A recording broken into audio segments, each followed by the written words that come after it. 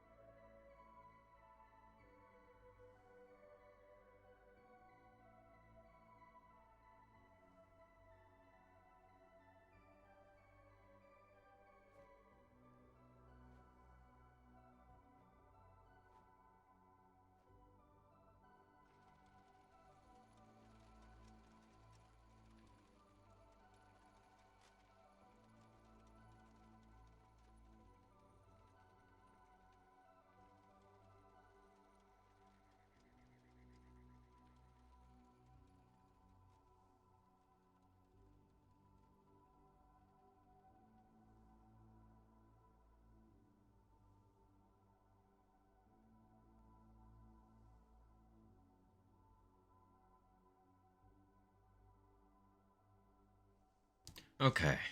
Hey, he's alive. How's everyone doing? Rune, Super, Shiner, J-Bridge, Pris, all big rules for you. Alt F4 and play RE4, right? Probably play RE4 later. Um, so yeah, last stream, for anyone who missed it, on Saturday I streamed an RE4 remake playthrough. I took my time. Stream was about 19 and a half hours. In-game time for the playthrough was a little over 17 hours. Um, and I did a second playthrough yesterday. It took me like 4 hours. But I was doing a challenge run to knock out some of the achievements and stuff. I did no healing, knives and pistols only in one run yesterday, in under 8 hours. That was fun. It was 4.5 hours. I did it on assisted, but like in all honesty, with all those restrictions, it wasn't that easy. Like I had to figure some shit out. It was fun.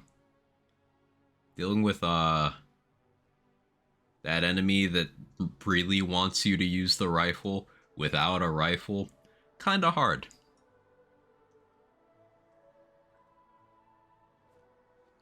But the game's balanced super well. Seriously, RE4 Remake, it's gonna go down as one of the best games ever made, provided they don't fuck it up with a DLC season being weird or something. Is great. If you're not familiar with the original, it's also seen as one of the best games of all time. Like gameplay wise, the story is affectionately referred to, but like kind of shit. The remake takes the gameplay, makes it better, and then gives it a good story, like an actually good story. It's really good. It's really good. What else did I do this weekend? I played a little bit of Diablo 4. I'm gonna be honest, the druid kind of disappointed the shit out of me. It sucks, like at least compared to the other classes. Um, it's like everyone, and then in the bottom tier, it's like druid and barbarian being ass. Um, so I hope they fix that for like retail release of the game.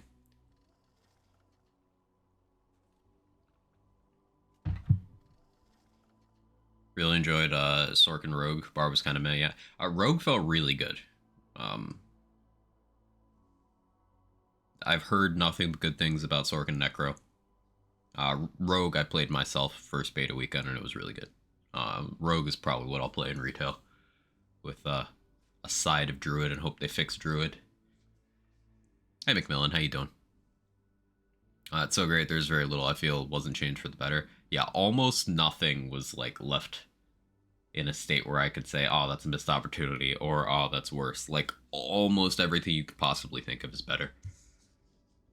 From the story itself to the way the characters play off each other, to the balancing decisions, to the pacing of the game, to the place the game takes in the Resident Evil like lore. It's more connected to the universe it's in now in a good way. I won't give specific spoilers, but like RE4 remake, seriously, they absolutely knocked it out of the park. Um, Easily a 9.5 out of 10. 9.5.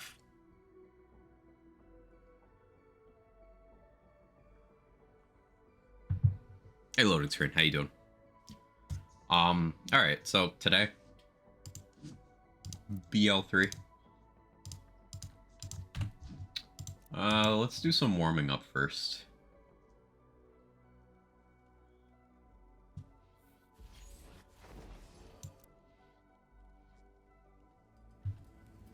I want to play that one?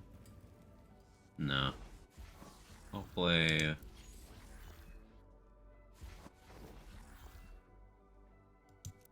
this one. Warm up with a little bit of Amara. BL3, not BDL3. You gotta add the 3 letters for one word. Borderlands 3. Stopping in to say hi, work is calling. Ah, well, I appreciate you stopping in. Hope work doesn't get crazy. What change that Capcom's done 3 banger REs in a row now?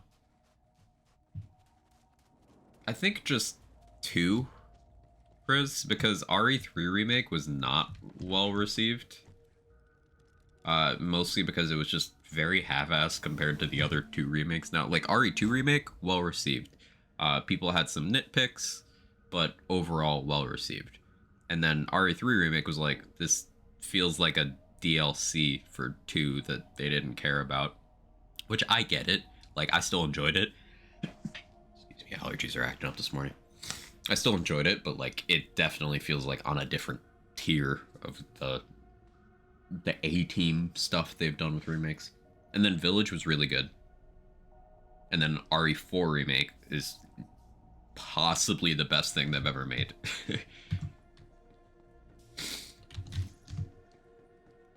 The question that the RE fandom has now is, like, what do they do next? Do we get RE9? Do we get RE5 remake? Do we get Code Veronica remake? Do we get RE0 or RE1 remakes? Like, nobody knows what they're doing next. I think before the release of RE4, a lot of people had like some sort of expectation for a Code Veronica remake. But given certain choices they've made, I don't know how likely that is. I don't know how likely that is. I've seen RE1 remake. I know they already remade it, but I never played either. I don't know how well RE1 would work in RE Engine as like an action game.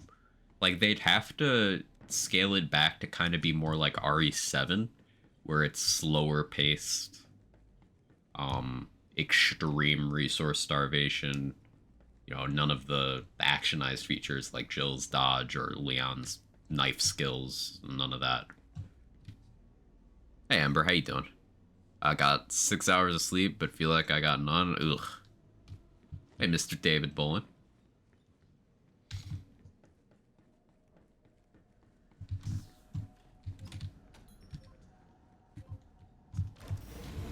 Yeah, this is the Fist Over Matter setup, right?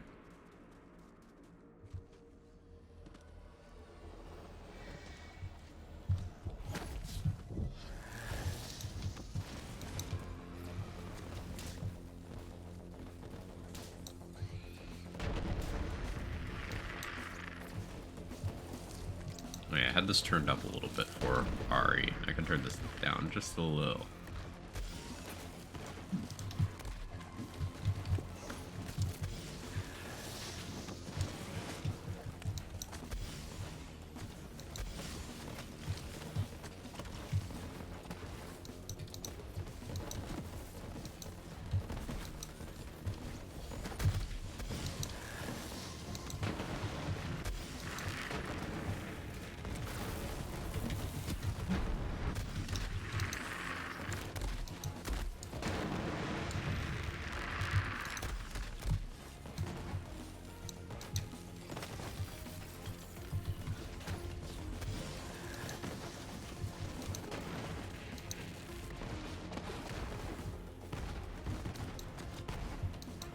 Lightspeed, my beloved.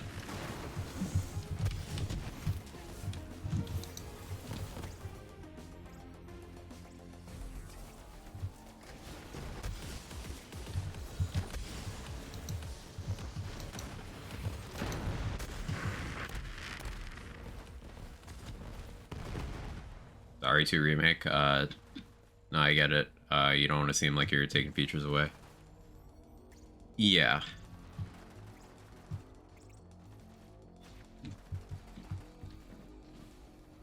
Like, RE2 remake, they could make something like that work for RE1 remake. It's just RE1 remake, like RE1's super claustrophobic for one. It's also very much like you barely even fight anything in that game at all. No, I suppose the same is true of original RE2, so that's not necessarily an obstacle. But I just don't know how well that would be received.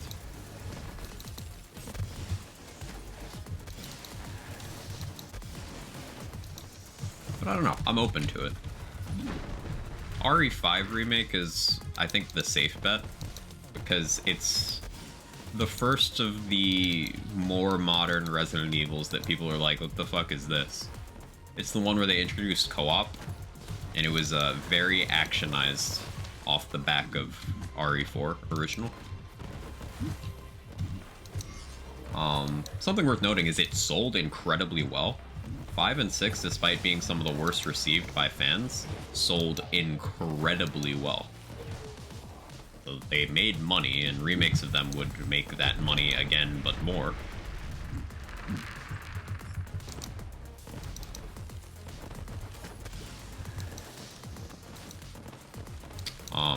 RE5 was actually the first game I ever had an interest in speedrunning.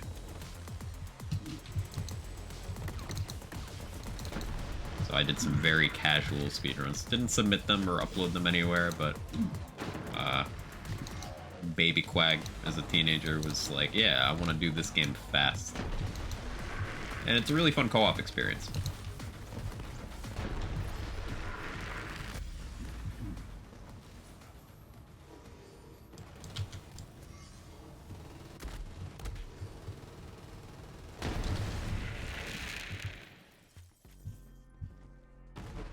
Want to see how they rewrite the boulder punching?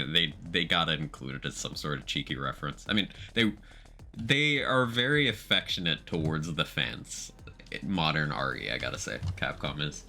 Like, there's a line in Village where, referring to Chris, Heisenberg calls him a boulder punching asshole. So they took a meme from RE5, a scene that was probably not supposed to be as funny as it was, that everyone was like, this is fucking hilarious. And they referenced it in a game, what, 12 years later? 13 years later? It was amazing. RE4 Remake is so full of fan service. Like, they know exactly what their fans like.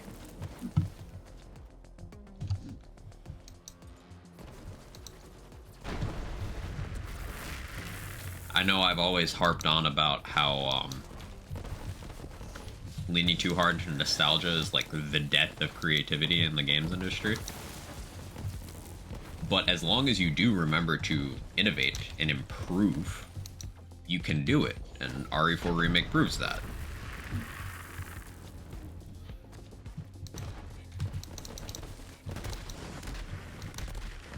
They took one of the best games of all time and made it better.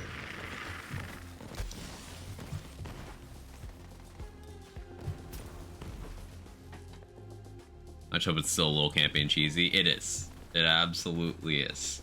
If we're talking about RE4. I hope RE5 kind of keeps that vibe too, although it would benefit heavily from being just... like, almost none of RE5 is even in the horror sphere anymore. Now, RE4 wasn't really either, but they managed to change that. But in RE5, there's not even tension. Whereas RE4 still had tension.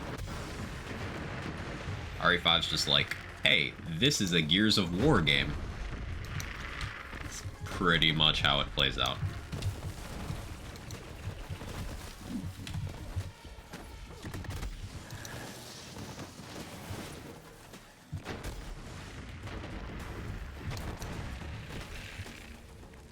Sorry, I know I'm playing Borderlands and discussing a different fandom, but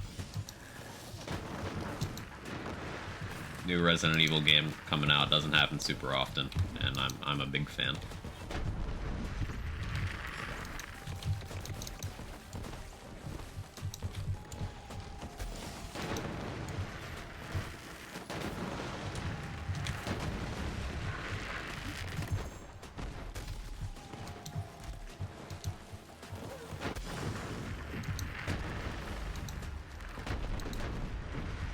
My audio didn't break this time. You guys notice that?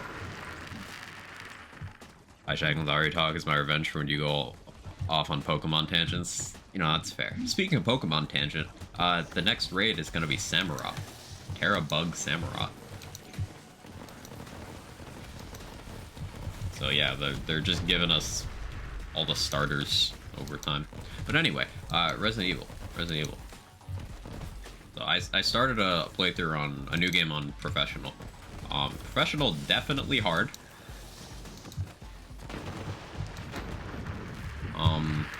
I don't know the exact stats, but I want to say it's,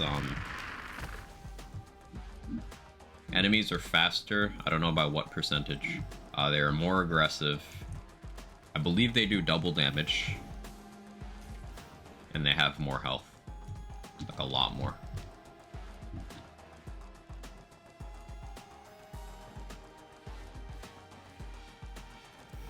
I've done 2 or 3 playthroughs of hardcore and assisted. My first playthrough was on hardcore. I want to do professional, just complete it, new game without any of the bonus stuff or new game plus stuff, so I can unlock some of the unlockables. I need to go back and get all the collectibles though, like the little Salazar action figure things, because I'm still missing 1 or 2 of those. As long as Sheva still uses the hard H whenever saying herb, I'll be happy. It's so weird that Sheva still hasn't come back. I remember beating RE5 with my brother in co-op and constantly screaming Chris Sheva, Chris Sheva.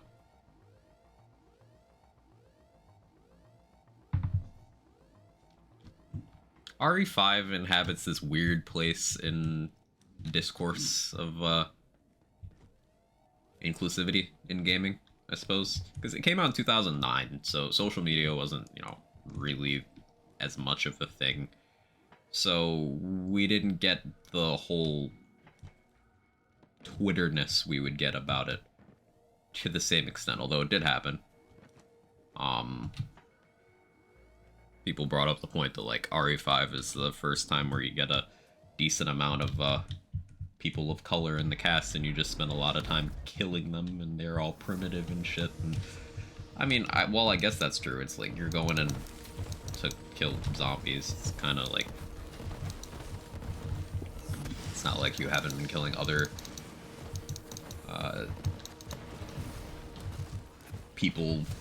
types of people in zombie form, but sure. I do think that how they handle the major characters from the game is a bit telling in that department, though. I think there's something there, because none of them came back. At least none of the black characters. And before RE5, in terms of, like, black characters of significance, what we had Marvin in 2, Tyrell in 3, Kenneth in 1, and they all die quickly. Their purpose in the game is to die.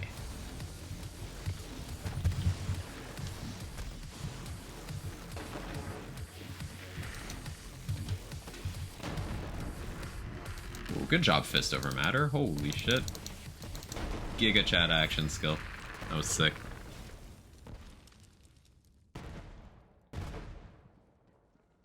Sheva was just badass who went around shooting the local population in the legs and roundhouse kicking them 3 meters away. Yeah, Sheva was cool.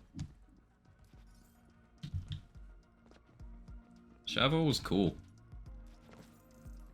Would love to see her back in another game. Who knows? Maybe they're working their way around to it. Jill hasn't been in any, like, new Resident Evil stuff outside of RE3 Remake in a while. Like, her last appearance in a new Resident Evil thing was Revelations, which is a DS game in, like, 2014. But in the animated movie they're doing, I believe this summer, we're getting Jill with, like, her RE3 Remake look. So that's cool. So maybe they'll start bringing back other characters people like Sheva, who only had one appearance ever.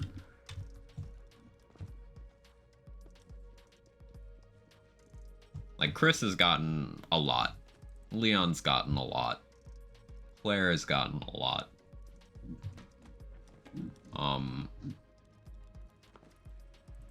There's a bunch of main characters in RE that just kind of haven't come back.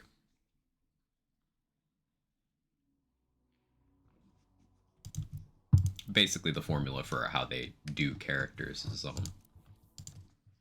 you know, you have your main one or two that you play the game, and then sometimes, almost always, you'll have a section in that game where you play as a side character for, like, one area. That's the RE formula.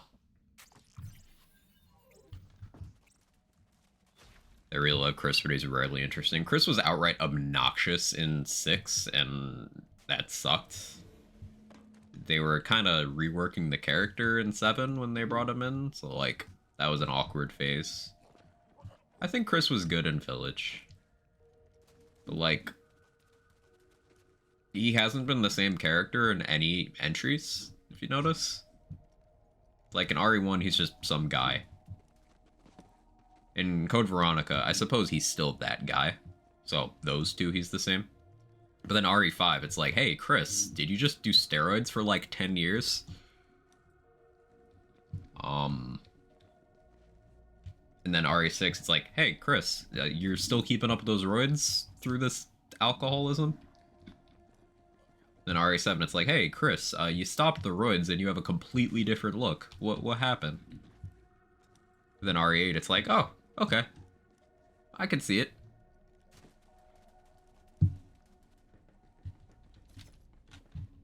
Alright, let me open up a timer.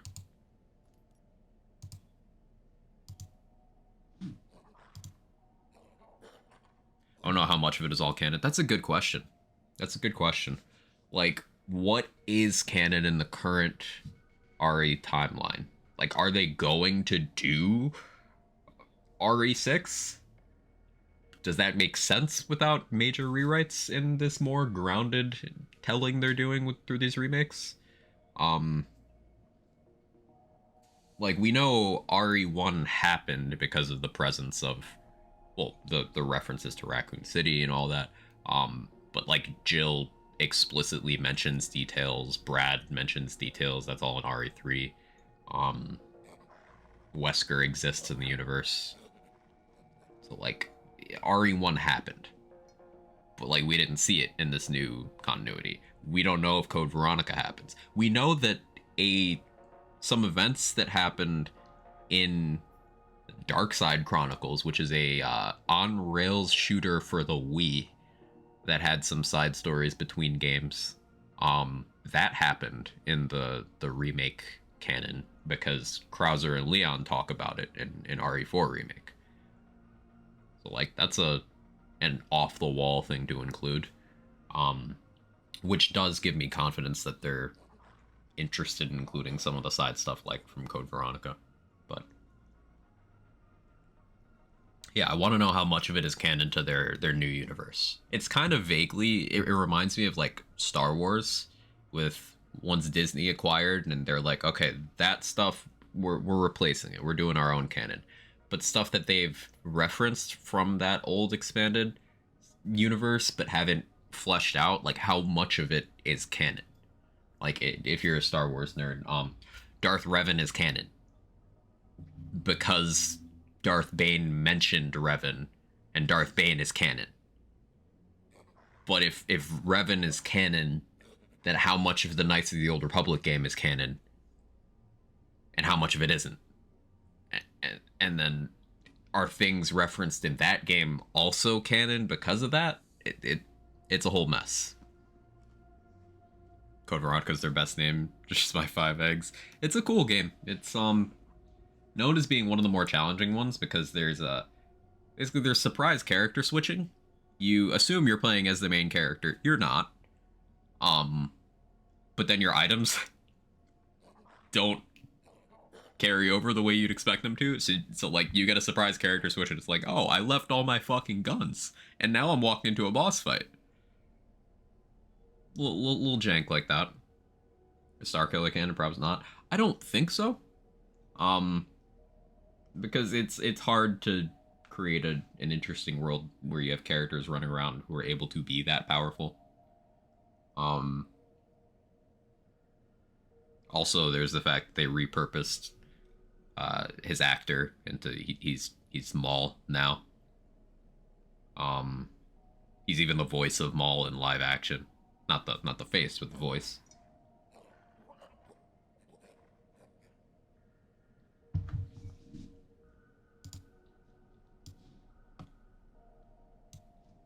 Kenobi. He's so good. Sam Witwer's so fucking cool. 420 bonks? Nice. Nice.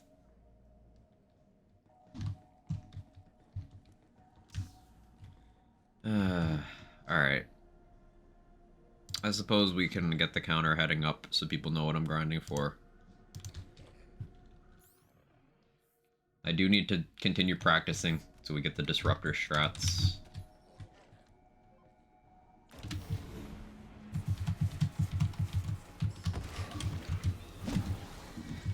Oh.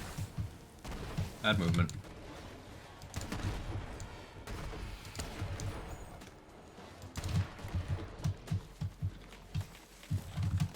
First couple runs are going to be quite bad. Just PSA. Okay,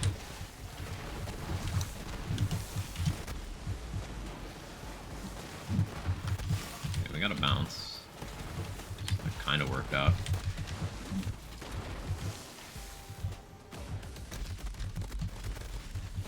I love cryo.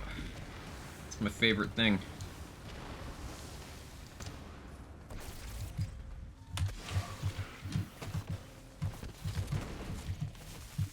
I think I have enough overkill. Maybe. Saw him in Callisto Protocol, had a little meltdown. I didn't know he was in that. That's cool. I still haven't played that. It's gotten a lot of post-launch support. I think I'm more open to trying it out now.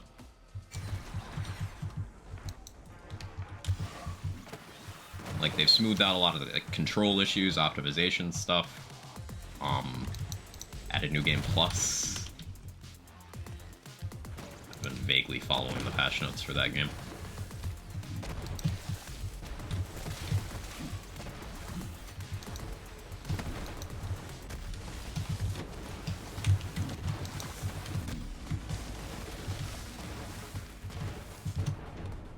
It was a good Valks fight, but I am 15 seconds behind because of that courtyard. Lol.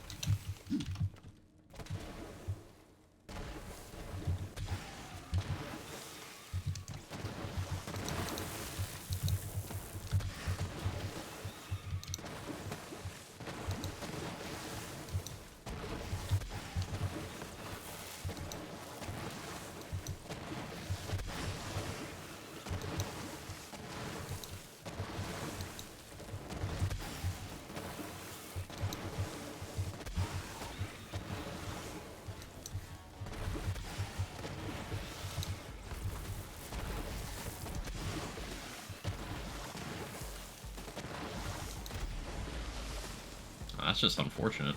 I didn't think my bounce would go up that high. Enjoyed it, very Resident Evil cross Dead Space.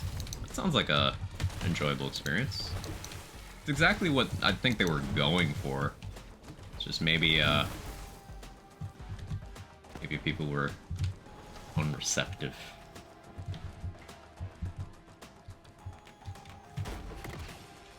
I don't know enough about why the game inland with people have an educated take.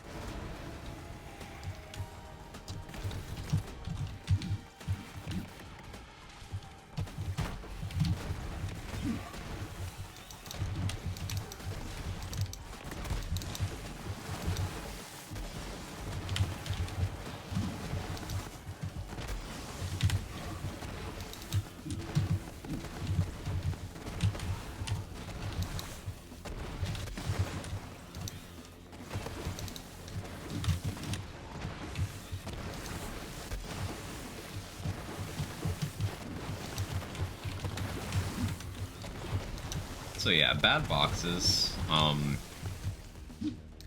bad courtyard, but box went well, bridge went well.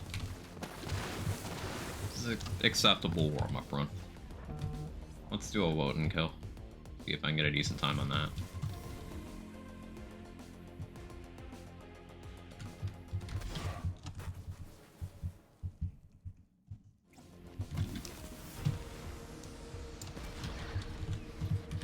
I forgot to start the timer, but it's fine.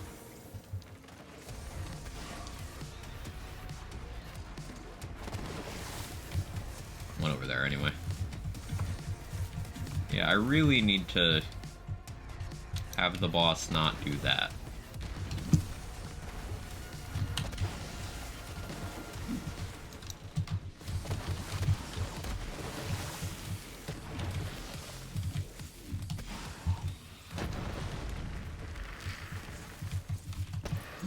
Yeah, because jumping to that pillar just creates a domino effect of circumstances that can cause me to lose time while also being inherently slower. Like, it's like minus 5 seconds as soon as it does that, but it also creates a bunch of room for shit to go wrong. So, I just gotta be careful.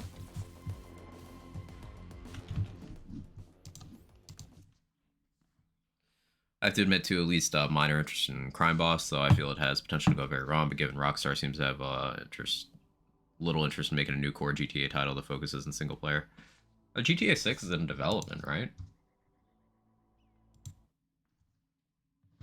On a strat for Flak Trial of Fervor, it's called using a triple jumping fish instead of triple link. That makes sense, Super, given, like, the enemies have a lot less health, so you don't need to hit them as hard. Hitting them more is best. This is why Sparkplug does so well in Proving Grounds, because you don't need it to do that much damage. Like, it's a lot weaker in, say, takedowns. It's viable, but, like, in Proving Grounds, you only need to hit enemies, like, twice. Literally had 20 fish jumping around and it looked like a minefield. That makes sense. Just because you need to hit, you don't need to hit that much. Are you using, like, Rad in a red suit or something to make it safe, or are you just, like, being a god gamer?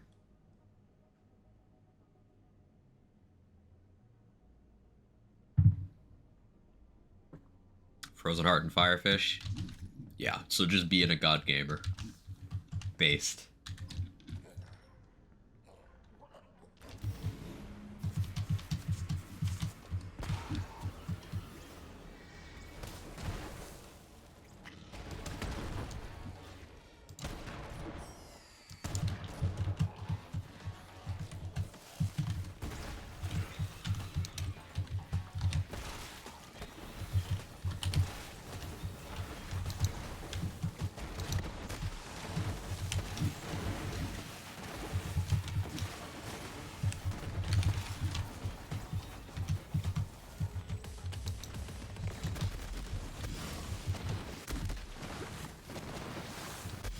Ah, god damn it. I couldn't see that fish through the cryo on the screen. That's a reset. That was a good run, too. Damn it. That's the thing. I really need those enemies at Kraken to not have cryo weapons. I think I need to force myself to stop and think when that happens. Like, if I get cryoed there, I need to throw a fish or send some racks and then just down myself. Because that way, I lose, like, 3 seconds instead of, like, 8 seconds.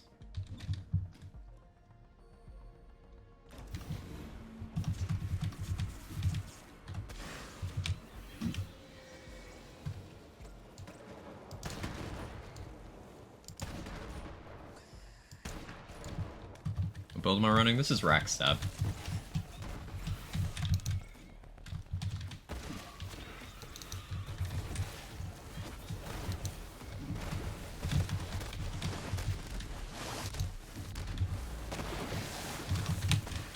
Lucky bounce.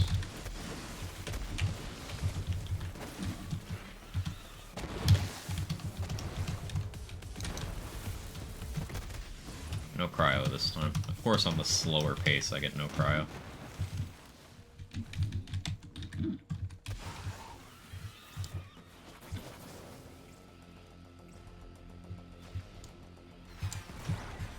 And I miss. That's fine. I want to redo that anyway.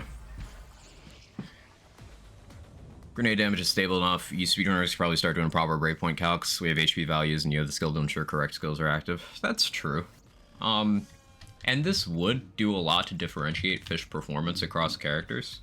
Like, for example, you would see Amara runs would probably just stop taking Link almost entirely, because as long as Amara has kill skills active, Body and Mind is just gonna be able to provide value even with a low damage fish. And there's reasons why you would want Body and Mind to get the kill over the actual melee. Sometimes. Or over the static charge. Almost always. So like, I could see after such math, Amara players just start using more spring parts in general. With Flak, you probably still see at least 2 Link parts for any takedown level content. But for Proving Grounds, you probably just see everyone using triple jumping, if they're using fish at all. Same for Slaughters. You just don't need it to hit that hard, you just need it to hit often, and ensure the hit happens. But I see it looks like you're feeling these breakpoints, then re-adding if you notice 2 shots v1. Yeah. There's also, like you said, we know HP values of everything in the game, and we know damage formulas. Could just plug in your skill tree and your expected kill skills and active Guardian rank perks and stuff, and then get an actual how much damage you would need. It's all very doable. But there's very few places in the game where I think that benefits, even in speedrunning context.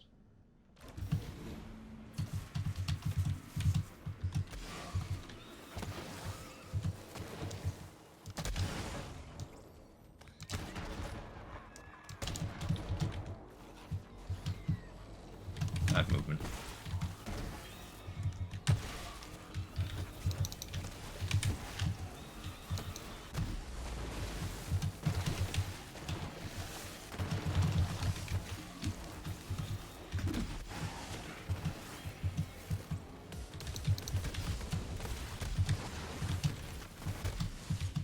That's much better.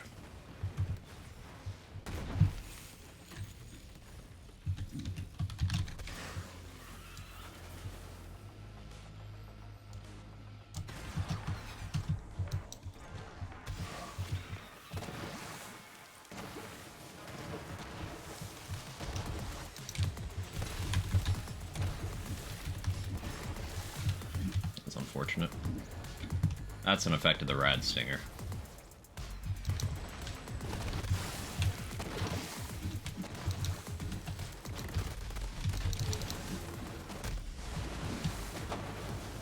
Really?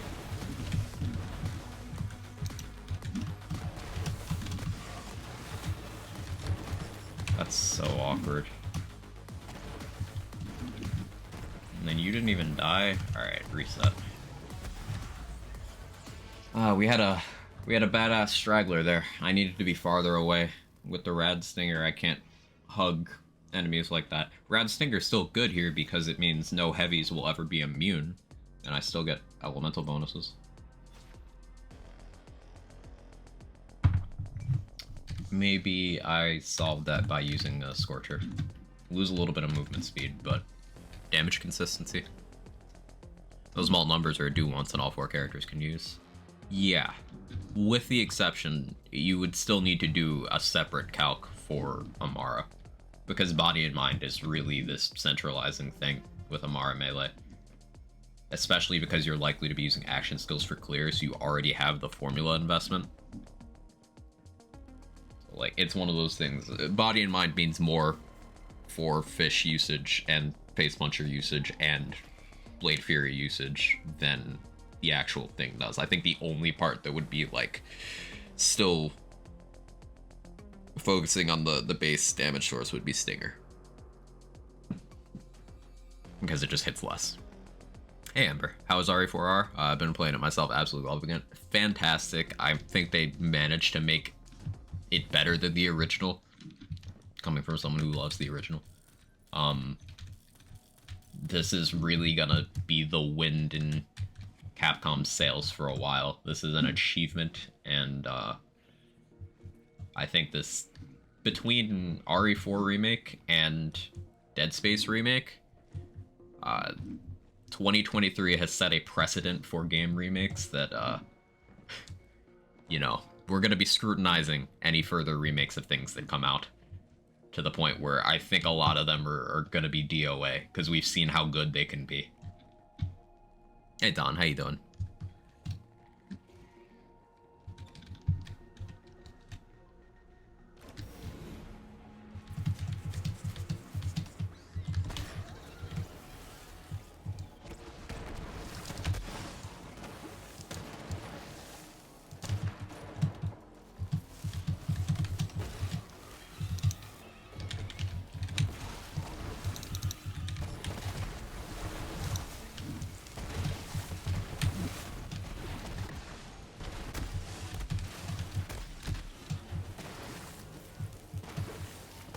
Love being cryoed.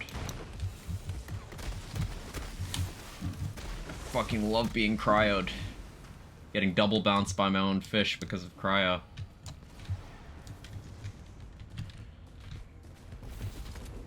Hey Lazy, how you doing? Last was part 1, about to get that scrutiny big time.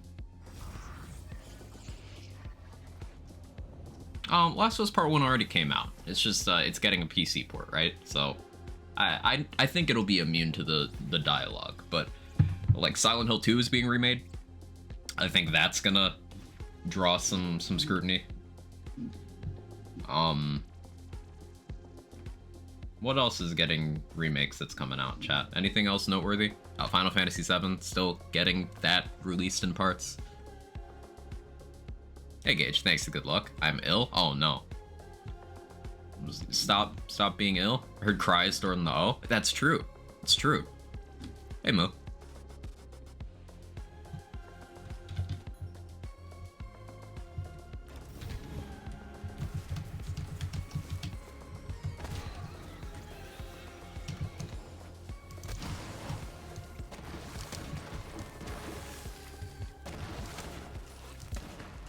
Bye game. I missed the headshot. I reset. I need to get closer. A better gamer than I could handle that shot, but with the aim punch from the Ratch, I need to be closer. You know, finishing that stream? Yeah, I did. 19 and a half hours was the total stream length, Gage. The in-game timer for the playthrough was like 17 hours and change. I ended up doing 2 more playthroughs over the weekend off stream as well. Such a good game.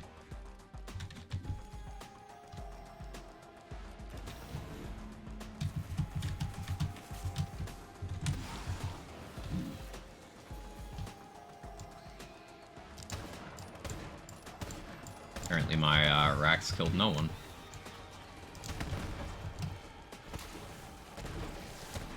I keep forgetting that's an option.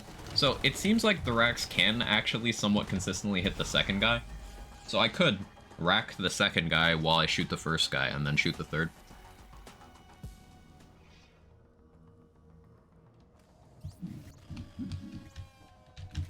Yeah, anyone who missed the last stream of speedrunning, I'm using the Ionic Disruptor over the Kick Charger for the turret guys because at least this gun goes where I tell it to.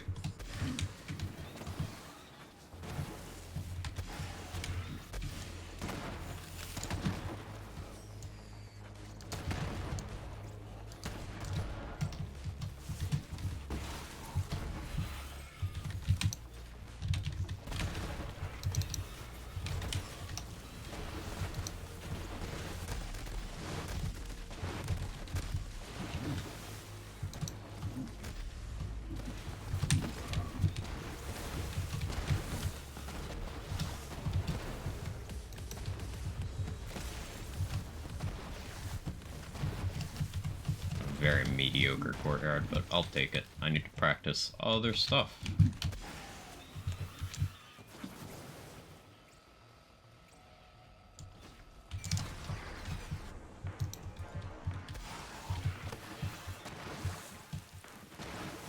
Rack seconds, you run closer to door. Yeah, that seems like a good play.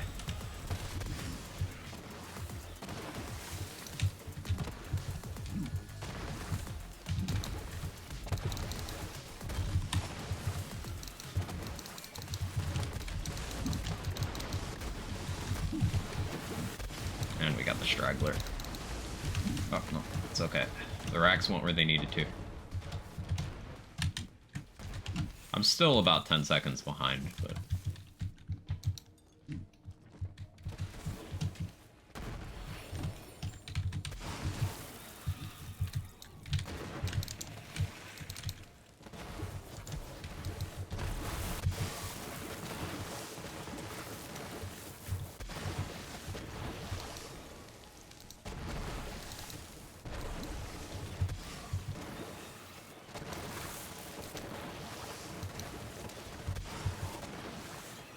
the little side boost. It's so nice.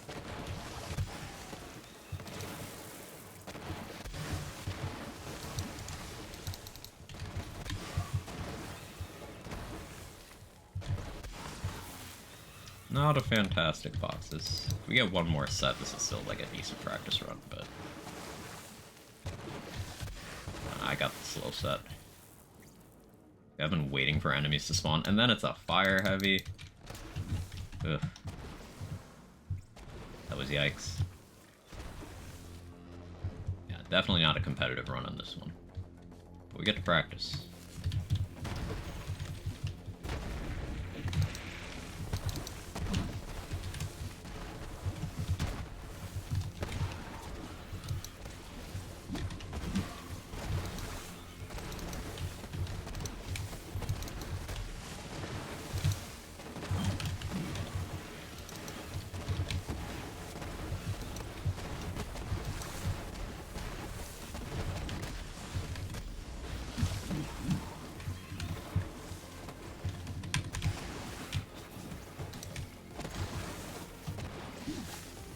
You never want to end the bridge while you're standing up against that, because that happens, you need to run away and get back in position.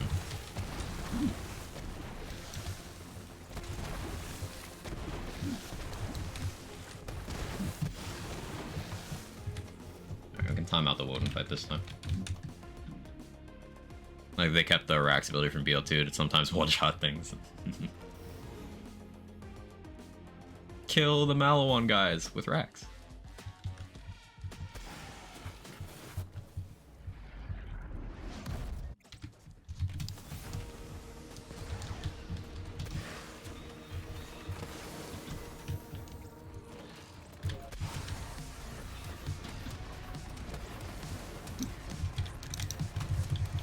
That was just a bad throw. Yeah, I have no excuse there. Simply not playing the video game well.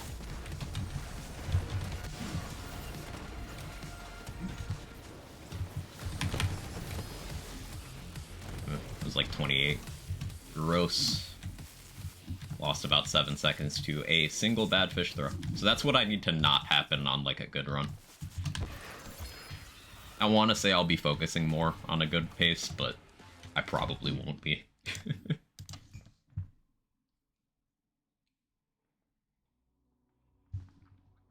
Note that there's still definitely time save in the first room, and I'm intentionally throwing some of that away by using a disruptor, but it's just, seriously, I got so angry at the kick charger last time I was running that, yeah. Because it doesn't go where you point it. Against a big target like a Valkyrie, that doesn't matter. I'm just body-shotting it with overkill, and it's twice the size of a human-sized model. But, like, the turret guys, where I need to headshot them, it's too inaccurate. I hate it.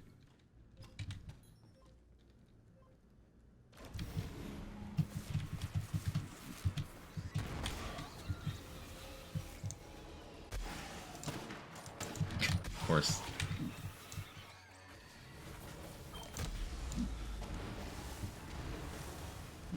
I don't know what the Peregrine triggered on. It triggered on something, and then bounced and hit me. But that's cool. It was fucked as soon as I missed that shot anyway.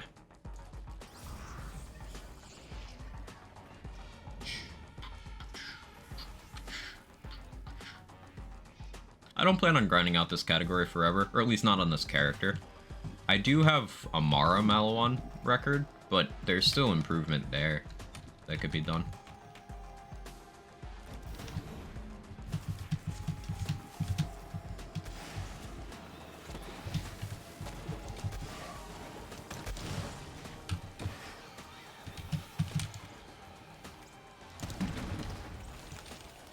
The racks didn't work this time. And I lose a few seconds if that happens.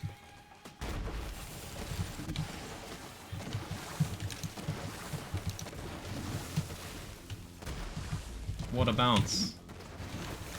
What a legend of a fish.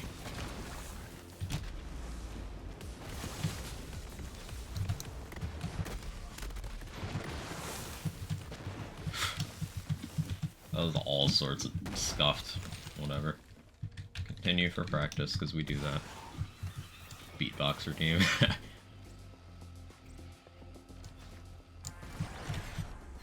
That was even a slow shot there? No shot. I think a rat's jump next to you and your rack's 180 towards them. Ah, as they do. As they do. That's the second most annoying thing racks do in this takedown. The most annoying thing is where you get the rack bug where none come out during the Wotan fight.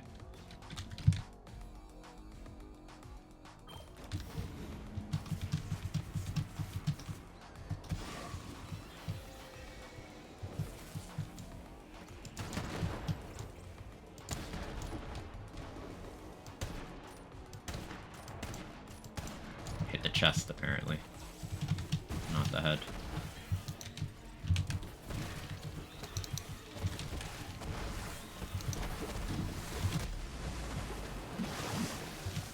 Lucky bounce. That was a fast.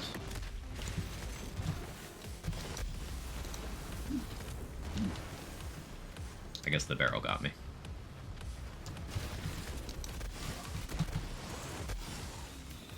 Yeah, I guess the barrel got me.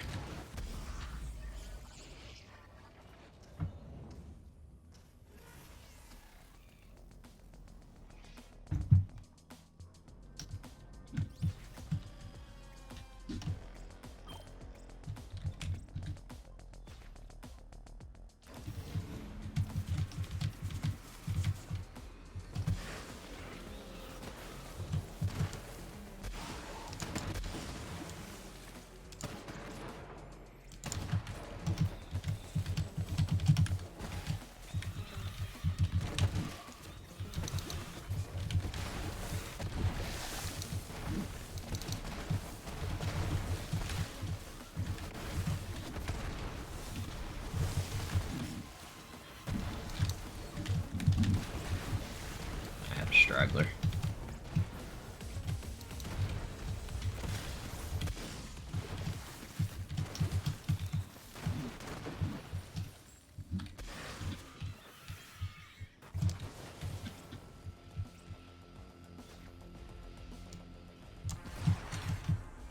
How am I shooting too slow suddenly? Well, let's not undo my muscle memory here.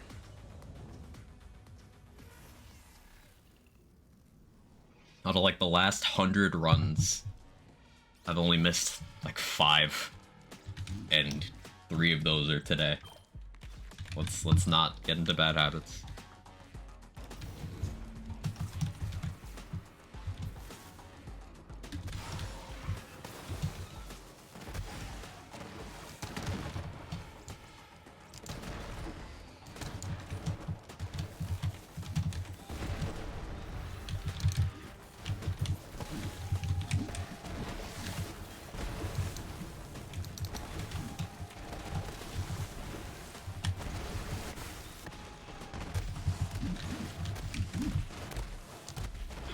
Dude.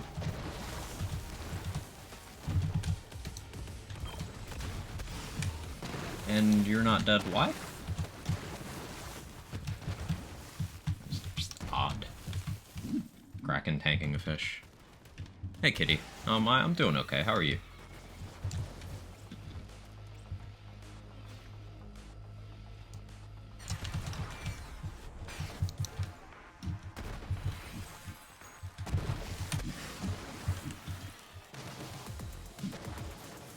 Of course you do that.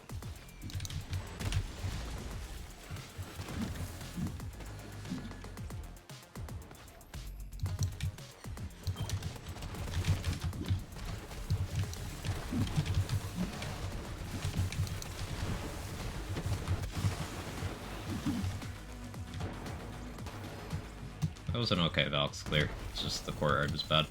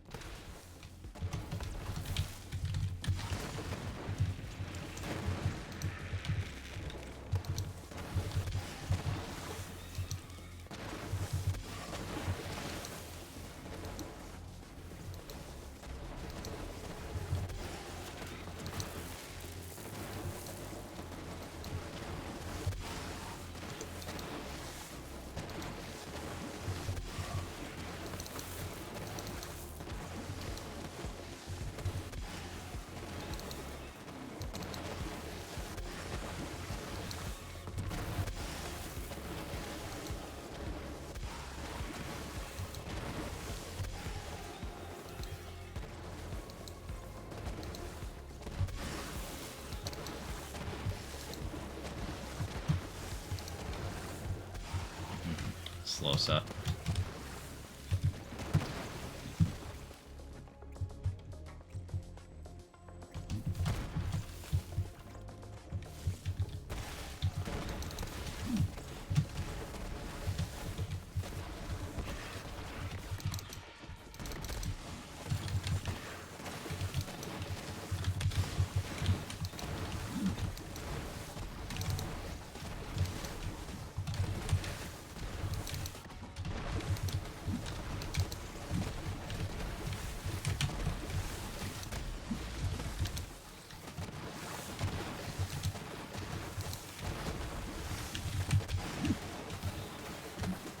That one getting away was a little annoying.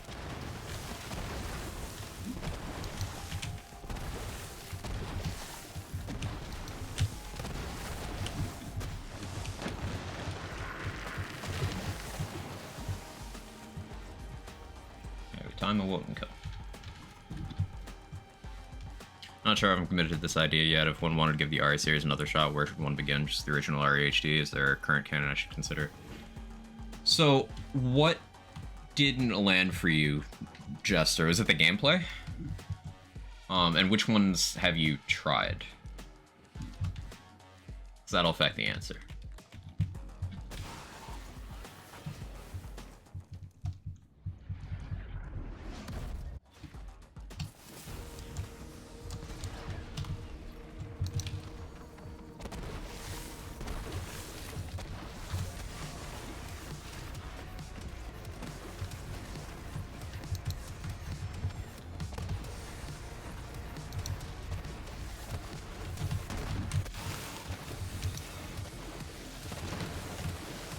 That wasn't bad. I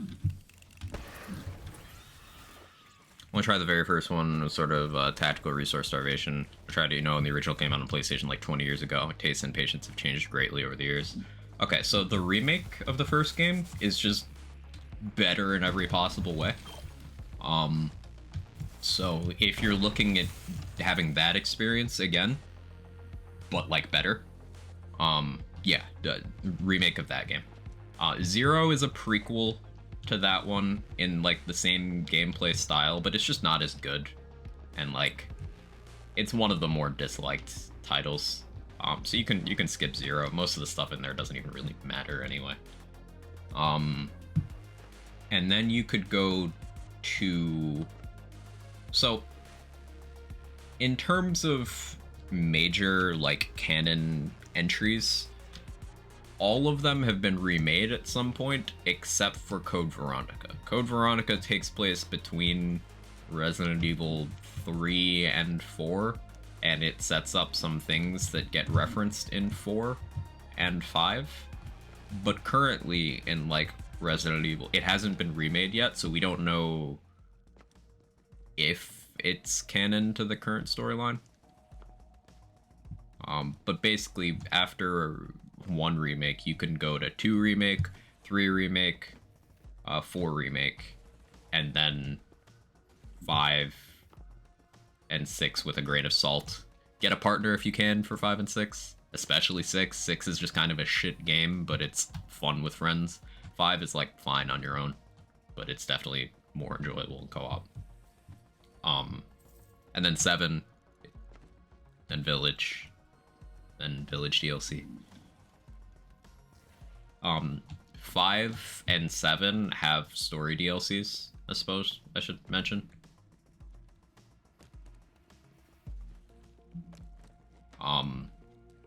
The way 6 is structured, it's like, it's individual campaigns that all happen concurrently, but you only get the full context of what's happening after doing all of them, and then unlocking the last one.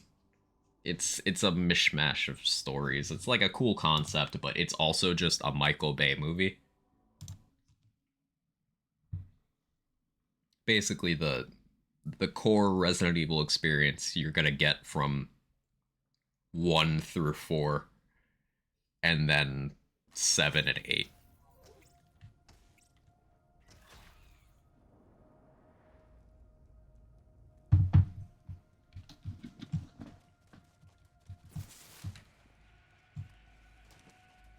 Took a super long, very scenic drive home from work today. Took nice pictures. Ooh, post them.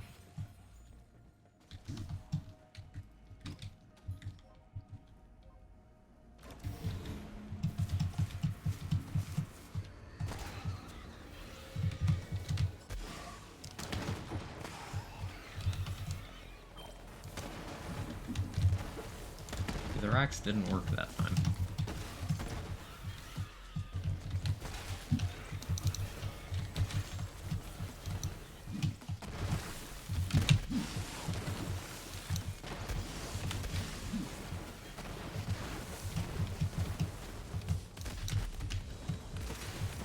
That was a very good courtyard though. Holy shit.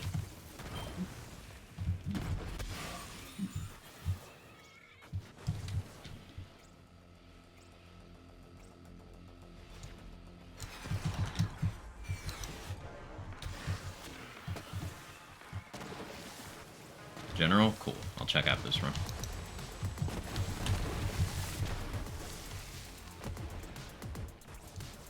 Oh, hate when this happens.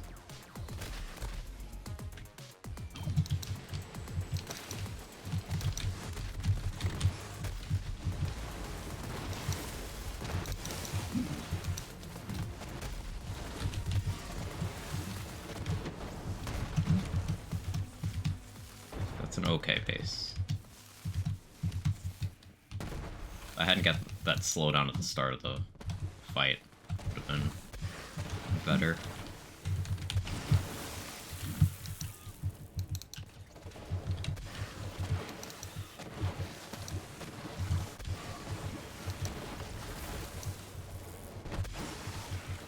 Sorry, we'll see how it goes. Yeah, let me know. 1 is very much that that resource starvation experience, that classic survival horror you might be expecting.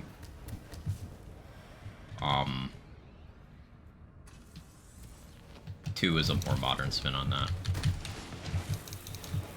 By the time you get to 3, it's a little more actiony, but I think still an enjoyable experience.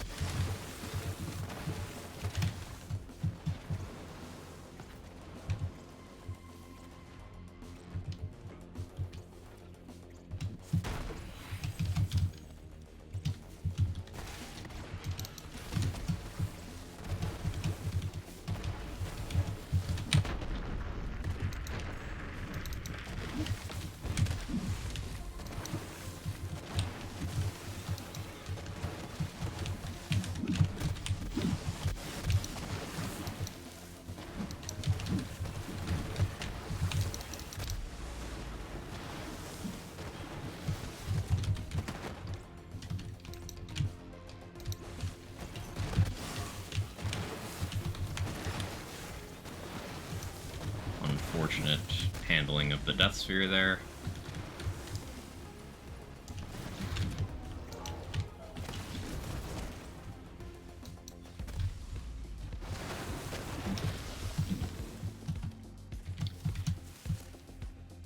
Yeah, so that Death Sphere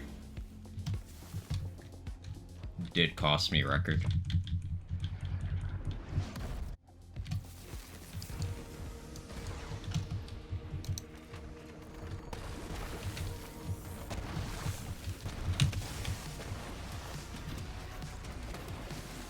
Oh, never mind. That jump cost me a record. Both of those things combined.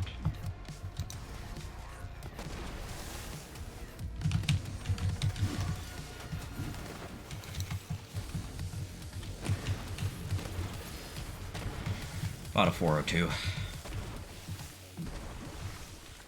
Hey, Big Bog.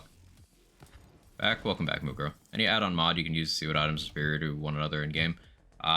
This game is not that simple. Like, it defines superior. The way the items and skill trees and everything work in this game, there is no clear-cut this is better than this without very specific information in any scenario. For example, I have two kick chargers here. The one on the left is the max damage roll. The one on the right has better accuracy. Despite the card going in the other direction on that. Sometimes you need the accuracy, sometimes you need the damage. With this item, the Face Puncher, it can roll in ×7 or ×14 variants. It can have a 6 or an 8 mag, and which is best and which is most DPS depends on your character, depends on your chosen outlet of dealing damage, depends on how much reload speed you have. Like, there's no easily quantifiable best in this game. Throw the concept out, get it out of your head. It's not useful. Finding it hard what weapons to use, and so much I don't know what to save and what to throw now at max level. That's when you experiment. You experiment with the stuff. Which character are you playing? I can maybe help narrow down some of the weapons, depending on that. Amara? Okay, yeah, so Amara, you can just use a lot of different guns. Now, this isn't because Amara is like better with guns than everyone else, it's just because the way her character is structured, it's just kind of friendly to most of the guns. Yeah, as Lazy said, just vault one of everything. You can try them at your own pace. Ah, yes, thank you. I have terrible memory. You know me well at this point. Oh, those are beautiful.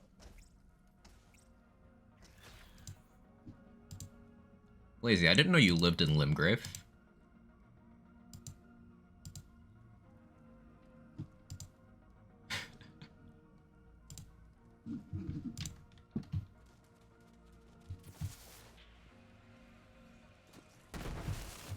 Yeah, those are beautiful. Straight up looks like just video game starter area open world. Those of you in the Discord who can see that, tell me I'm wrong.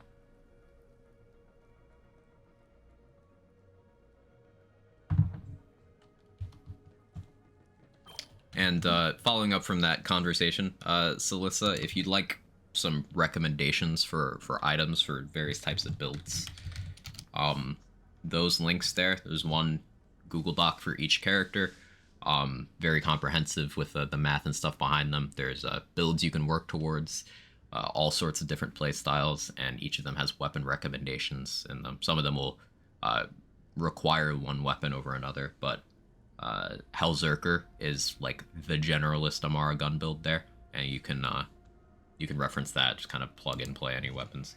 You also have let's see, what did I make the command? Yeah, you have amarabuilds.com by Stone Swan, who is like only an Amara player, but he made a website for 32 different Amara builds that he's made. All sorts of different play styles. There's also just good info on how to play the character there. What's the other I'm using? I use Zach's editor, Don. Could have Kalid next door. Oh no. We have Kaled here too. It's Ohio.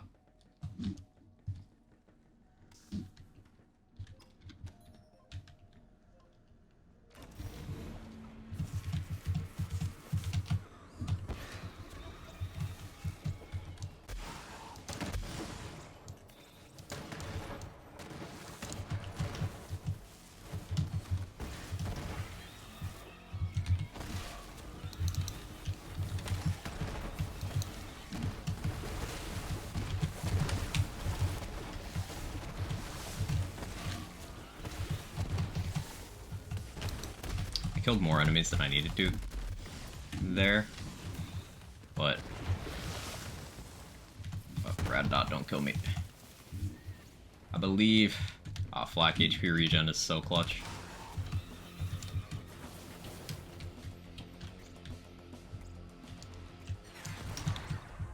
I shot too late. Let's see what time this actually works out to.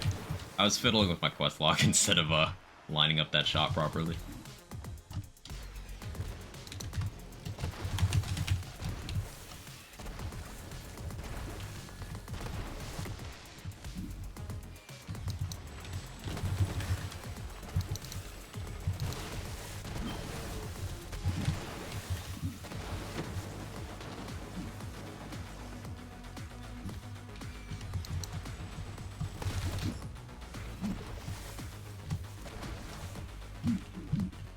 Oh yeah, that one's still alive. Whoops, already forgot.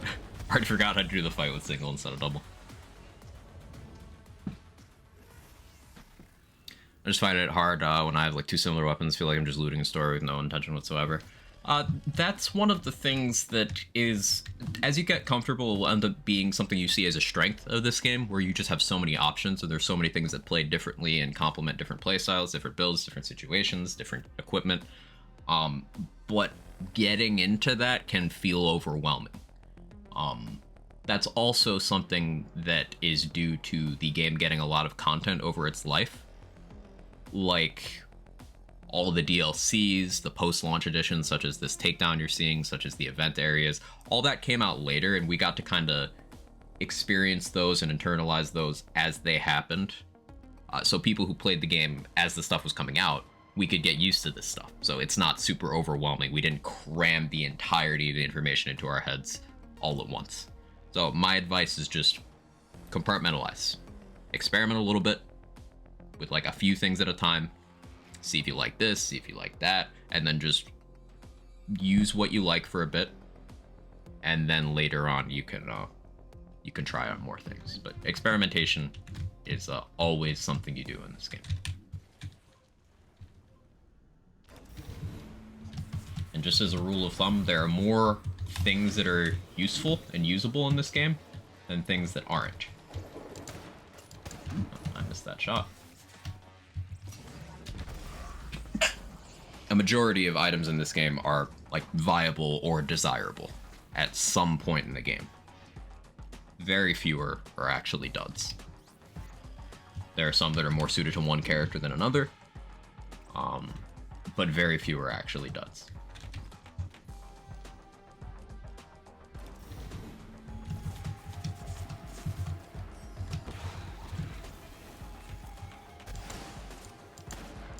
I'm gonna blame the aim punch on that one.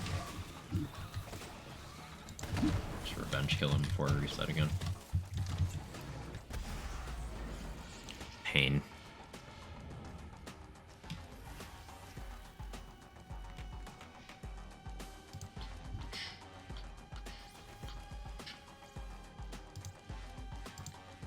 Feel not enough people talk about how fucking big this game is. There's so much in this game.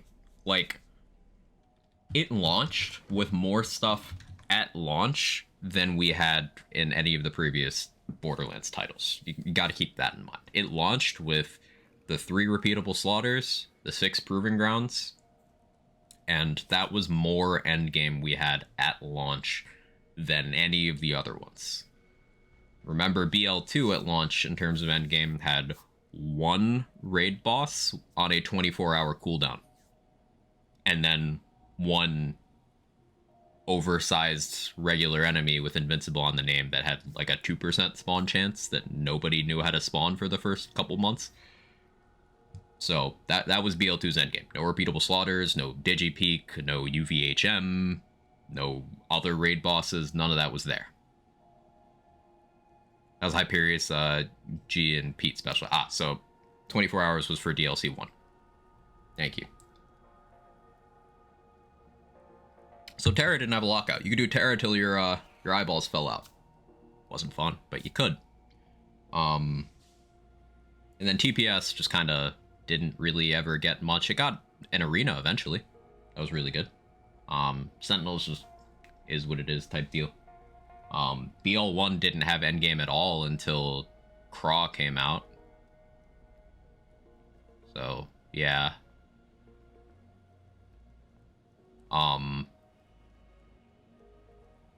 Week 2 was spent for Terra for 15 hours Pitchfork. So contrast that with BL3, where we had people were already doing build crafting to optimize slaughter shaft farming, and Slaughter Star was legitimately a challenge, fast-paced gameplay. A lot of people didn't know Sister existed because they're like, wow, we have these 2 big slaughters already. And like, people are like, hey, did you know there's a 3rd one? Because it's kind of out of the way.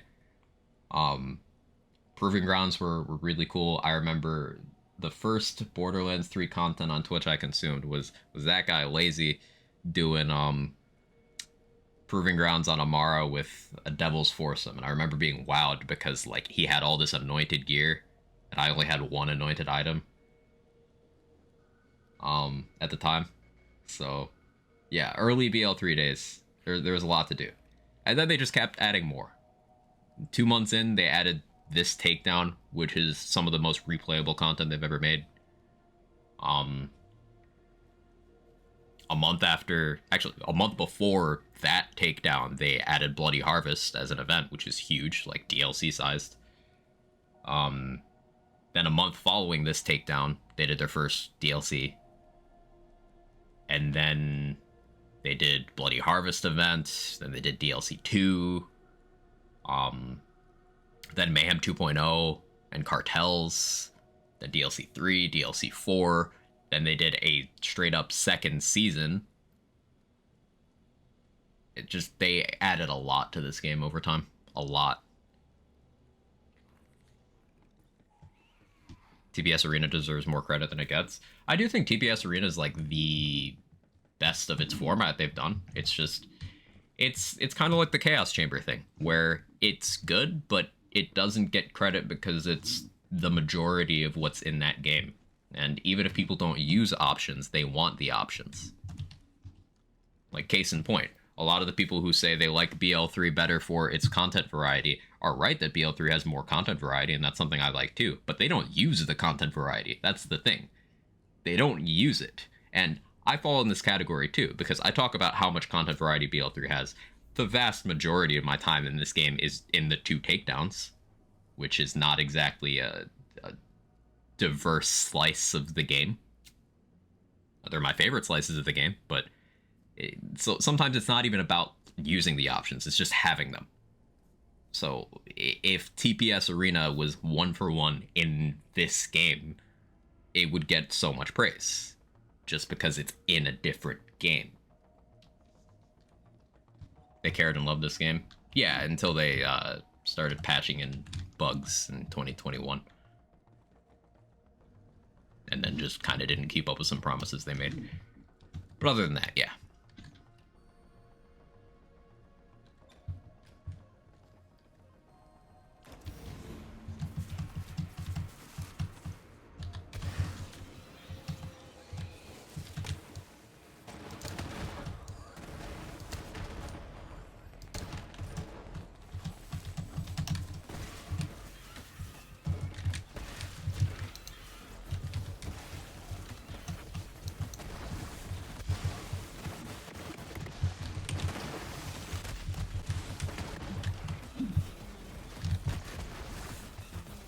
Who lived?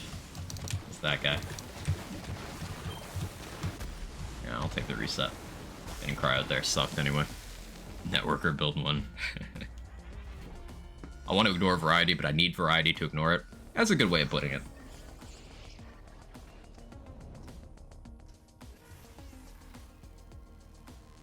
Like, BL3 is endgame in terms of things we can quantify as strictly endgame. We've got Hemovorus, 6 Proving Grounds, 3 Circles of Slaughter, 2 Takedowns. But then there's even more stuff that blurs the line, like Seer in DLC 6 is endgame level HP. True Trials bosses are beyond endgame level HP. Cartel and Bloody Harvest are relative to endgame level HP. Like, there's a lot. There's a lot. But in terms of all of those activities, there's definitely some people touch less. The game is still better for their presence. Even if you put a majority into one thing, you do still use the rest of the times. Yes. I think if True Proving Grounds also beefed up the mob health, they'd be run more. I don't think so, because keep in mind, casual players can't do the True Trials rune. Like, they're designed to not be for those players, and those players don't do them because they can't do them. Hey, Demon Viper. You happen to have any tips on how to build around a full Kensei build? I'm having trouble. So I highly recommend that website right there. Has pretty much every kind of Amara build you can imagine. It's got a search function too, so you can search Kensei and just see which builds use it. It's got videos for all the builds, in-depth guides. It's made by Stone Swan, who is one of the most knowledgeable Borderlands 3 players out there. Lives and breathes Amara, and big vouch for that. Father recovered after binging RE4. Of course he did, he's a gamer. I recovered with more RE4 binging rapid fire. Thanks bro, much love. Yeah, same to you.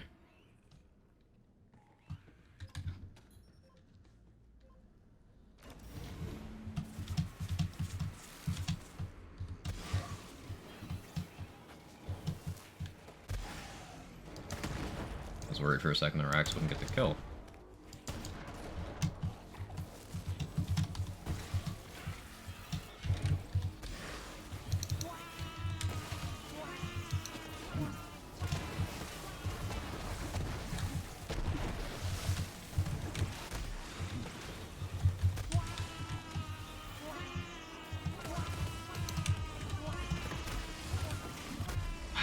Cryo.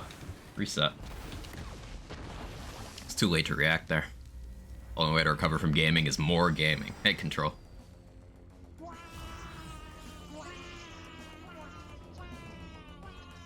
Yeah, RE4, such a good game. I did a little bit of Diablo 4 on the weekend. I mentioned this at the start of stream. Kind of disappointed that the Druid sucks, but I hope they'll correct that for full release.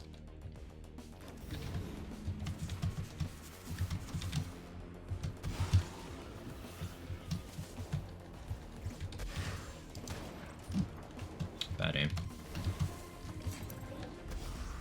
Oh shit, we quagging?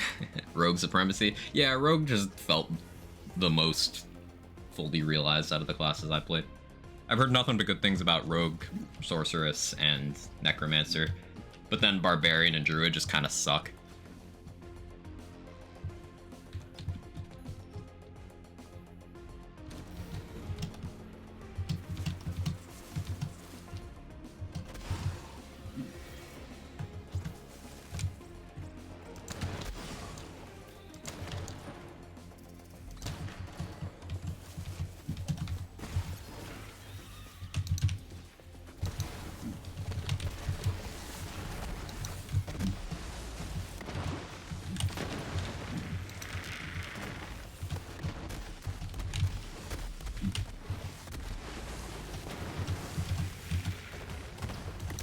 Surprised that barrel didn't kill me. I am very surprised those guys did kill me, though.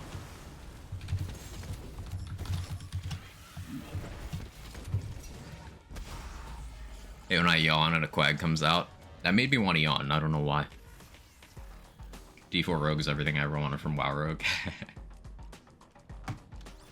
My only experience playing WoW is with Rogue, so I actually understand what you mean.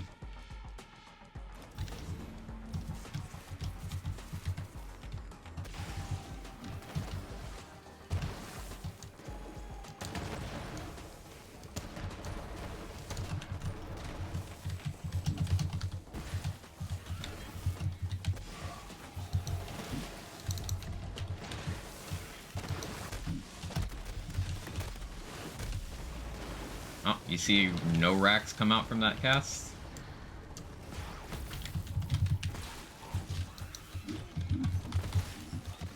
Thank you, Bugs. Very cool.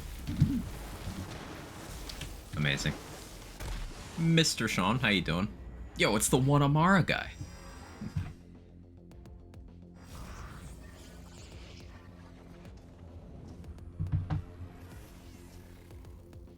I know me resetting the first room of Mal 1 takedown isn't the most interesting thing, but it's where most of my time save is, so that's what a record grind looks like. Can't read Corpse Explosion without getting Divinity Original Sin 2 nightmares. If it helps, the OG Corpse Explosion was before Divinity series. Necro was one of the fan favorite classes in Diablo 2, and then they brought it back as DLC for Diablo 3, and now it's baseline in Diablo 4.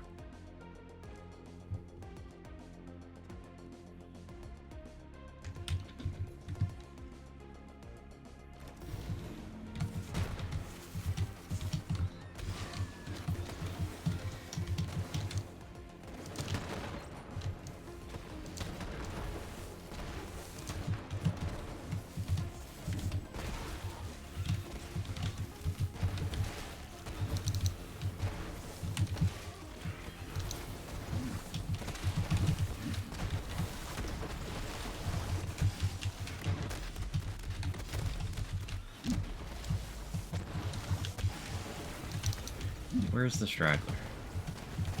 Whatever. Just don't... Honestly. Whoever designed Cryo in this game, I just want to talk. I just want to talk.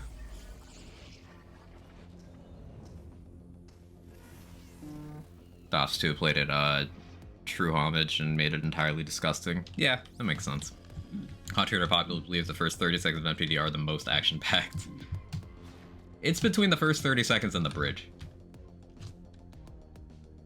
Or the Wotan fight in a very casual setting, like if you're not phasing the boss close to frame perfect, the way the speedrun does. Okay, you guys saw the aim punch there. That actually wasn't a Quag aim moment.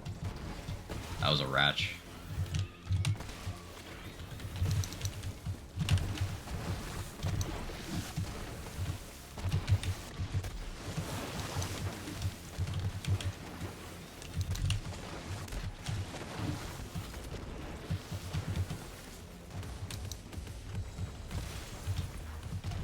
No cryo this time, but again, this always happens on the runs on terrible pace. Never on the good ones.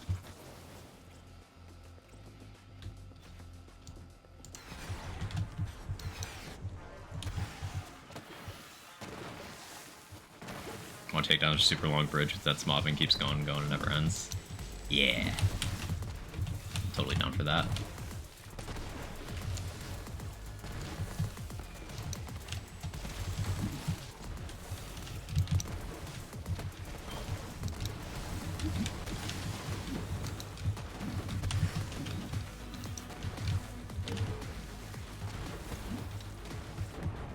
Aside from being cryoed, that was good. But I just lost 4 seconds to being cryoed at the end of a fight.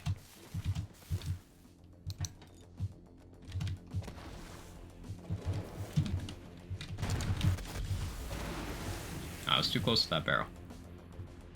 Is my pet here? Oh, it's over there. It's coming.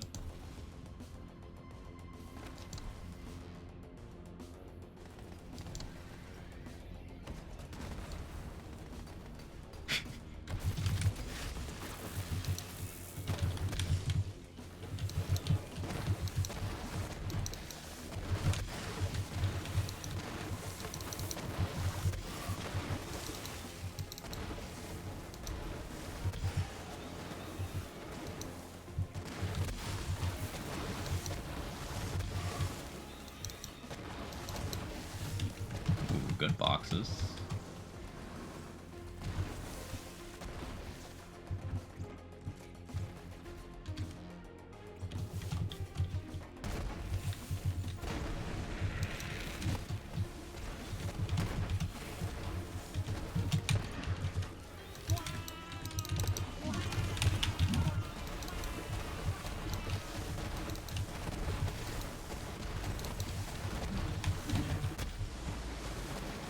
On bounce. Thank you.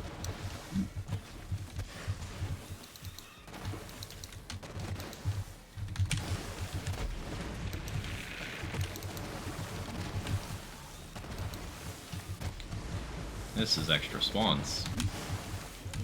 Don't like this. Yeah, we got extra spawns. Unfortunate. I don't think I killed enough enemies before crossing the bridge.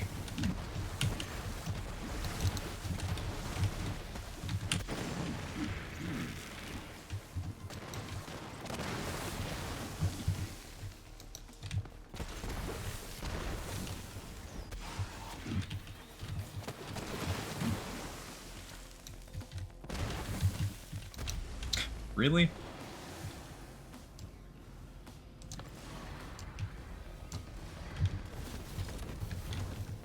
It's toxic. And more cryo. Ugh. Hey newbie, how are you? I want to mod BL3 to the Flazrags or Tubby. That'd be entertaining. Fly, fly, fly, bad, fly.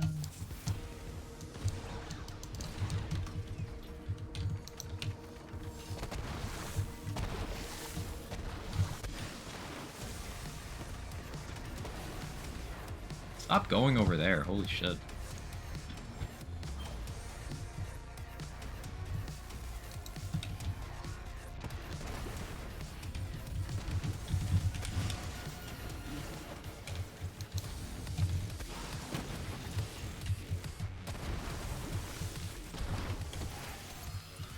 Please more cryo gearbox, all cryo please, all barrels, and pre-charge the puddles please. We hate speed. Also make all the enemies have cryo guns.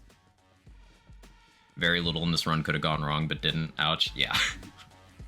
it was a rough one. That's why we grind. Make the carrier good. That'd be nice. Unlimited cryo barrels.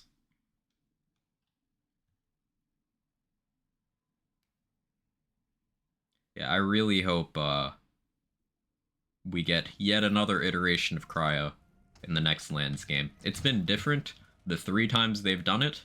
TPS cryo worked differently than BL3 cryo, worked differently than Wonderlands cryo. I hope they continue to learn lessons. Gave you enough not to restart, but no more? Yeah.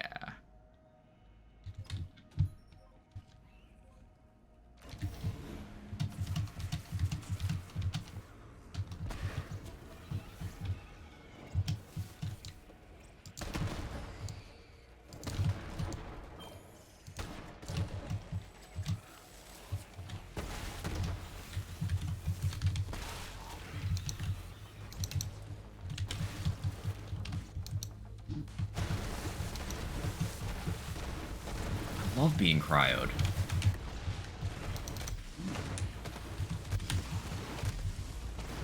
I love being cryoed.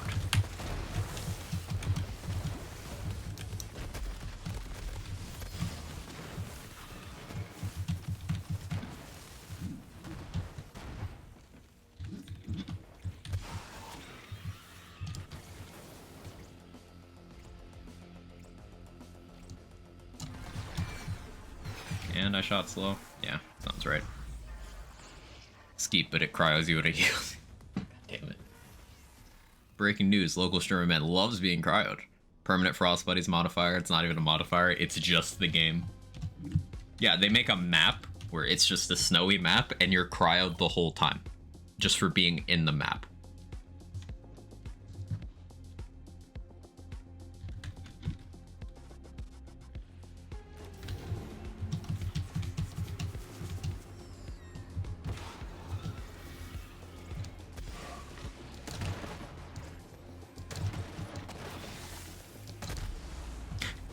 You know, that would happen. That's karma for what I just said. Any status effect slows you.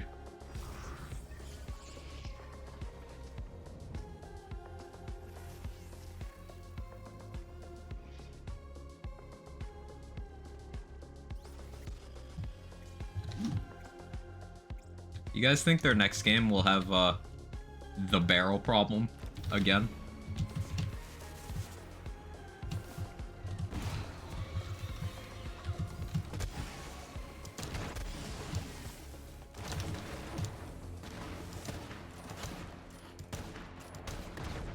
Bad aim. Barrel using. I'm using a Snowdrift static charge, Zero the Vault Hunter. There will always be barrels. I think barrels should be able to chain and respawn. Wonderlands be like. They're gonna triple the amount that are in PO3. Slower you move, the slower you move. Want double stack barrels? Yeah, Tom. Now cover the whole map when they explode. We already have that in this game.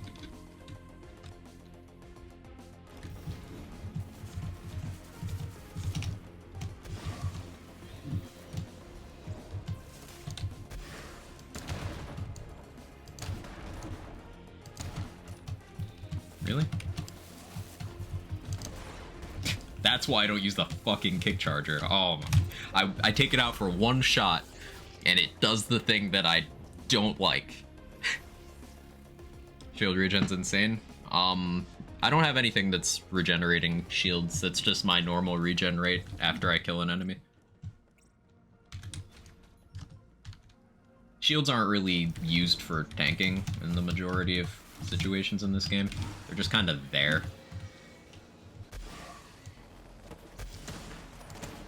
Aim punch moment again. Like here, I'll demonstrate. Something hit me. See, it died and then Guardian rank perk shield reboot just started my regen. That's just unassisted.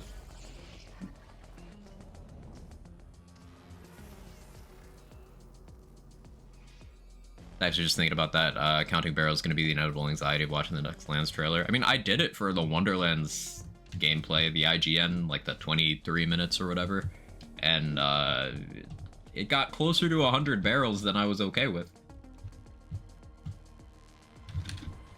So.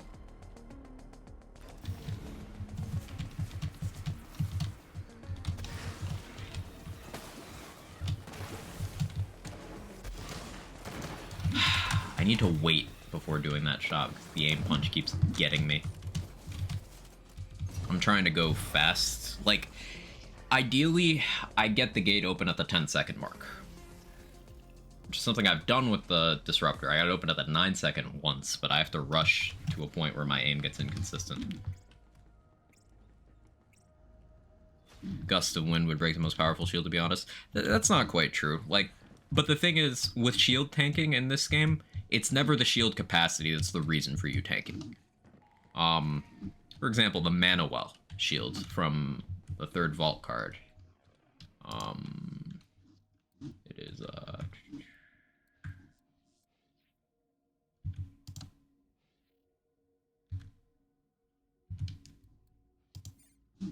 this one. Just claim one just for demonstration purposes. So this thing, its capacity, you can get much better parts to have better capacity on there. But this 70% damage reduction it's saying, it's actually 90% and it's true damage reduction. So it's not like the weird mathy one. It's just whatever damage you would take, you only take 1/10 of that while this effect is on. This is what you use to shield tank. The Beskar from Arms Race, it's 50% damage reduction of the same kind. So you just 50% less while it's active. Shields in this game on their own aren't for tanking. Now you'll see stuff like Mo's Bloodletter builds, and Bloodletter's biggest strength is allowing you to trigger shield effects better, not shield tanking. You incidentally get shield tanking in the process, but like Bloodletter allows you to spam the Frozen Snowshoe, which are huge cryonovas. It allows you to, excuse me, allows you to spam amp shields, which is a huge damage bonus. Shield tanking is not really a thing in BL3 unless you are getting it in the process of getting something else. Survivability tends to come from other places. Like in this build, the majority of mine is from this skill here, Rage and Recover. As long as I've killed an enemy in the last 3 seconds, I'm regenerating 8% of my max health every second on top of the other regen I'm already getting. So this is 0.6%. And then over here, I have 3%. And then over here, I have 0.4%. So I'm regenerating 12% of my max health per second, as long as I've gotten a kill recently. Oh, and there's also this. So yeah, almost 13%, which is a lot.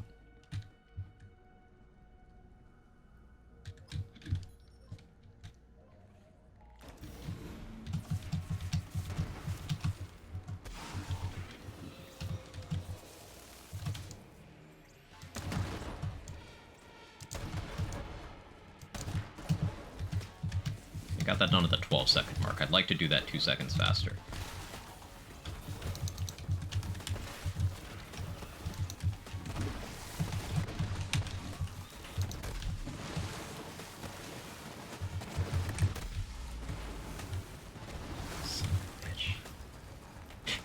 Man took cover. Man killed my run and then took cover. What a legend. Do a no-hit takedown? No, this is a speedrun. Above my head right there, PB is personal best, world record, WR is world record. So my personal best is 3 minutes 51 seconds. The record is 3 minutes 44 seconds. So the reason why I'm resetting is because I need a good enough time through this first section of the takedown. Because the rest is more consistent.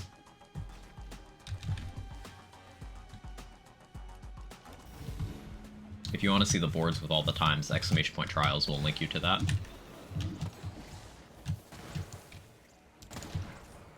Guess I just didn't have overkill there.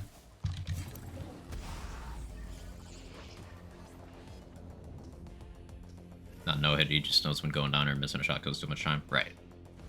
No hit is possible. Just not something I have an interest in doing. Are you using a ricochet type weapon? This isn't that kind of build. Just as a general thing for endgame speedrunning in this game, builds that focus on gunplay are not going to be competitive in a speedrun environment. That's one of the reasons. Because if you miss one important shot, run over. I only use guns for 3 things in this run. 4 things, I guess. But in a perfect run, only 3 things. I use this sniper rifle for those first 3 turret guys, because their hitboxes are structured in such a way that my main damage doesn't really hit them consistently. I use this rocket launcher for affecting boss AI and make that fight go faster. And then I use this rocket launcher again for one part of the boss fight at the end. Other than that, this is a non-gun build.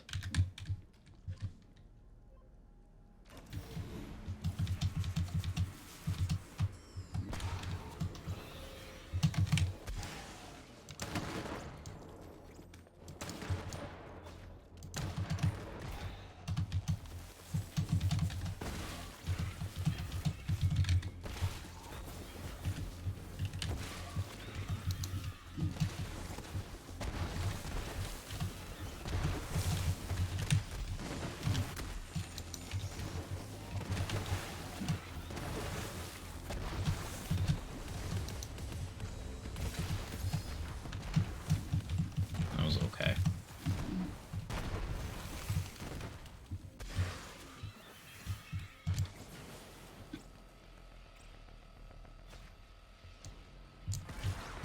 I missed. Most all assault rifles suck? They don't. That would just be you. Most of them are very good. This is going to depend on which character you're using them on. certain characters get more value out of them than others. For example, most doll weapons in general aren't going to be super Moe's friendly because of the way her skills work. Moe's really wants guns that count as splash damage, and doll doesn't have very many of those. It does have some, but just fewer.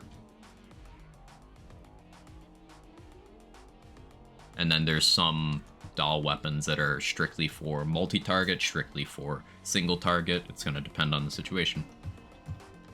Yeah, Breath of the Dying is great, but it is a mobbing weapon for the most part. Unless you can take advantage in a boss fight where there's ads you can kill in a way that the projectiles hit the boss.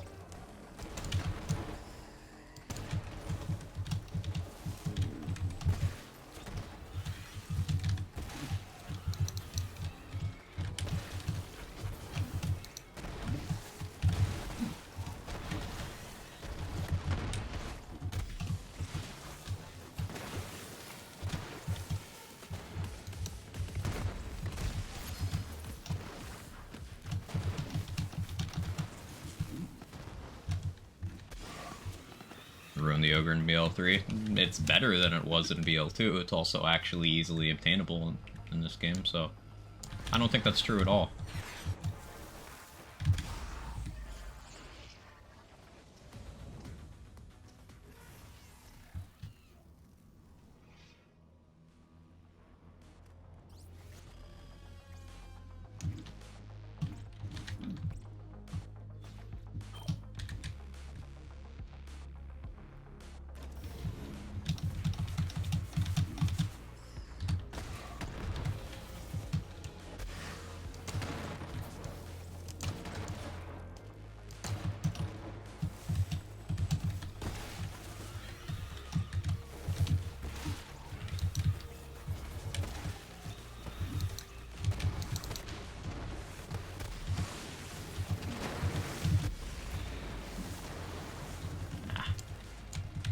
Got a little overexcited there and slid into a barrel. It's a shame because that was a good gate opening time.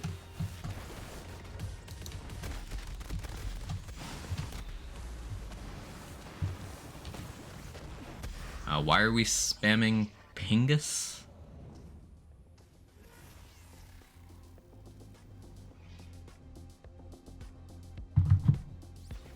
Get excited and smash barrels too. Real.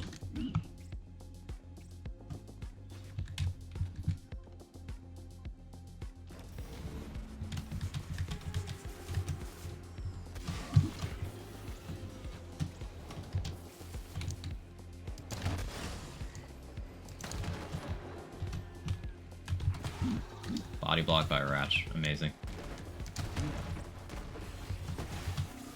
Probably be a reset, but I'll play it out.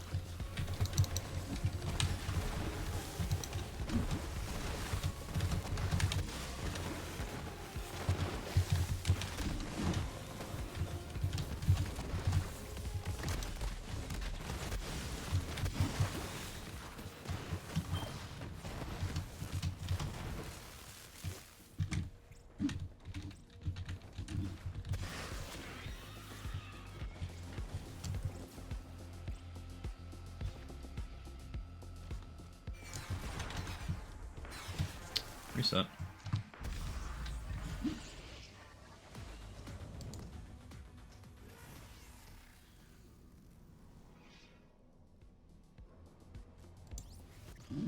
Take 10 minutes, don't be weird. The last thing I want to do while speedrunning is worry about moderating my chat, so, like, don't be weird.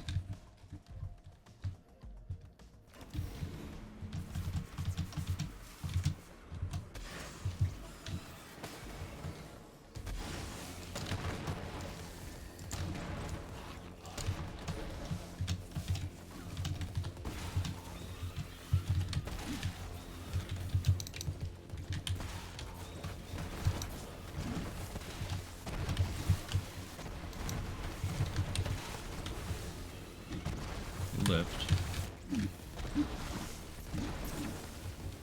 Awkward. Lost like 5 seconds. Dude had an exceptional will to live.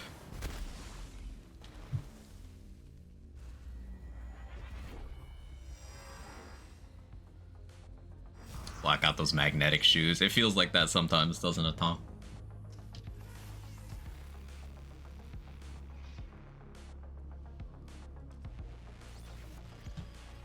How's your weekend? It was good. It was good. Extremely long Resident Evil stream, followed by a mild disappointment with the class I was looking forward to most in Diablo 4, followed by more Resident Evil 4 binging.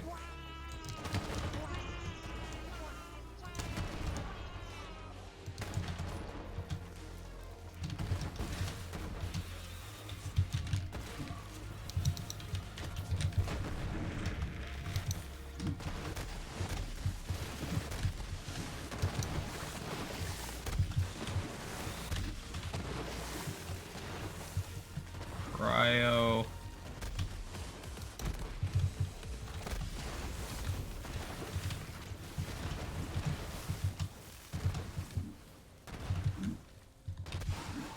How long does that beta go? I ended, like, recently. Like, within the last hour, I think.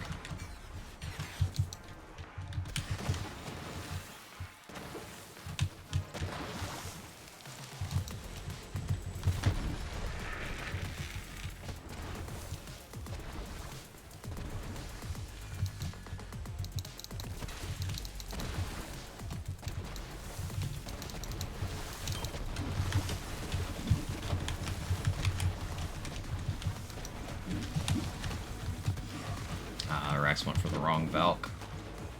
That's unfortunate. That was minus 4 seconds. Or plus 4 seconds, I should say.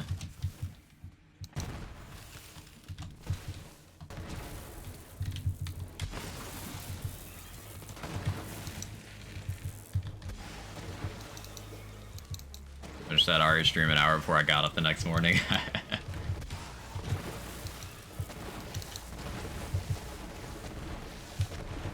It's kind of tradition at this point. I did the same thing when Village came out. It was slightly shorter of a stream, but I did binge it all.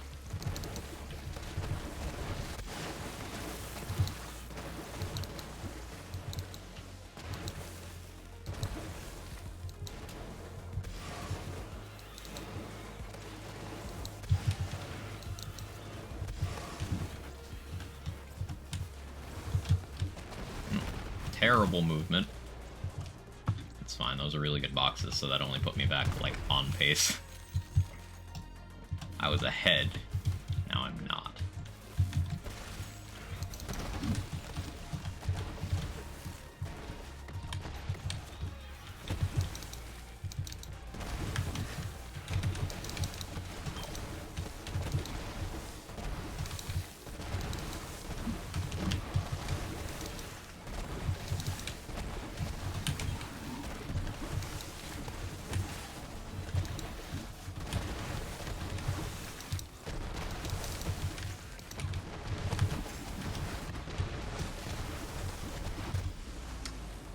I thought I was going to get through that for a second, but once again, cryo sucks.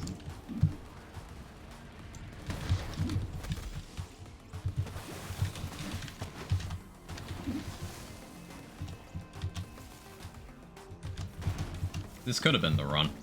I'm actually quite annoyed. This was a pretty good run. It was like 17 or 18. Yeah, I think it was 17 and change.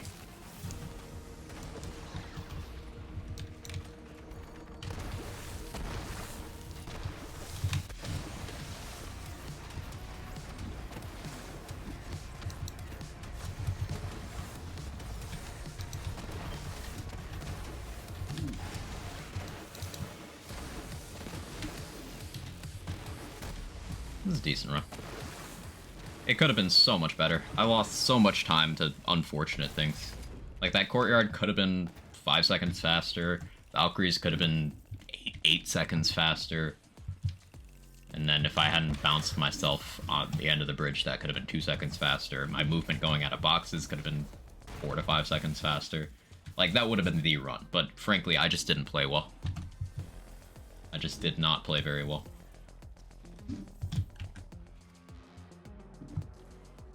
Never gonna realistically play it with RE4 and needing done, but it would have been nice to have a no obligation try at it. Half expected you to still be going when I woke up. In fact, I think I was dreaming, that's why I woke up.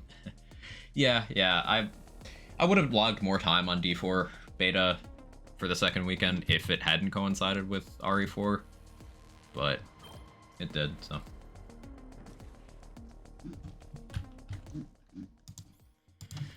It comes out in June, so it's something to look forward to, I guess.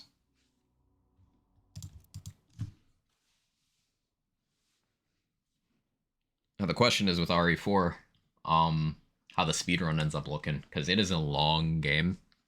Like S plus runs on professional, so like the highest in-game ranking on the hardest difficulty on new game, not new game plus. Because you have to new game for S plus. Those runs are like 4.5 hours long on the runs people have done so far. So you could probably shape that down to like maybe 3.5 with like optimized gameplay. But that's for a sort of pseudo speedrun. I'm curious to see how long the speedrun of the game is going to be, because it's going to be longer than I expected. There's already some skips out that bypass significant chunks of the game, but I'm curious to see how that goes.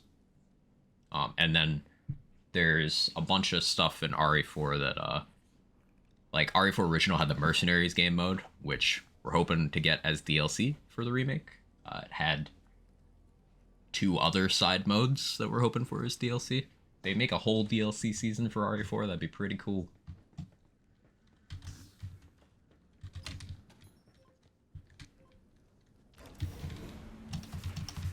I just realized I'm running on PP%. Oh no. Randall, grant me bladder fortitude.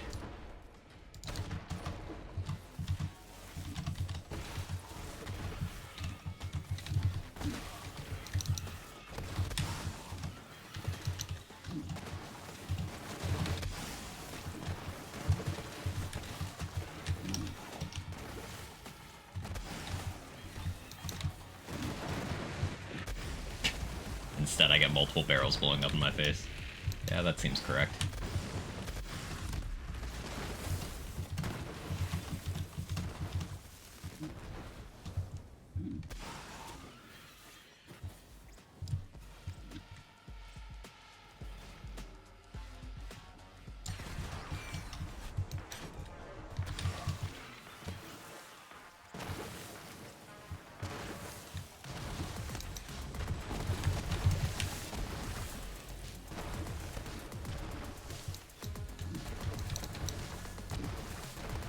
Doing that.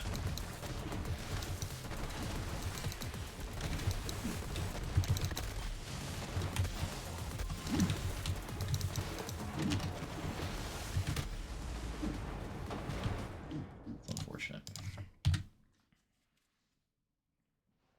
Like some maps scream they're made for story DLC. So Separate Ways in the original was an asset flip, but like they could do that again. And there's some stuff that was like, hey, where was this thing? They could totally just put it in Separate Ways. So, campaign following one of the other characters concurrently with the main story. So hopefully Separate Ways. That'd be cool. Hey Ken, last night I got to the point I asked, why does each team star leader get a whole ass Reva for him? It's so weird.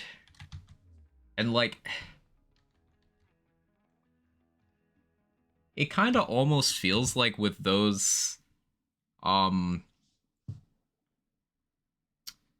encounters that they were meant to be raids, kind of like the lairs. You get what I mean? Like, it seems like that would be a point where it's like, hey, if you want to make this easier, you can bring in some friends, but like it's not a thing. Also, on my first playthrough, I did them totally out of order, so like the last 3 team star bases I had, I was like 20 levels over. Especially during a hardcore Nuzlocke, trying to fight the dark type 1 with an NFE team. Yeah, I feel you there. Hey Bocat, how you doing? Remake spoilers are weird. I don't think saying Separate Ways is a spoiler inherently, because it, like, we didn't even disclose who the campaign follows or what that means. It's fine. It's just a feature from the original.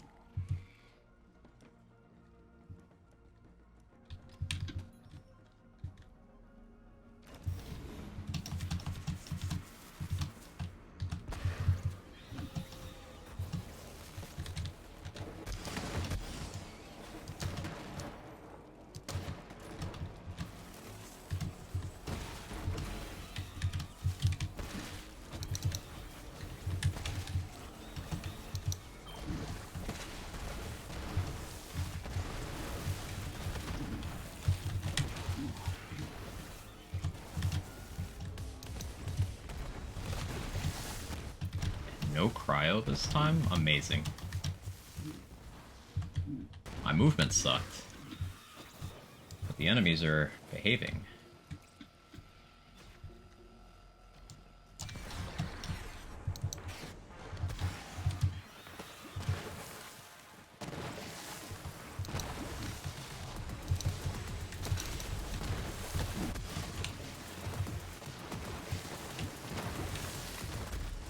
No way that hit me. No fucking shot, bro. I was so far away. Actually upset. And my racks didn't go for the right target. That's so disappointing. Stood too close to my own fish. I was too confident. That would have been a really good run, too, because the enemies were cooperating.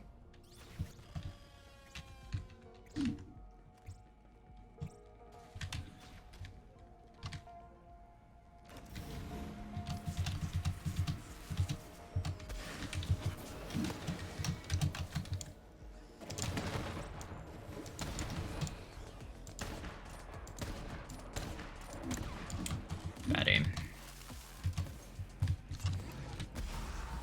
Really hope if they separate ways, they give us a bit more for the other snip and side character. I wonder if that was set up for RE5 Remake, J-Bridge. I really feel like they're doing a lot with RE4 Remake to tie it to RE5 in a way they didn't bother to in the original. Obviously, they have the benefit of, you know, hindsight in this case, but...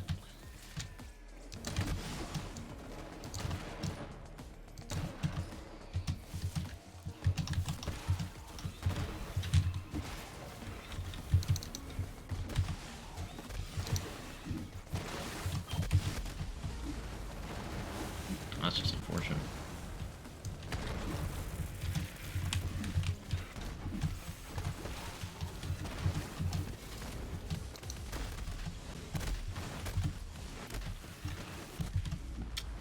Too many dots on me. Sad. Replace fish slab with a live barracuda. Let's see if Quag notices. It'd probably kill me the same amount, roughly.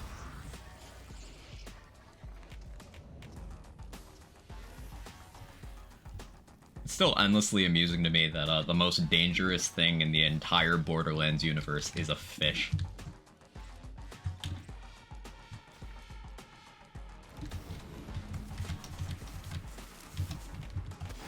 Like, it is the strongest item in Borderlands 3. Probably the strongest item across all the games. It's a fucking fish.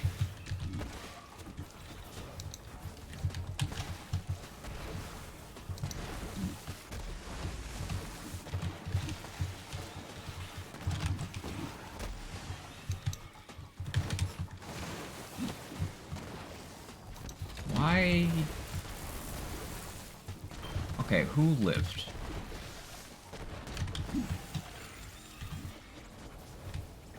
Was it really you counting against me? Yeah, it was. Okay. Well, I need to pay more attention to that side. I somehow forgot that that's one of the required spawns. You only need to kill like 8 enemies to open the gate, and I just confused 2 of them. So.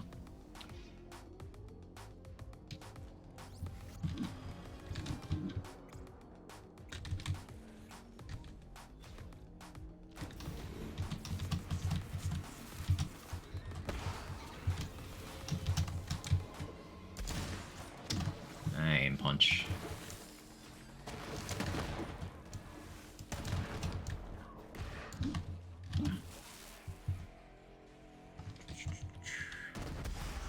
Revolter isn't a fish? Yes. The Revolter is not even remotely as powerful as people give it credit for. It's strong, but like...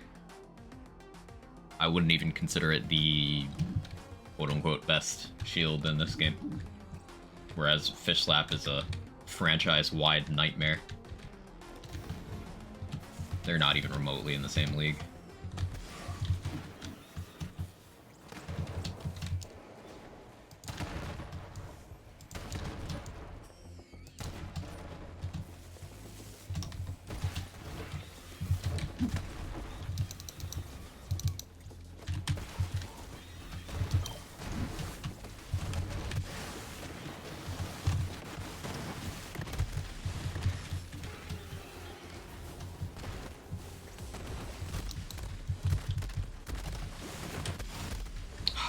Oops, that went straight for my face.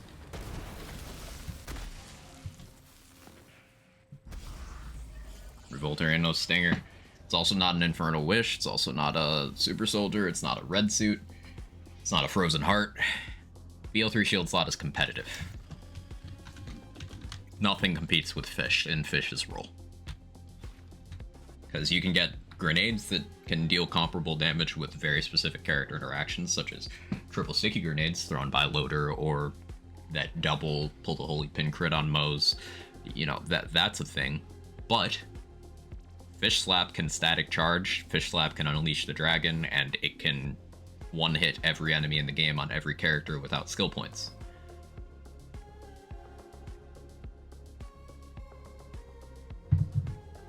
So it's just in a different league.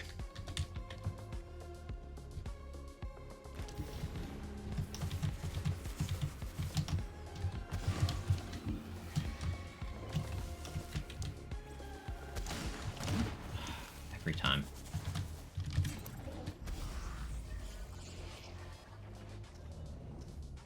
Gonna be a birthday soon. Ooh, nice. Happy almost birthday. You got any birthday plans?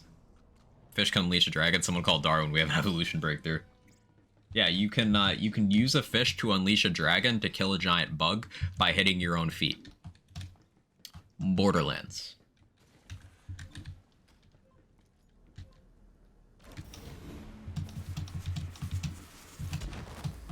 That was a weird slam. Okay.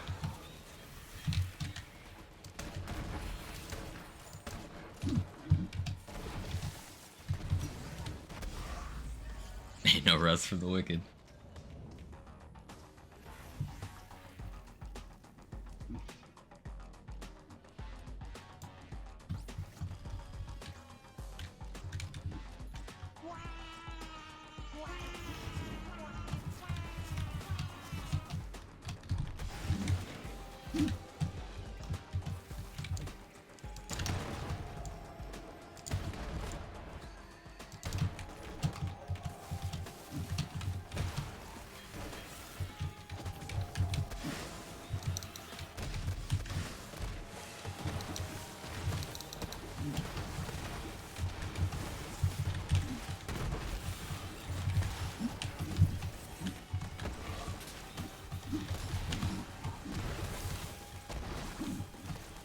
Left a straggler.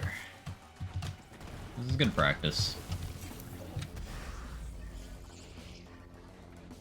Hey, Voodoo. The Fish could give Tatsugiri and Dondoza a run for their money. Really could. They have a lot in common, actually. So, like, Tatsugiri and Dondoza had a beneficial bug fixed. Fish took a slight nerf. Neither impacted their dominance, like, at all. Very comparable. Mordecai wasted his time throwing a bird. We should just used a fish. Real. Or just had the bird throw a fish. I really celebrated my birthday. Dad and brother chipped in to get me some computer upgrades. Now I have more recent graphics card. Gotta get more RAM soon. Hey, that's pretty cool too. And I can definitely relate. I never really celebrated my birthdays much. Like, for my 21st birthday, I just went to a pizzeria with my parents and had a beer. Like, that's it. And then a couple years after that, it was sort of a tradition that I'd go out to dinner. Just regular old dinner. Never really did much for it. That's something I've tried to do more, like, treat myself doing things for my birthday the last couple years. It hasn't gone according to plan, though. Because every year something's come up, and it's just been kind of a disaster. Either my internet goes out, or plans fall through. Kind of a cursed thing. So I hope yours goes well, and do as much or as little as you see fit. Hey, Brucey.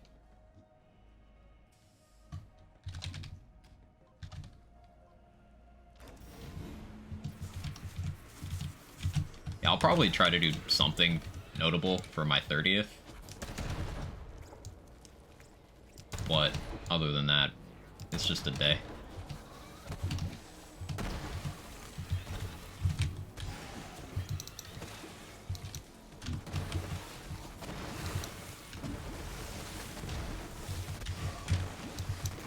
I just straight up missed with that Nova. I was tragic.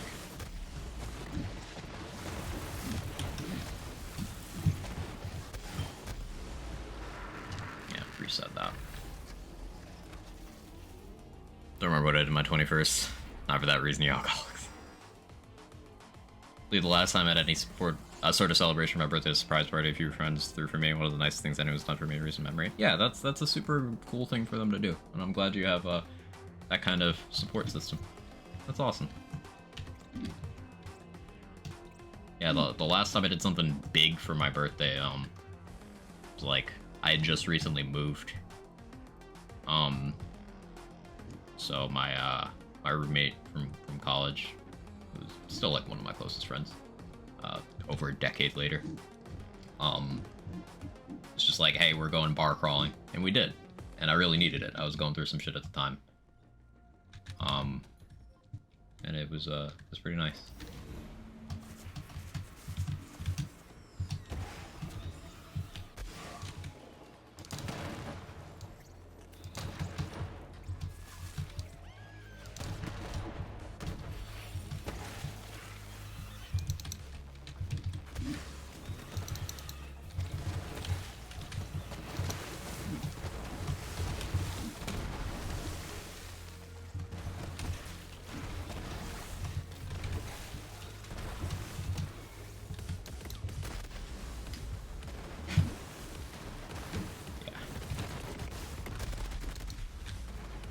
Fish myself. You forgot my birthday one time? Yeah, as you get older, it just kind of means less. Except for the milestones. I frequently forget how old I am.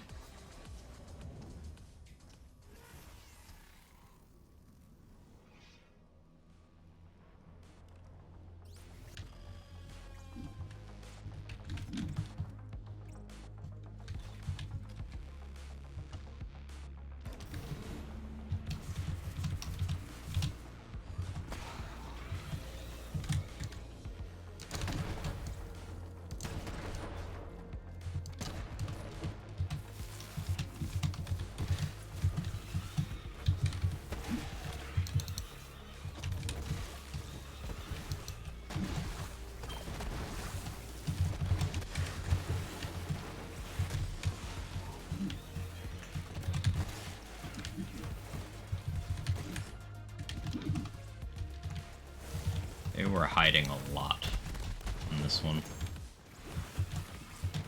So that was a little slow.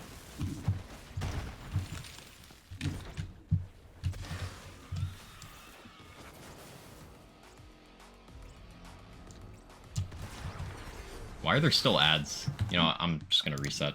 It's getting cursed. There were still ads from the previous attempt for some reason.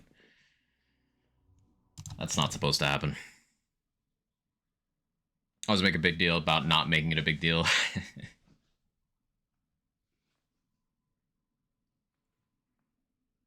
I remember when I forgot to remember to forget. Hey, I just remembered that I've been holding my pee for a while. Maybe that's why runs have been getting cursed. Alright. While we fast travel back, we're in the bathroom real quick. The little streamer's room.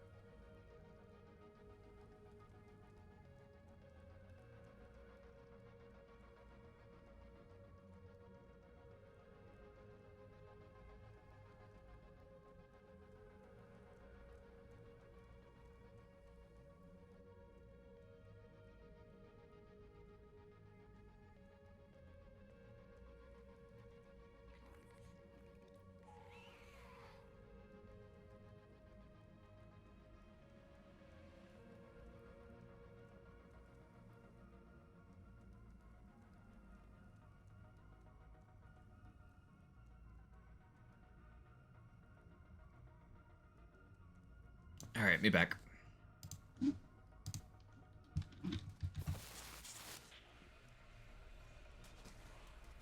Quag piss emote one? I mean, if it was just a picture of the It's Piss grenade, that would work, right? Hey, Slave Zero, how you doing? Separate record for each Vault Hunter? Yes. Here, I'll pull it up on stream.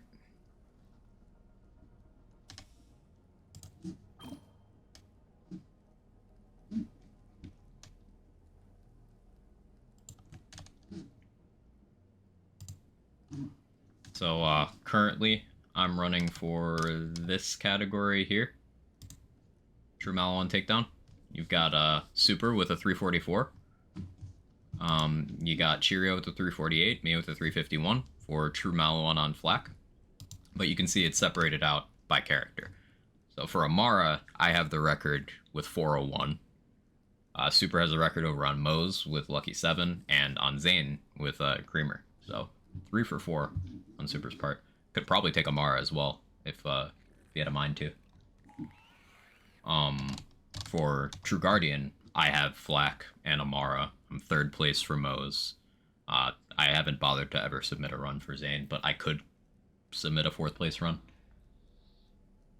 Yeah, categories are by character and activity, which allows a lot of competition. And last you tried with Zane, over a year ago. I don't really run Zane super often. He's my least favorite Vault Hunter. And the tech on Zane that's going to be the most competitive for takedowns are just 2 build varieties that I don't enjoy running. It's between Hustler Eraser and Lucky 7, which are build archetypes I do not enjoy. Now for Proving Grounds, I do have some Zane times, some notable Zane times up. And for Circles of Slaughter, which I did with my own build that is not either of those things. So I like running those categories. But depending on category, eventually you do reach a point where a certain build is clearly dominant, such as if you look at all of the Flak times for both takedowns in their true and scaled categories, and for Hemovorus, it's all this build, which I did make, so I'm proud of that. But it's all this build because it's just the most optimal. You eventually see when a category gets pushed enough that certain things are more optimal. However, there's some categories that have not been pushed to that point, so you can still come out with a build with unconventional tech and take the record. For example, that's what happened with True Guardian Takedown on Amara. I took it with the Pestilence. No one else runs the Pestilence, but I did. And I took both takedowns on Amara with the Pestilence. So before that, we had assumed that the fastest Amara runs would be some flavor of Free Radical or Blade Fury. But I did it with the Pestilence. And there's still room for improvement. So we can't even say for sure that Pestilence is the fastest there, because other stuff could be faster. It's just people gotta push it, people gotta run it, people gotta grind it.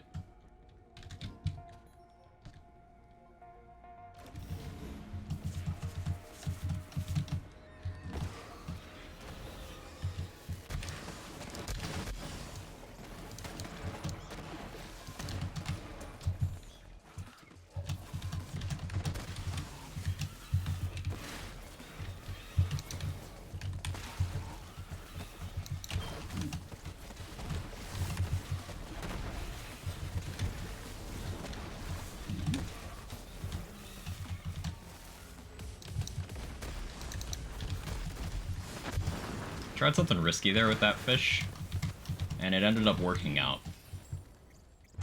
So if I know I'm going to go down, I can throw an extra one there, and it's kind of a safeguard against cryo.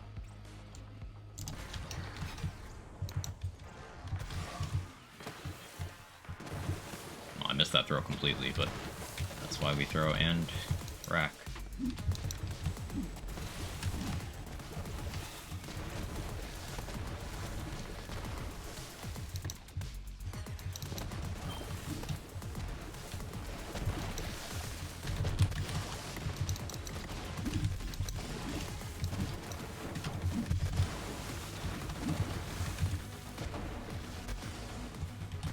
slightly slow.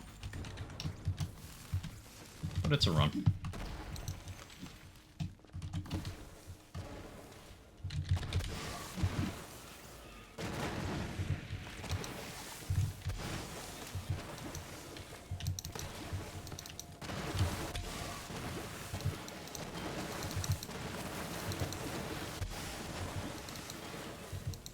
Morning Silent. Uninstalled. Did you rage quit from the skag?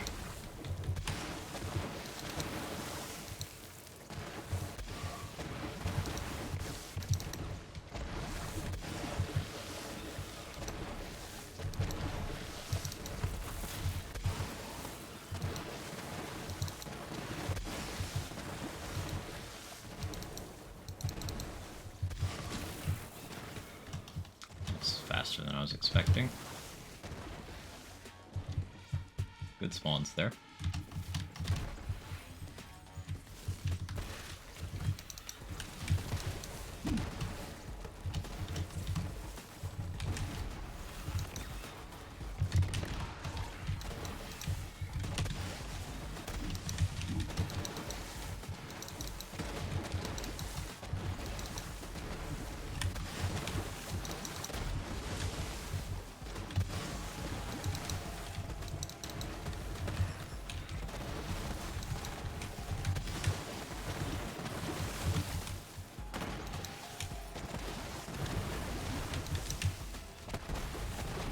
My pet's down, and that's very not good.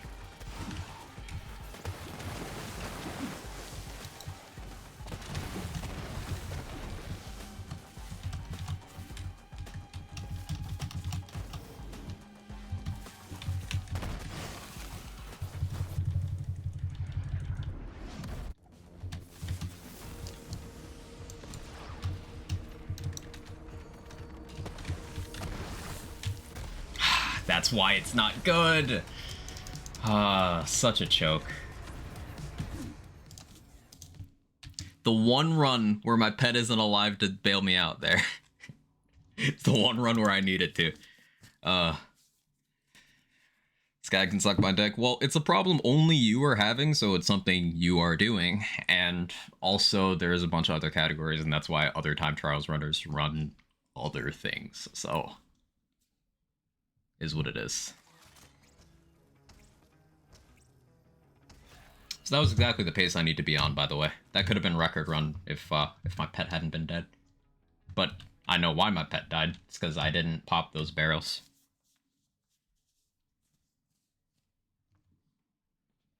Sewer's been having the issue, and that's why I included the second part of that. Yeah, doing other runs.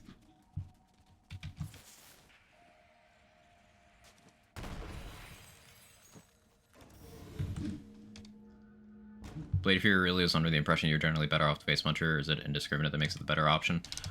So Blade Fury does more damage on the gun side. Face Puncher does more damage with body and mind. Face Puncher also has better, like, faster projectiles. So it depends on what kind of build. Now, because Driver class mod is in the mix... Hey, Felicia. Because Driver class mod is usually in the mix for top-end Amara speedrunning at this point, you have more gun damage. So Blade Fury will get kills without requiring body and mind to be active. Now, Face Puncher can too, and Face Puncher does more with body and mind, but it's easier to get consistency on Blade Fury than it is Face Puncher, as long as you are good at placing your shots in a way that the projectile speed doesn't matter. Mainly just been hurting my hands. That I feel you on. I am arthritic, so yeah, too much of this does hurt my hands as well. I'm gonna finish one thing, then go to the next. Gotta either get world record on survival or take an extended break. You know, everyone consumes content differently. I can't say that that's wrong. Do whatever works for you. Just do it in as healthy a way as possible to avoid burnout or, you know, developing hatred for something you enjoy. Stepping away is good for that. So if a break's the solution, it breaks the solution.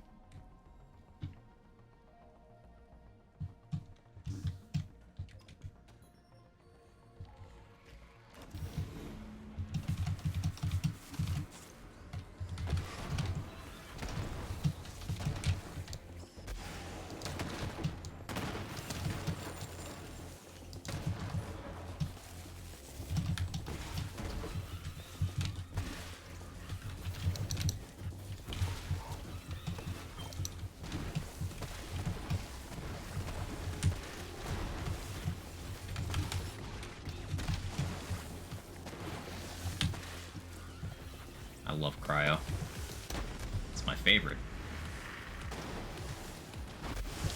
Cryo's my favorite. Come back to work, have a good stream. Yeah, have a good one, Zero. Been playing Blade Fury Amara. I think it's my favorite build I've tried, although the huge HP bossing doesn't seem that fast except for ship use. You can get Blade Fury to do a lot, but what you're experiencing there, Tallulah, is basically that is Amara in a microcosm. Amara is the least straightforward in getting bossing damage. Gaming hand pain gang, yeah.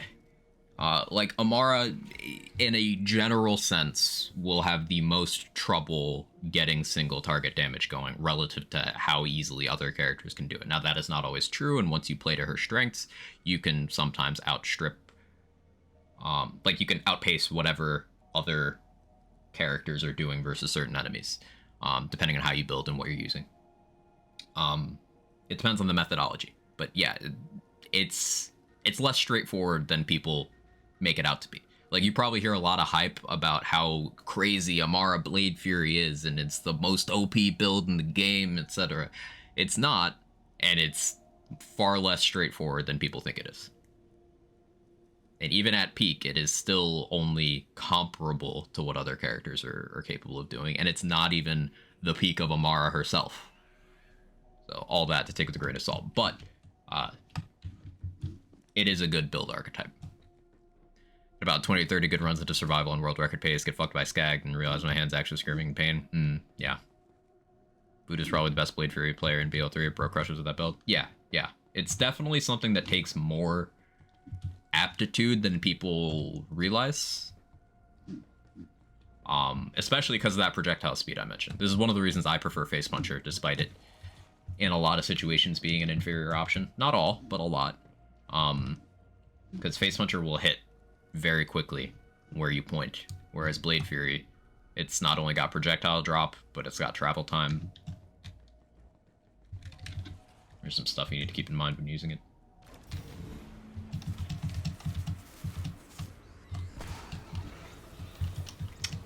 Stuck on terrain, that's lovely.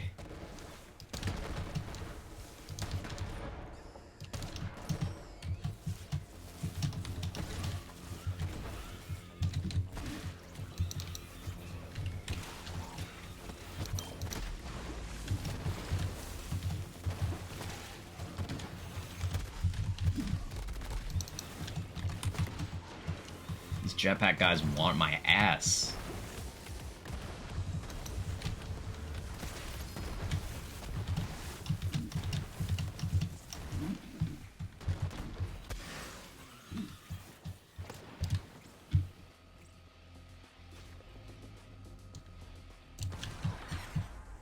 It landed a little sooner than I meant to, but it worked out.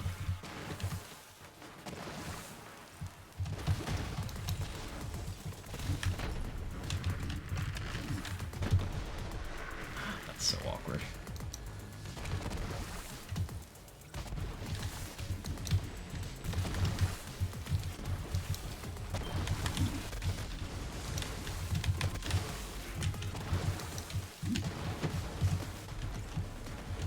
Worked out.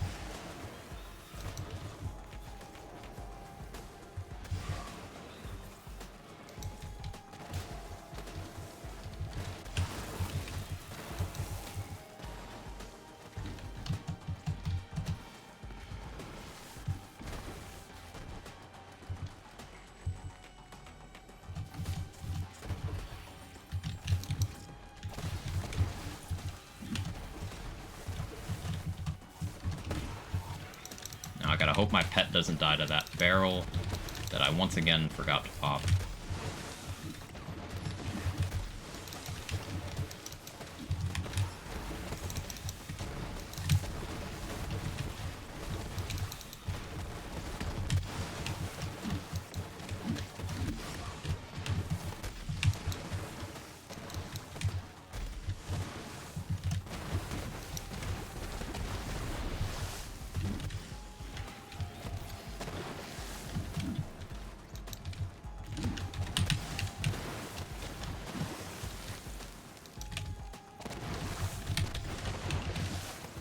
no. Fuck off, dude. Unbelievable. Unbelievable. I'm so triggered. I'm so triggered. That was another record pace run that, because that heavy was corrosive, he resisted my fish damage, so my static charge only almost killed him, but then it hit me. Like, I wasn't able to get away by going through the door. Bad RNG and me not adapting to the situation. I could have adapted, but I made poor choices.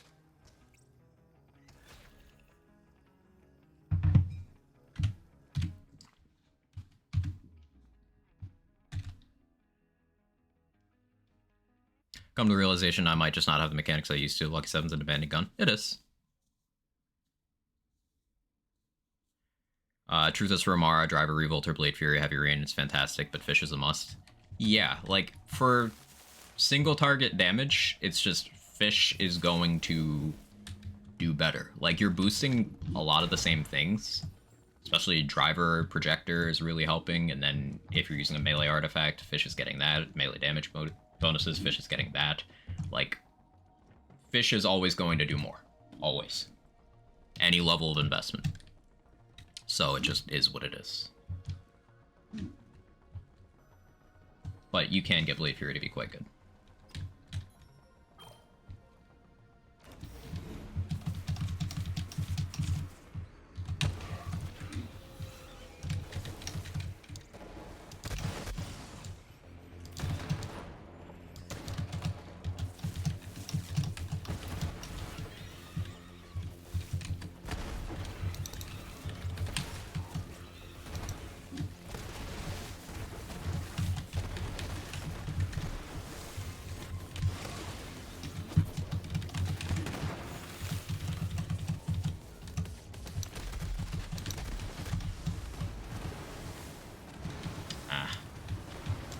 Did those fish in the wrong order. Maybe still recoverable, though. Provided I get really good boxes. Copium. Provided I have enough overkill here, too. I jumped way too soon.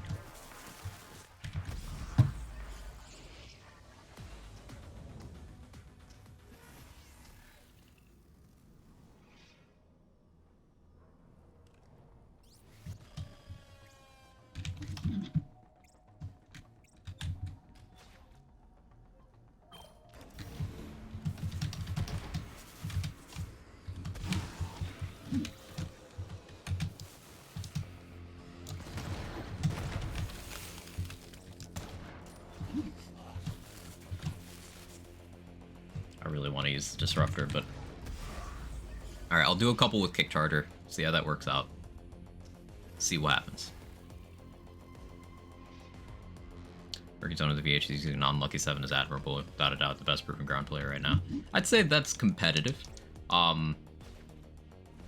It's definitely between like Voodoo and Super and Leo and you.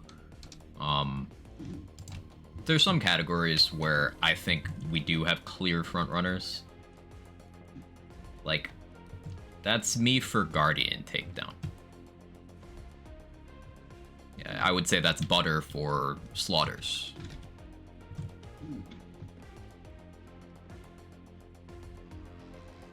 Hey Pericles, how you doing?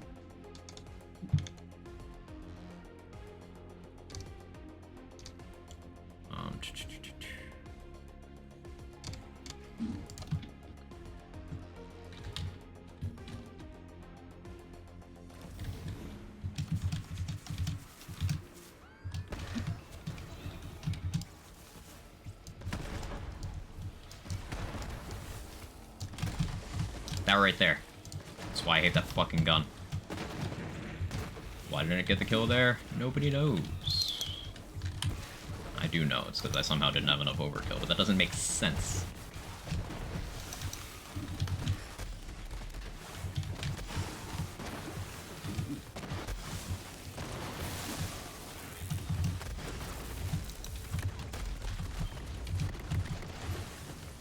Why am I cryoed? Good question.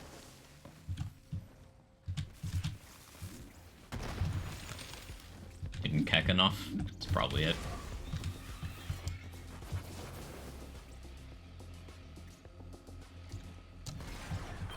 Shot way too soon. That's fine. I wanted to reset this anyway. This is what the grind looks like. I think maybe I'll do another, let's go to 130 on this. So another 17 minutes or so. Obviously won't interrupt the run. And then maybe I'll switch to Amara and try to improve that record. So that one is definitely vulnerable to some improvement.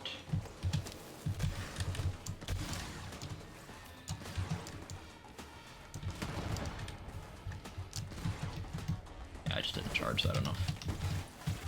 That time. That time, no gun bullshit. That was just me.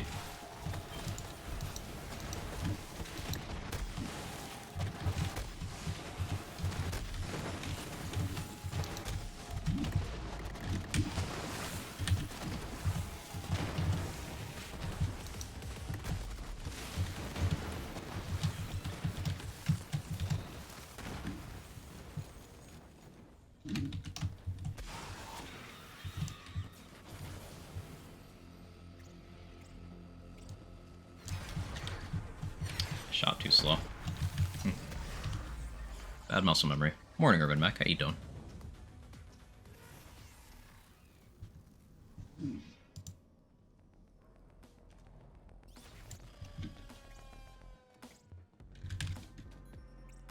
I'm 100% normal in TVHM. On this character, probably not. Have I done that at some point? Yeah.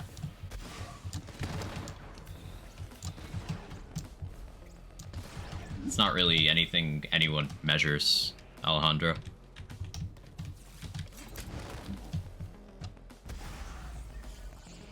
I'm sick, it sucks. Aw. Is it the really bad thing? Or regular sick? Either one sucks, but...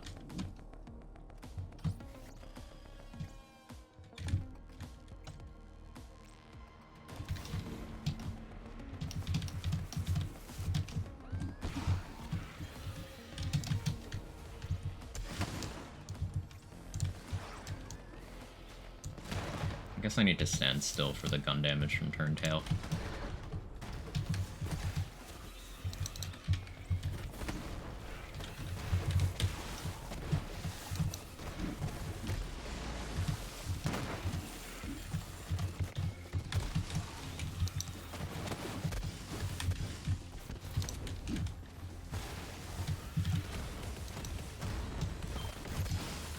Why am I cryoed?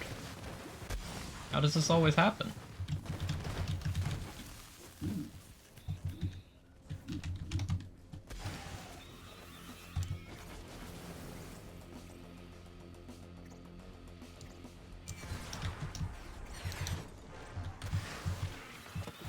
I'm only like 9 seconds behind. Haven't tested, doesn't feel like it. Fucker presents like a million ways, probably should. Yeah, it's good to at least know. Unfortunate boss behavior here.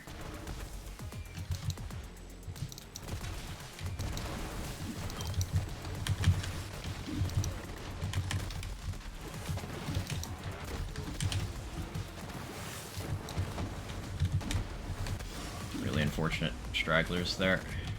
Whatever, I'll play it out. I'm starting to get tilted, and you should never continue to run a category on tilt.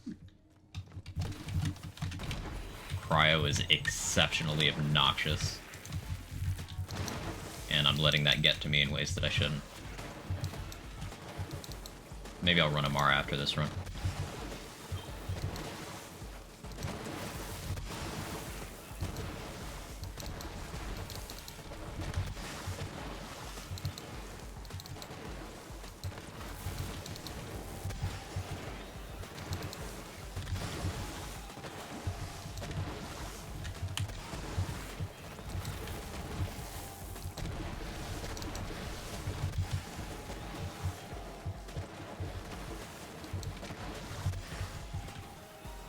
Not good boxes.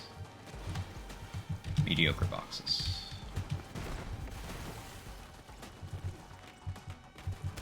Sir, why are you there? That was weird.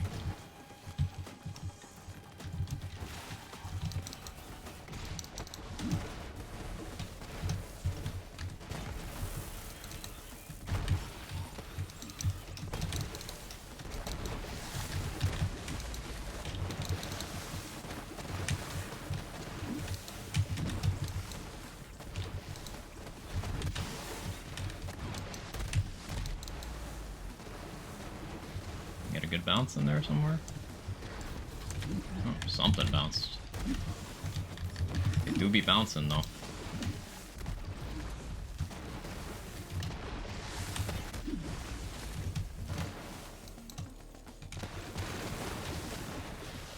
Yeah, this is 20 seconds behind. Which is, yikes.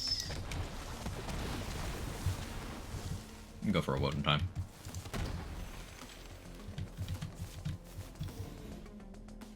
Why exists boost damage to vehicles as an option? Because vehicle sections on higher difficulties are not well balanced at all, and any damage bonus you can get will help them be less awful.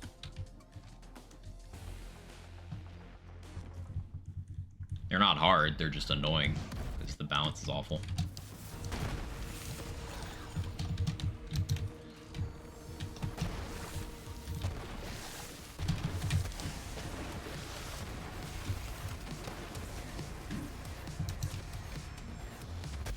I was way too slow throwing that.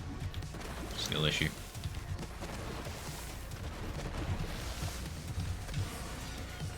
Ugh. Double skill issue.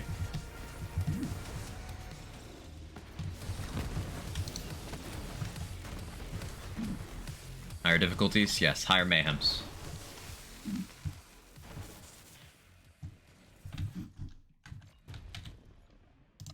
On Mayhem 10 and 11, enemies have 10,000% more HP. Vehicles don't hold up well because they don't get... They do get some amount of scaling for higher difficulties, but it's not proportionate. So any sections where you have to use vehicles just kind of feel terrible. So that's why having vehicle damage in your Guardian rank and why having the mechanic equipped can help you out. On Mayhem 11, but still one shot. Yes, I'm talking about for vehicles.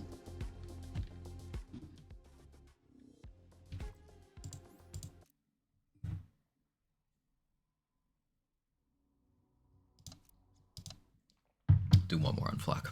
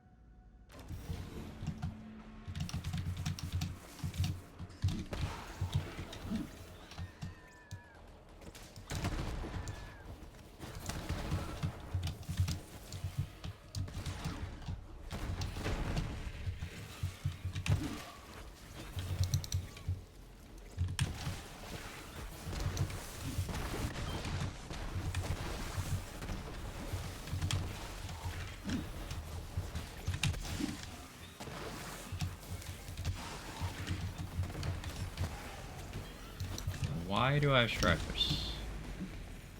It's so cursed. Reset. Thought it was damage to vehicles not while using them. Yeah, no, it's damage while using them. Yeah. You have a save file for the Amara Pestilence build. Not an updated one. If you're in the Discord, fish sticker, just ping me in the saves channel with the request, and I'll upload it for you after stream.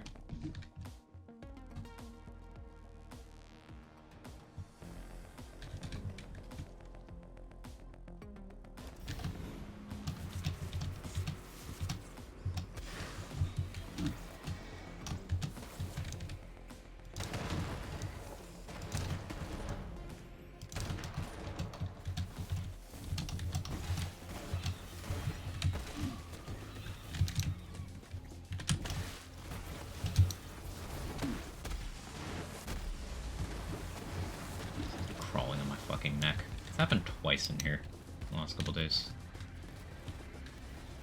Very annoying. I guess it's starting to get warmer, so bugs are out and about again. I gotta close my window. There's a hole in the screen somewhere. Ugh. Ugh.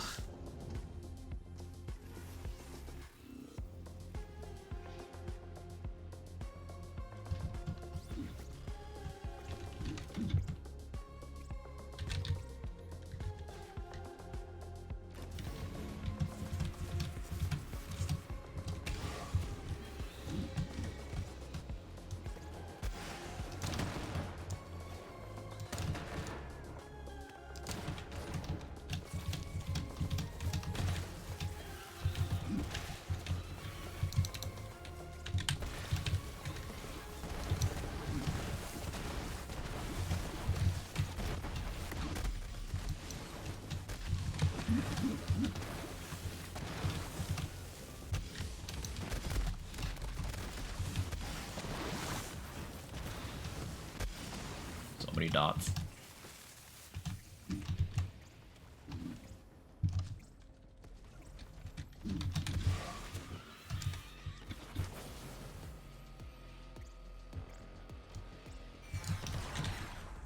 Shot too late. Unfortunate. Getting warm means I have to start mowing my lawn again. A travesty, I tell you. Yeah, I gotta start doing the same. I gotta start doing the same.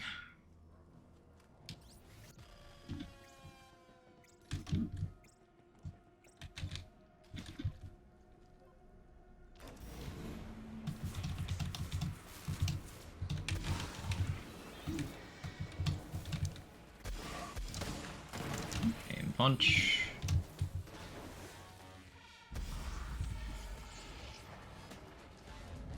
What's it like having grass? It sucks. It serves no purpose except giving you more work to do.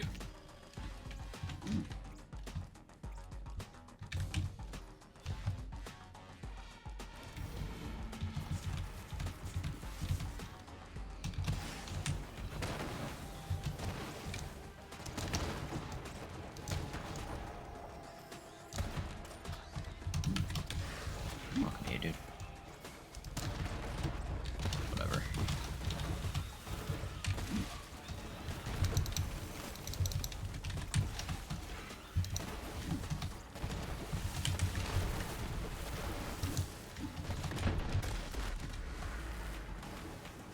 Did I not get racks? Reset. Hey, Brendan. I got more weeds than grass. Want to destroy all of it? Yeah, like having a lawn is not. It means nothing to me. I would rather not. Touching grass regularly. I'm a gamer. I don't do that. I'd pave my lawn if it was a reasonable option. I would have an all dirt lawn.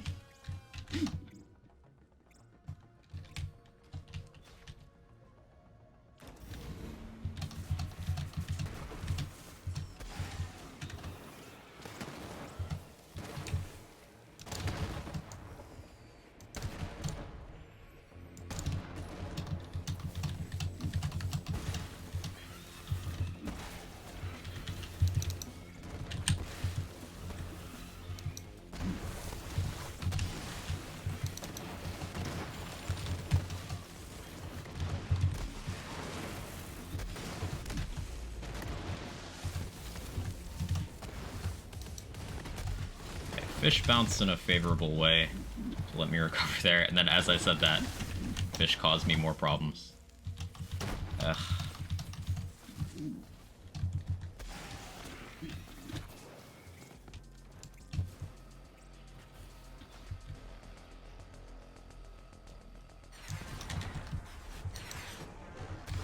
Yeah, about 9 seconds behind again. Never understood some people loving and maintaining a lawn. Some people think the weirdest things are flexes. It's weird.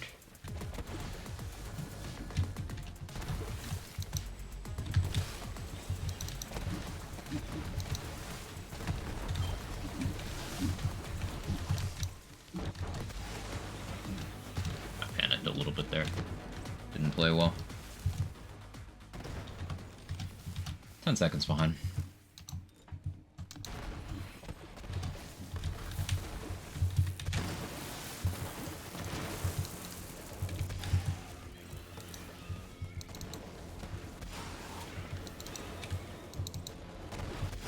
Grenades back, do that from my Amara. I have an anoint on my grenade. I get one back every time I use my action skill. Also, there's the Guardian rank perk, where every 10 kills I get one, and then I'm just picking some up naturally as I run around. See my grenades go up by 1 every time I hit my racks.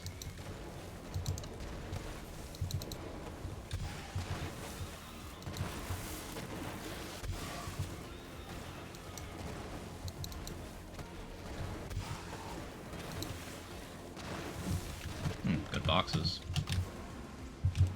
See, that's frustrating. I was 10 seconds behind, but boxes was so good, I'm now 5 seconds ahead. Like, question mark?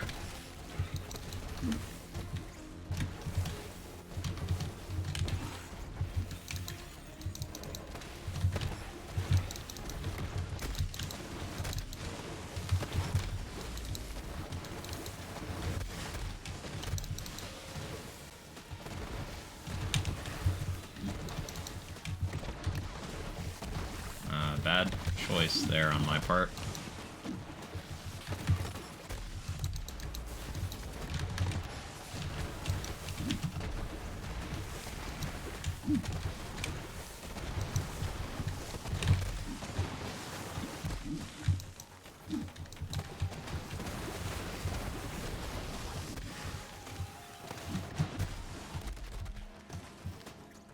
Unfortunate cryo. Yeah, this is not going to be the run, but if I hadn't lost those seconds earlier, this could have been a competitive one. Because boxes were good. Only about 14 seconds behind right now.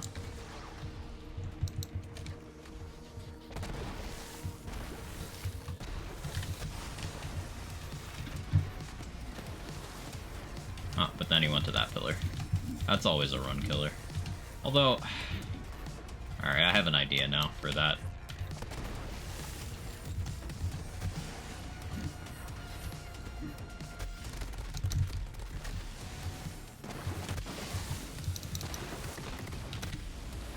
That's 408. So, if I go back to using the kick charger for the first section, I hate it, I hate it, I hate it. I could use a corrosive kick charger here and try to tower bubble with the overkill off of that. Let me get that.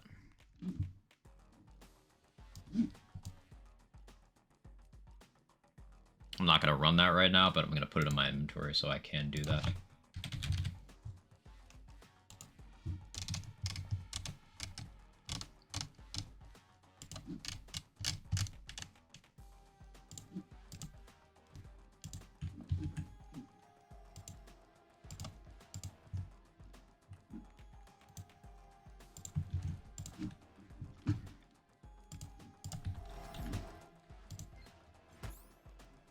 Well, 150 over 90 doesn't make much sense there.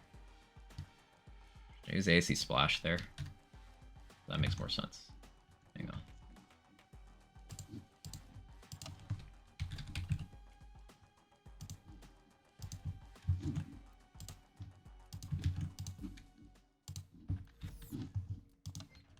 That makes more sense. Okay, let's do some Amara.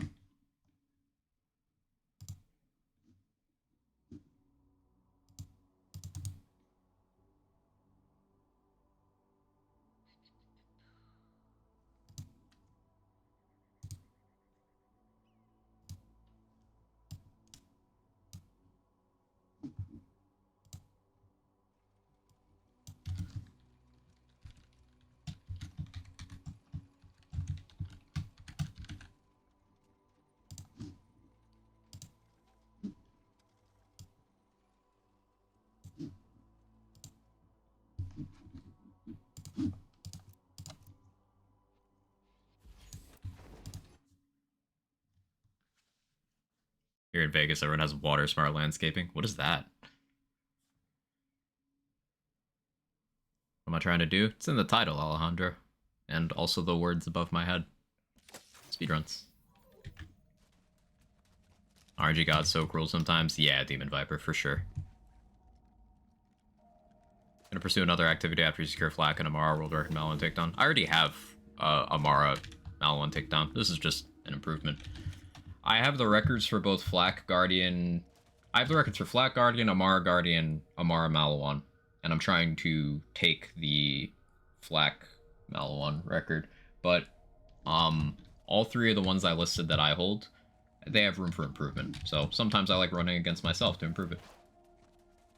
And we changed the name of the saves. I'm on Epic instead of having one save like Amara save.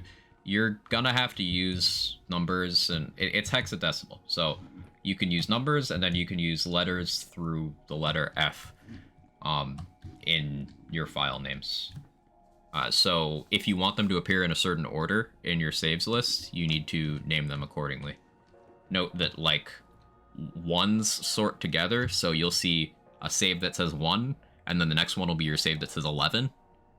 So keep in mind, they go that way. Be cool if you hit up one of the slaughters or trials. I mean, I could take some attempts at slaughters. Just takedowns are my comfort zone and what I enjoy the most. And for proving grounds, the builds that are competitive in proving grounds are things I don't enjoy using. Like, I do not personally enjoy using Lucky 7. And most of those, you are not going to compete with anything other than Lucky 7 or Hustler Racer at the point that they've been optimized to. So I don't really have much of an interest. Alright, it's been a minute since I played this build. How do I do this? More smart landscaping is using low water plants like succulents or cacti and reducing or eliminating grass by using rocks or other features. Oh, that's cool. Use save editor. May use it to change class 1 to 2 VHM. Yeah, I use Zach's save editor. You can just copy your save and then change the class if you want to, yeah. That is an option. Or just download a save from any creator's Discord, really.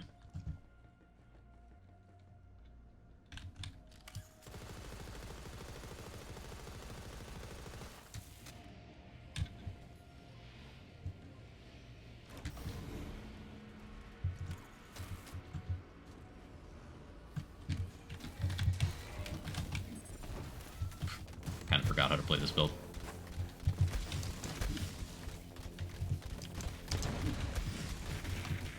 Alright, there we go.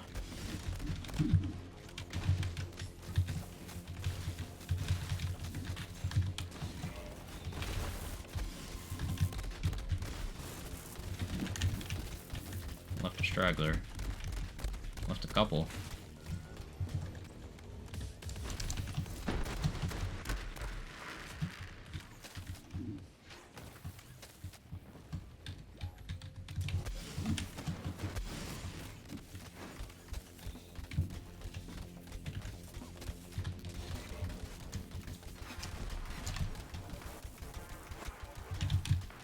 Only single?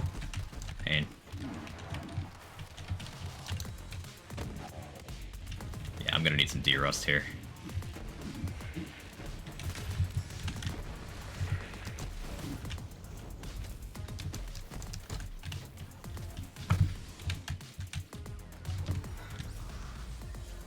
What is happening? What do you mean? You wouldn't download a save. Yeah, no, I understood. Brendan. My brain is something. No, I got it. I understood immediately.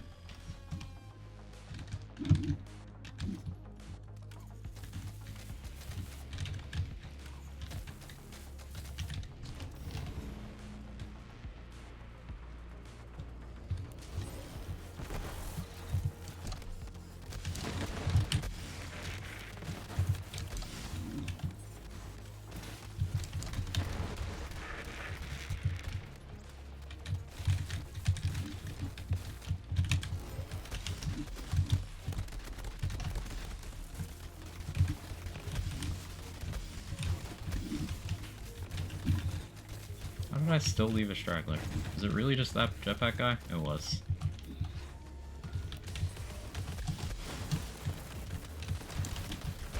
Reset. Lots of stuff in lights, blurry screen. Pestilence. Creating alternative builds that might be able to compete with Lucky 7 and be solid content, even to be like number 2 or something. That's fair. I mean, for a time, I held all of the Proving Ground records on Zane and Slaughters at once with pets and ground slams. It's just the optimization for those runs has gone beyond the point where that build can be number 1. It can still be in the top 5 though. All EMP5 get the same movement buff? Yes.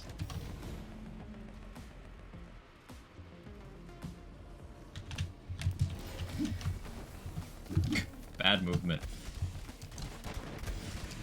In my defense, it is very hard to control this movement.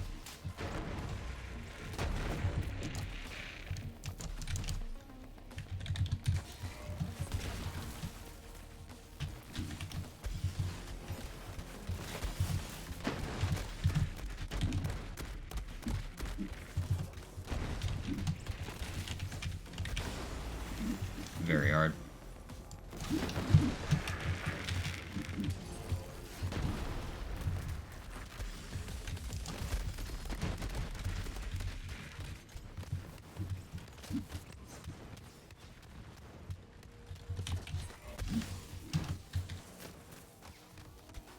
That didn't kill anything. That's a problem.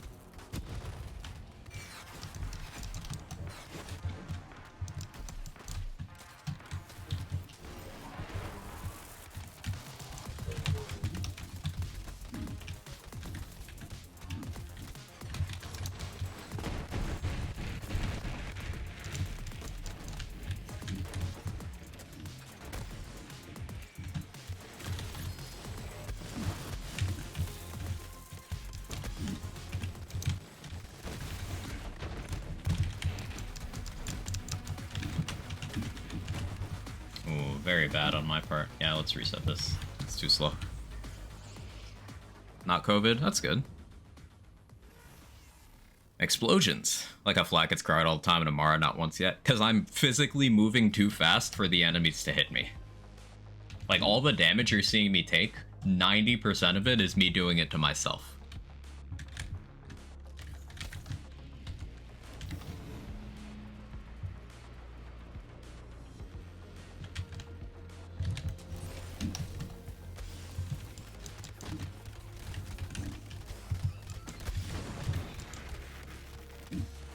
That's a reset. Black needs to go faster.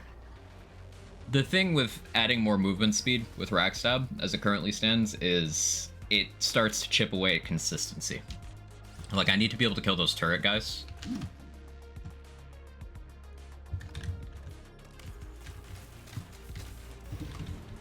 So it starts becoming a problem.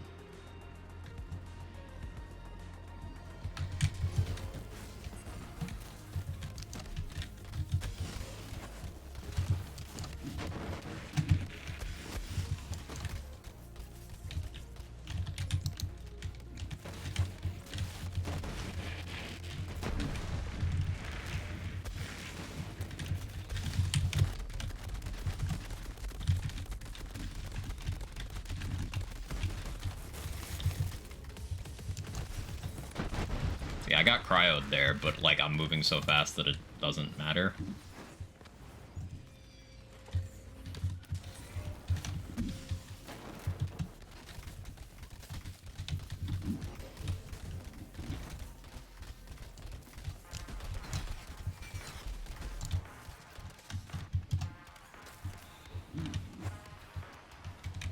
I missed the double Valk skip, but that's bad player input.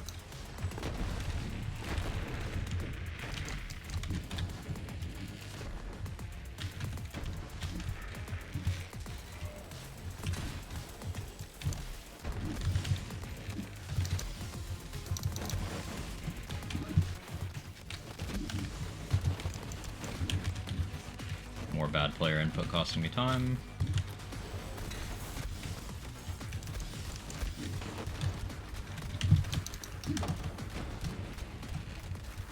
Ugh, this is slow. But this is an input intensive build, and I've been running a different build all day.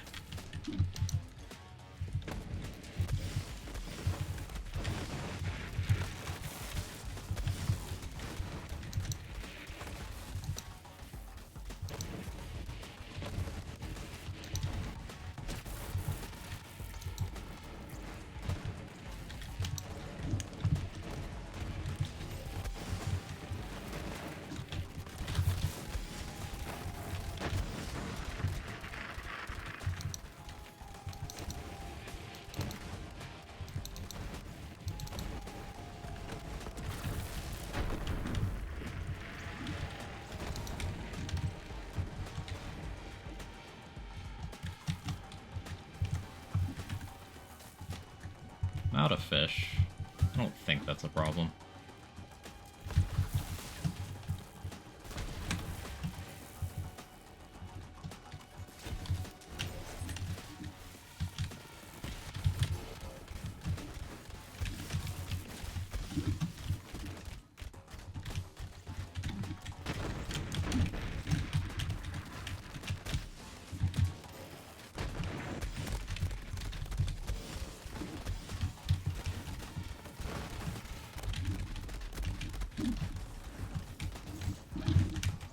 Too close to that.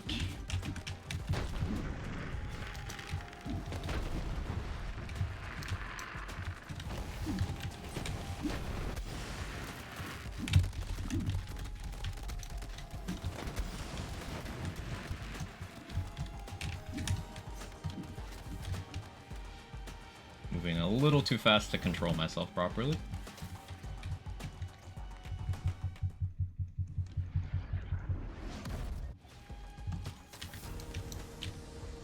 I shouldn't have done that. Alright, now I need to wait a second.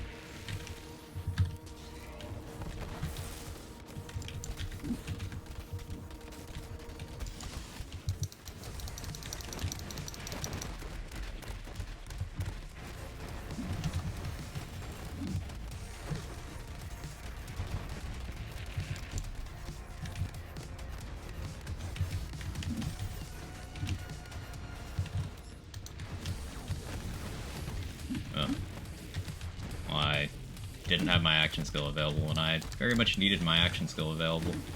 Skill issue. Yeah, let's reset that. Is there an in-game means of measuring speed? You have the speedometer on vehicles. You can do some extrapolation from that. I get grenades back. I already answered this earlier, but I'll answer it again, I suppose.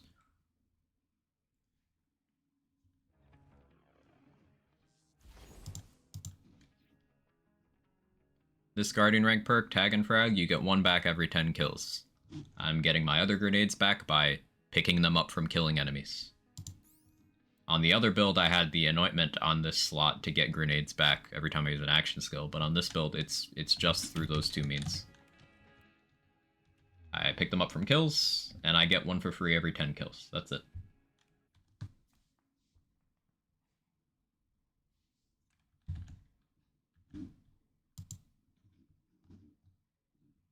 Those mirrored headphones? Yeah, no problem.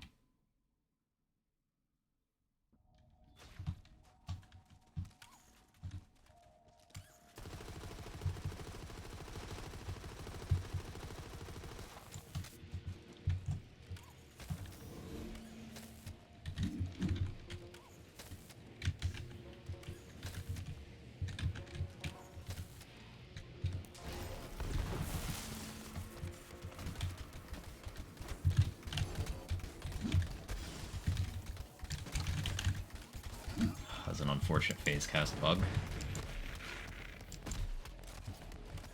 You know, I'm just gonna reset that. See how the cast just didn't come out? That's how that bug happens. Each action skill has a chance to fail in a different shitty way. For Rax, you just won't get Rax at all. For Fadeaway, it just won't happen at all.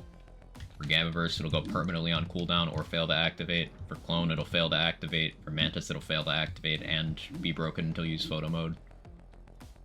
For Cub, it'll fail to activate, be broken until you go down and get back up. For Phase Cast, it'll just come out late.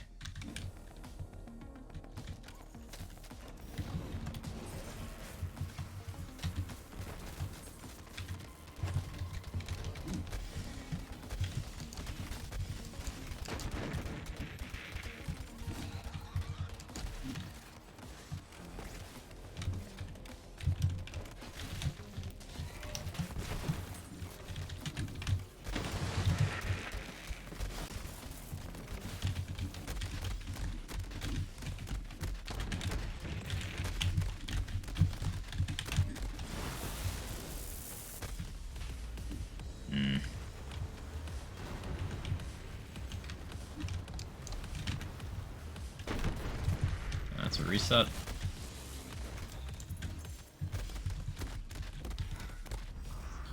Remember when 1 million damage used to be a lot? Yeah, Zealous. That was a while ago. Even ties, you press F on an enemy, didn't get grasped, but ties goes on cooldown. Yeah, that happens with the grasps. The only action skill that I don't think has a bug like that, funny enough, is Gravity Snare, the worst action skill in the game.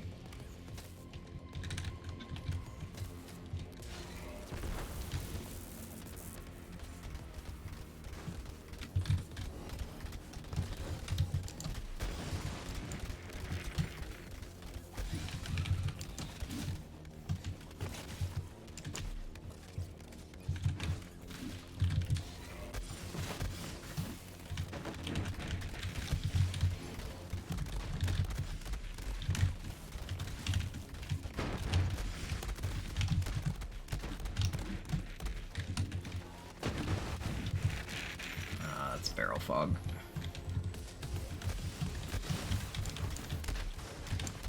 Keep forgetting I need to body and mind that. With shock element, I don't quite have the front loaded damage to do that any other way.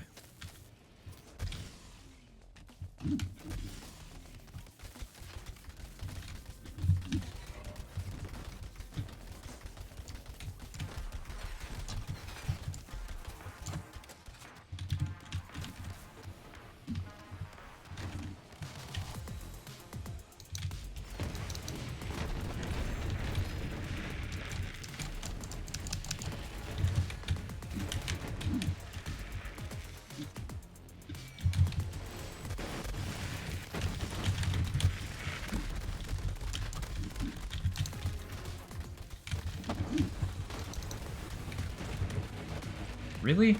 How did you manage to still get that attack off? Frustrating.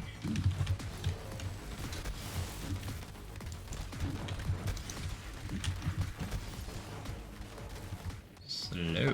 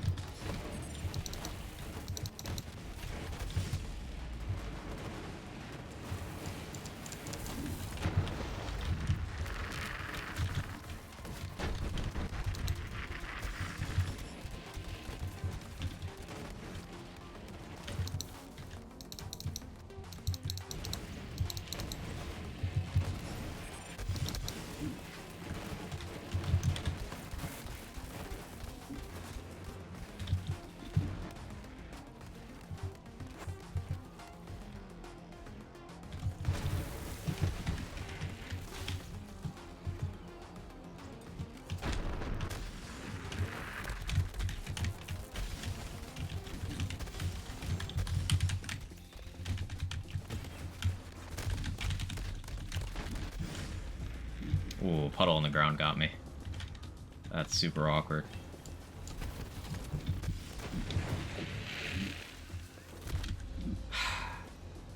Taking just slightly too much damage. Used to run auto idle on this, and Vic Rush is faster, but it's also massively riskier. And this is why. There's a lot of situations where I'm just barely dying to incoming damage. That would not have gotten me with auto idle on.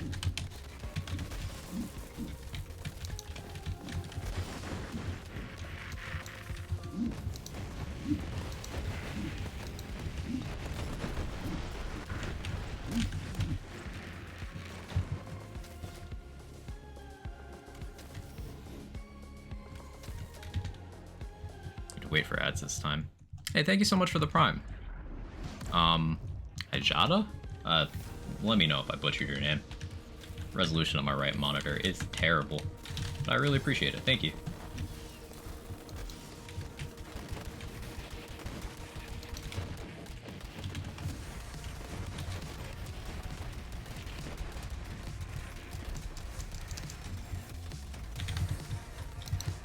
That's awkward. That wasn't supposed to happen.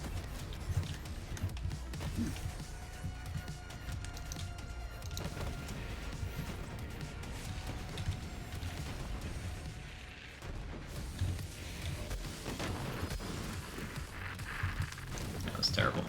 Almost 5 minutes, because lost a lot of time in a lot of places.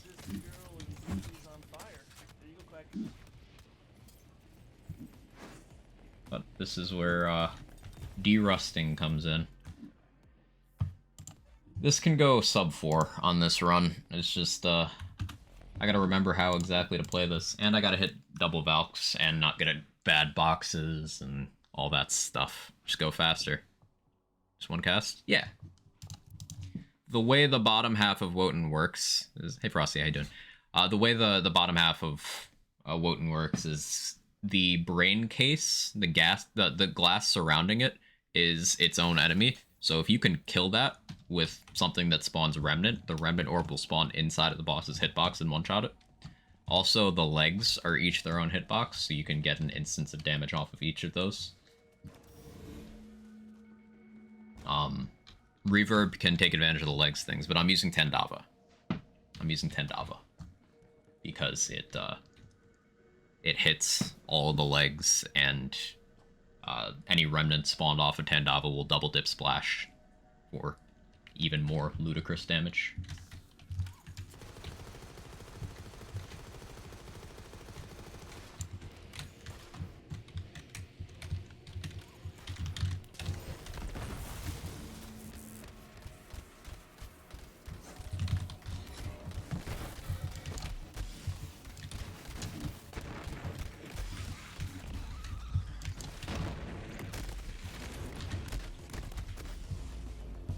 I don't know what got me.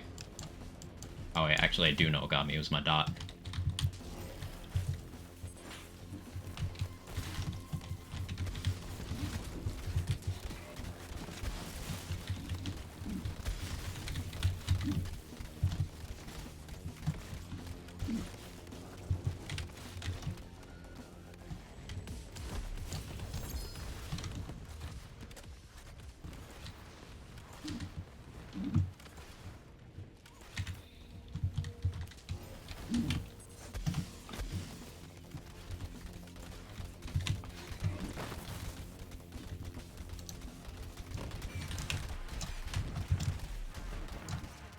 Still just slightly too slow. That's okay.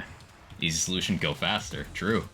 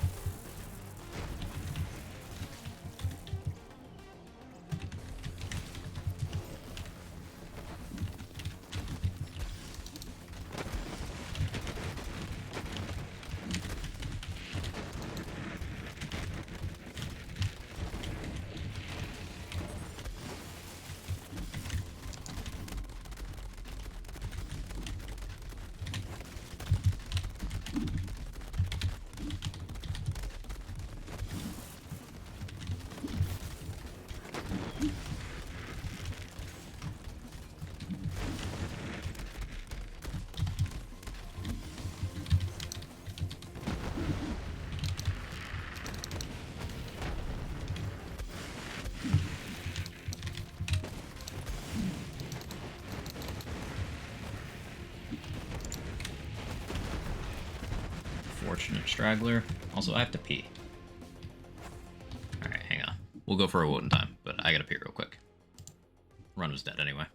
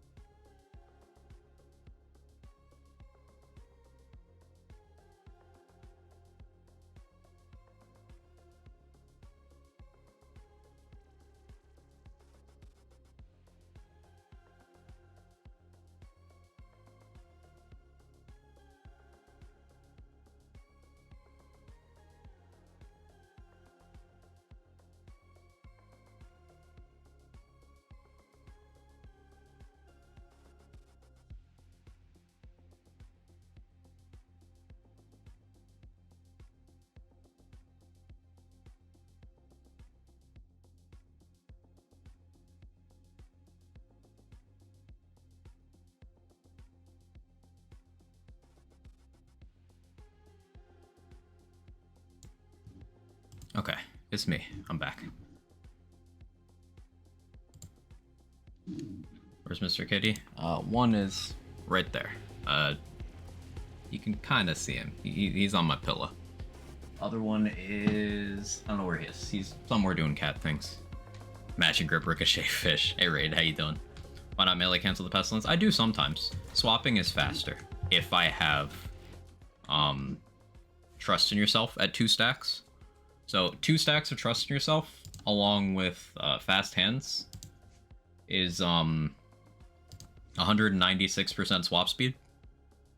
So that becomes faster than melee, provided I have it at 2 stacks.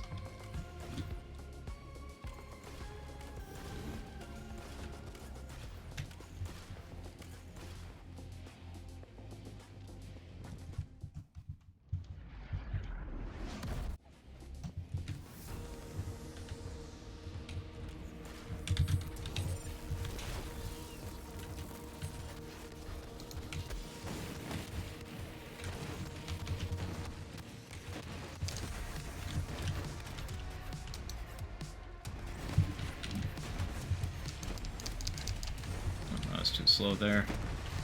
Skill issue.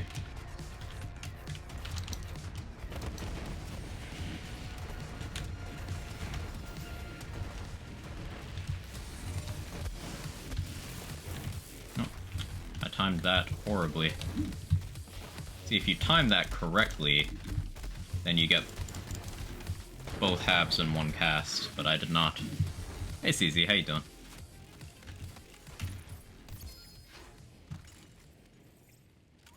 This is a good example of how important execution is in these runs for time trials. Like, this is my build that I put together that no one else runs, that I have 2 world records with, and I didn't run it for a week, so I forgot how to play it properly. But yeah, for the skill tree questions, it's Max Blue with Max Purple. Max Purple is important here because it nullifies the biggest weakness of radiation, that being it's terrible against armor. And then we have green for mindfulness and find your center and remainder. 1 point infusion is there to double our body and mind instances, and then we have 3 points in anima to have our status effects on ourselves last longer. Now, there is an argument for cutting the points from Anima and going into Vigor for more movement speed.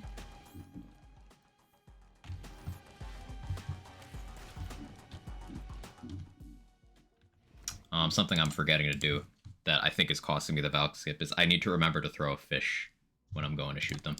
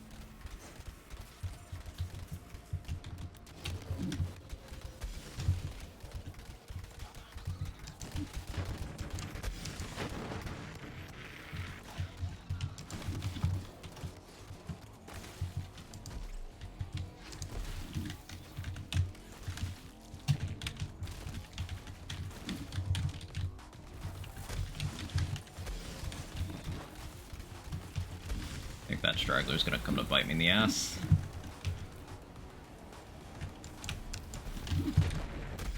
Let's see, I guess. Yeah, it did.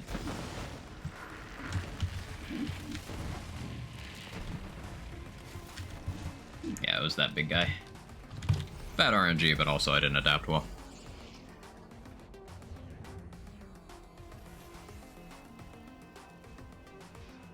I really want to run corrosive over shock element.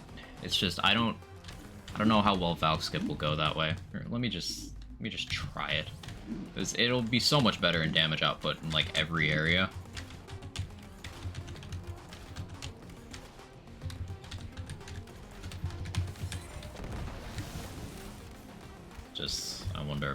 skip.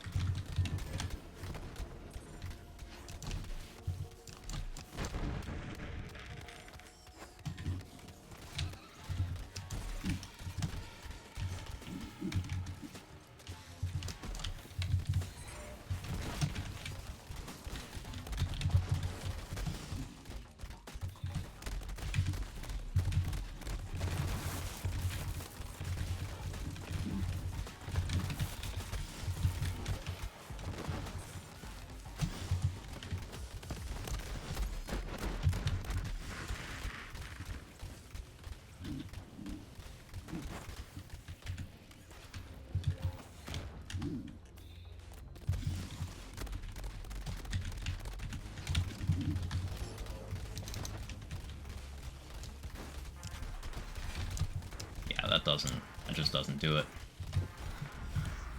I would need a different gun anoint. Yeah, the shock element helps too much there for ensuring that Valk skip.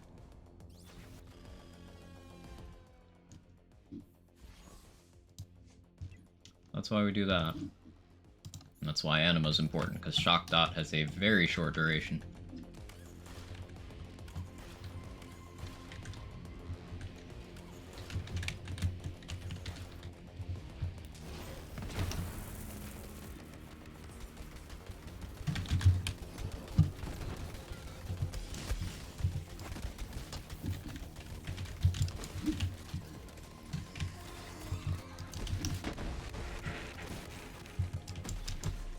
So hard to see.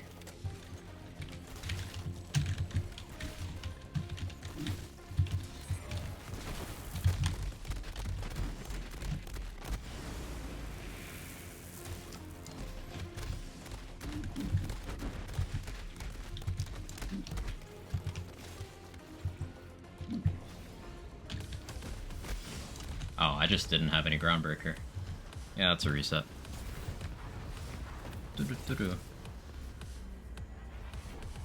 It's crazy how smooth that that 401 I got went, because like I am coming this close to death so often that I'm playing way more cautiously than I should be. Luck definitely factors in here.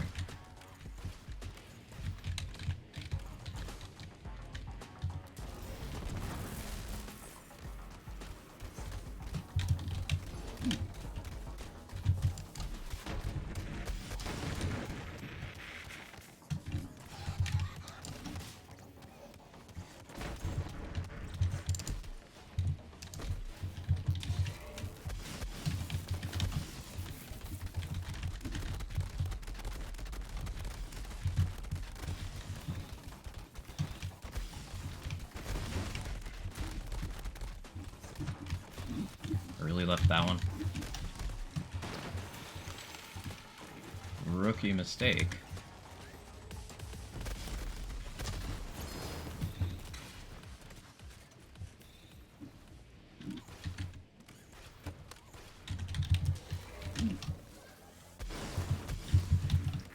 That was almost bad.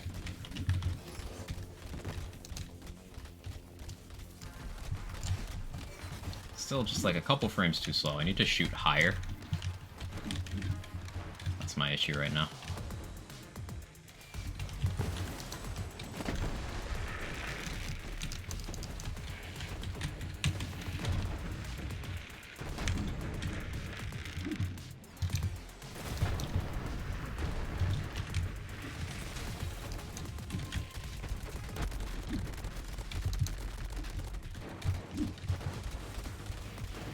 Okay, that's not fast enough for that. I need to use a 10 Daba there. Let's reset. Fish slap easy to farm? Fairly easy. It's just, keep in mind, the parts you get on a fish slap will affect its performance. Now, even the worst fish slap is still one of the best items in the game, but parts do significantly impact it. Like, I'm running one with, one jumping and 2 link parts right now. Triple link is the most damage you can have on a fish slap, but jumping is sometimes good for coverage if you want it to hit more times, which is beneficial, particularly on Amara. It's not too difficult an item to get your hands on, but keep in mind, getting a version of the fish slap is not necessarily getting the version you need. just like with most items in this game.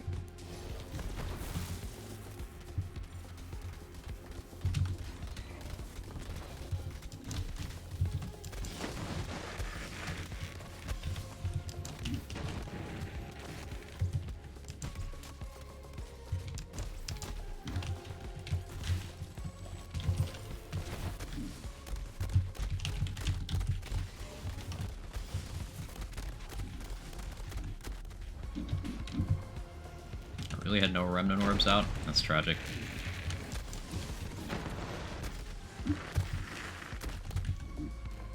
Yeah.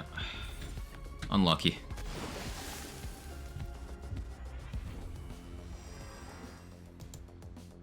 Unlucky.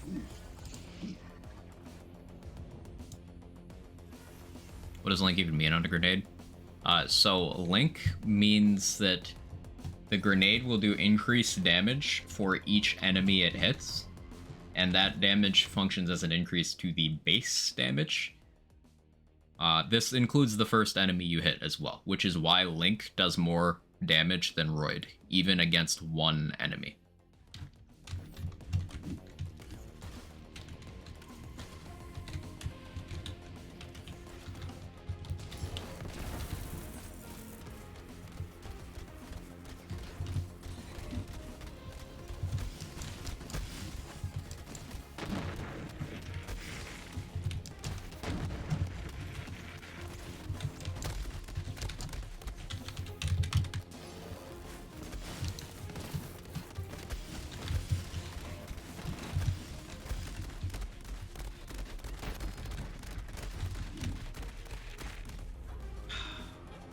Jetpack guys. They're relentless.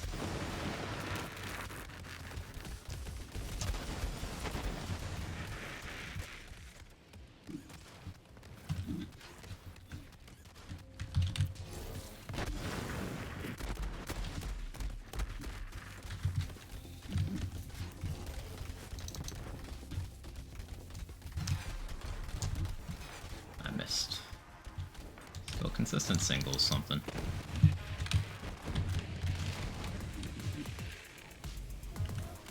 Maybe I need to workshop how to get double there.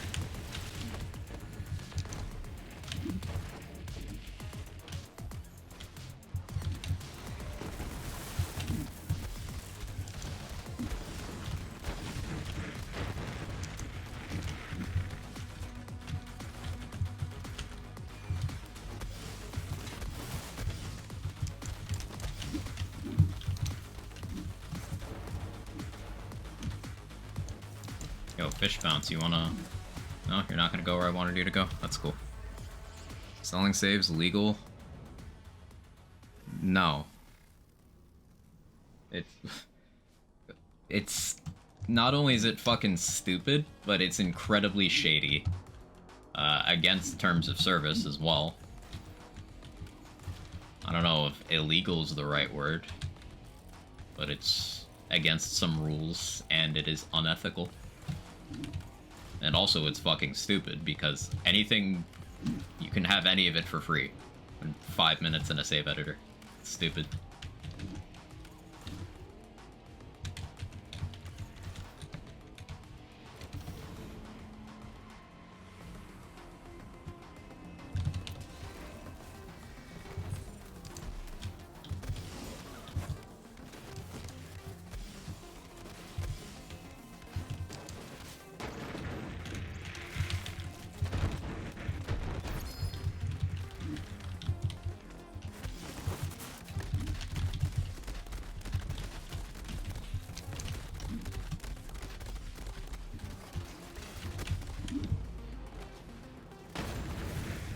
I almost got through that unscathed.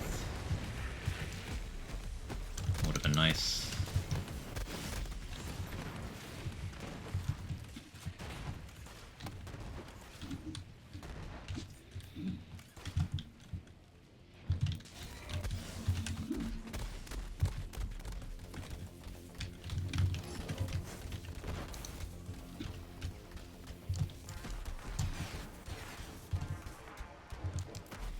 That jump seems to help consistency a fair bit.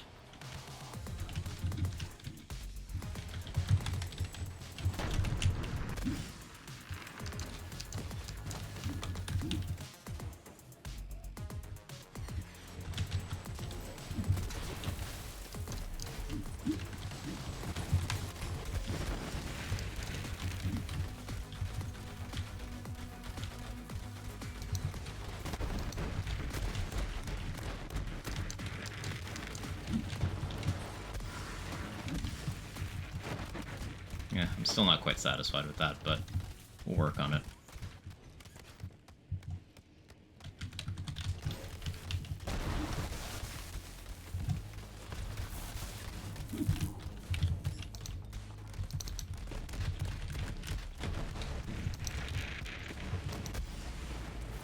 Ah, the generator got me.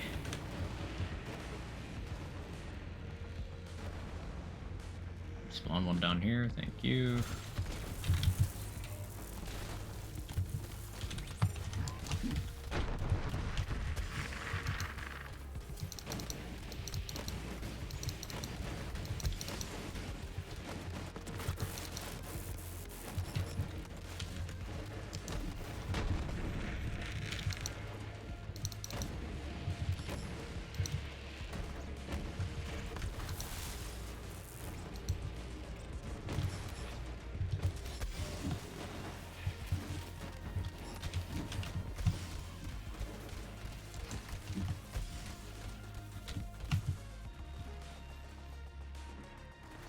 Practice that jump as well. This is definitely not the run. Ooh.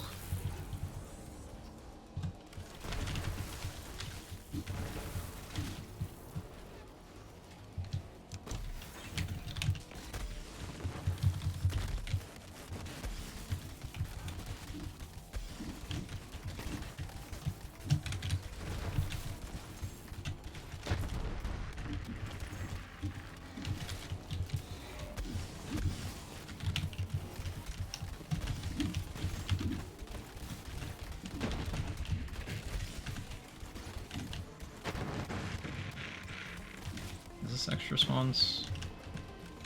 It might be ridiculous. I think it's extra spawns. I'll let a death sphere get away too. Yeah, it's extra spawns. Okay, didn't matter. Run would have died here regardless.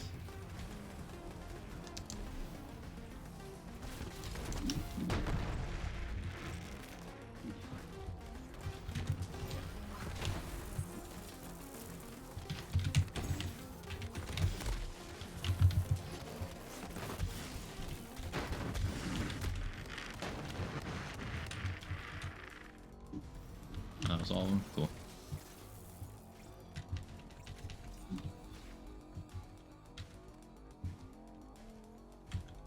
What annoyed do I have on my EMP? So like this potentially gets me some extra value out of the Pestilence, but maybe I want something else here. Just gotta think about what that would be.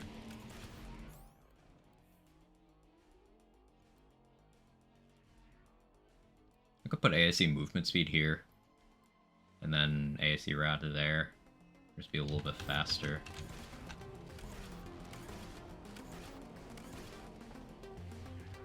I don't know.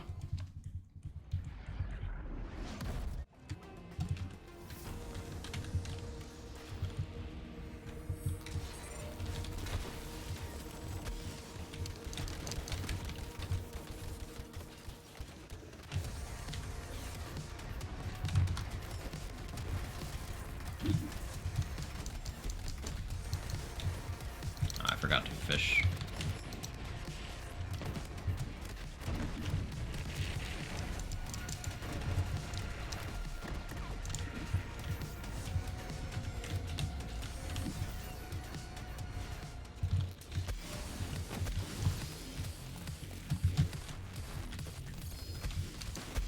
I didn't have enough damage on the better half. I gotta remember to throw the fish for that annoy. If I'm gonna run this annoy, I need to use it. And that's been my problem. I keep forgetting to actually use it. Let's try the movement speed. Red suit. I think I might like that better.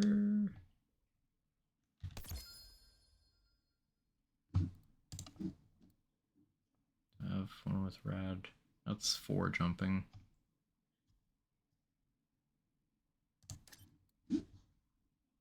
Yeah, let's try that. Trial and error, chat. This is one of the parts that gives time trials so much longevity for me. Run Nova.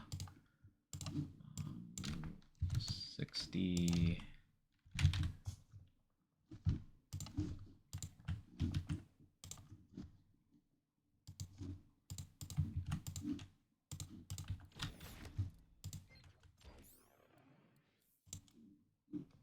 This is also with Novas instead of Power Charge. Now it's a level 60 shield, so honestly I should be using Power Charge over Nova, because the Novas won't do that much. But they'll be enough to kill basic enemies. And they won't be happening terribly frequently anyway. Excuse me.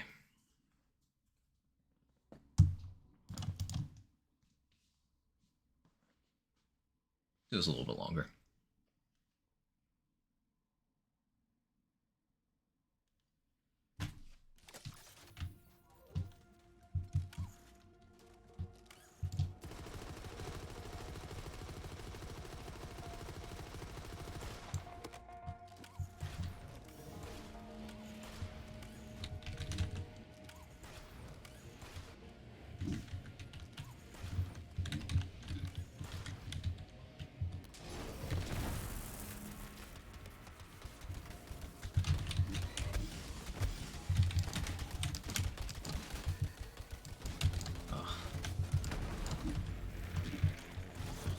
It's a very different amount of movement speed. It's very hard to adjust. Hang on, I want to do that again. You'd think that small percentage wouldn't feel drastically different, but it does. It really does. 5%.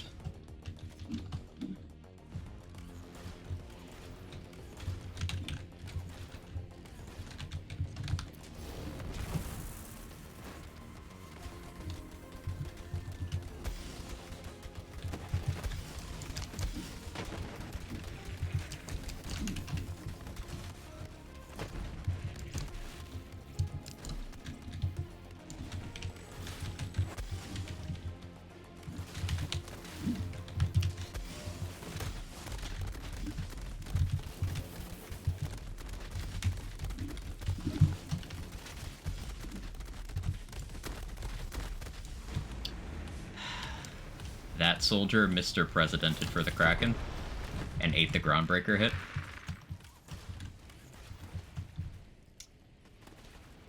That was unfortunate. Oh, well, I accidentally ran off the side anyway. Enforced reset.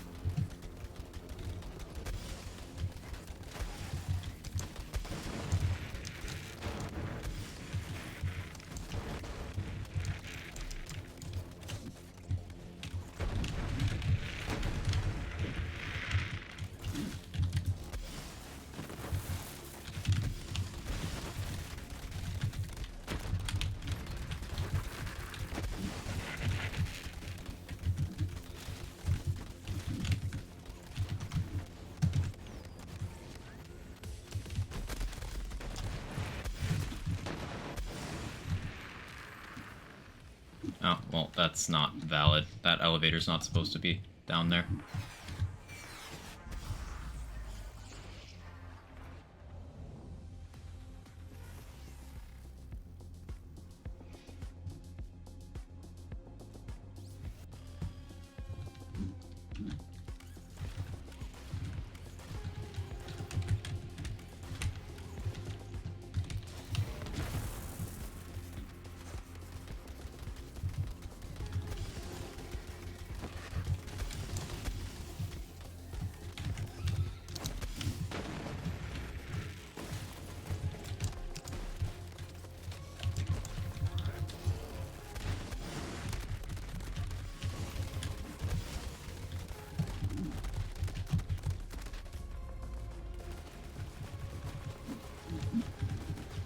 How did I get a fire dot on me?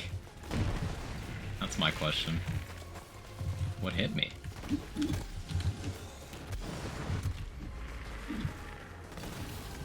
Thank you, Remnant. Oh. Well, that was a Nova hitting the barrel.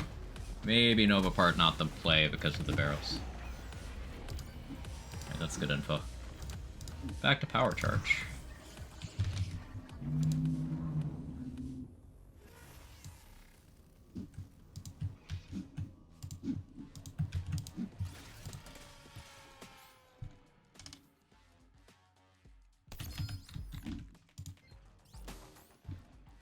Golden Rule could go hard here, for being honest, but it would, questionable. Like, Golden Rule could go really hard. Let me... I don't want to drop that permanently.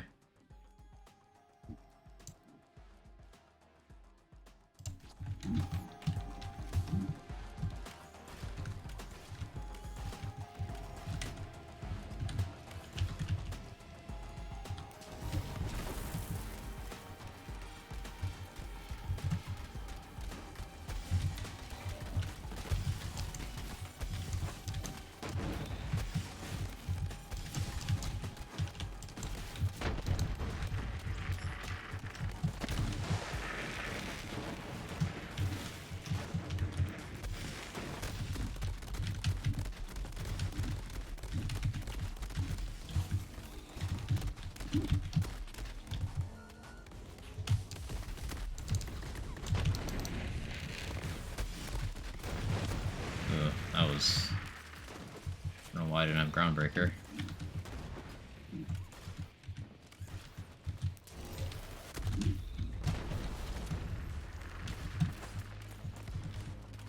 This is so scuffed.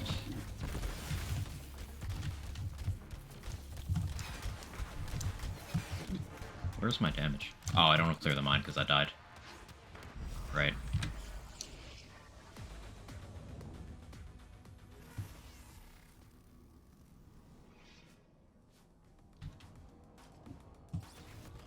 Do I try Golden Rule?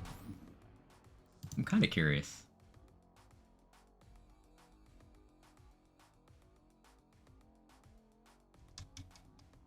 I want one with different rules, though. Let me try this out. Because it'll just mean a lot more action skill usage, but I won't have any of the perks of Driver.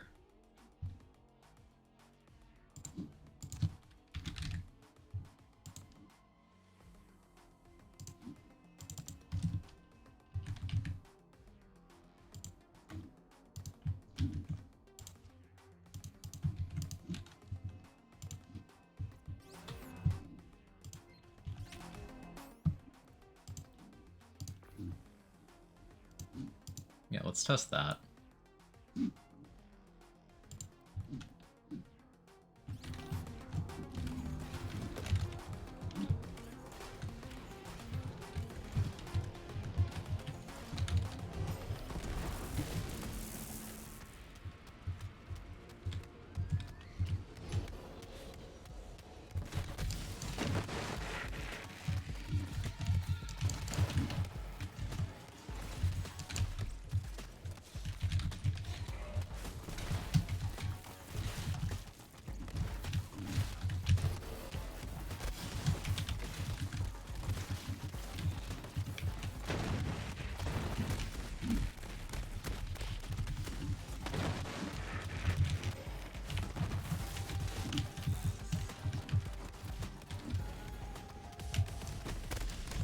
That dude taking forever to die was definitely a time loss.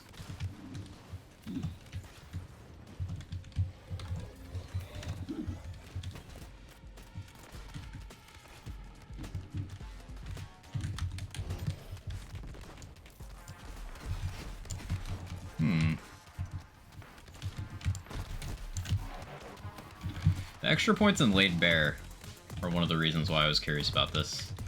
Like, functionally, this should play out very similar in practice. It's just I don't have the shock dot from Driver helping me out in a couple places.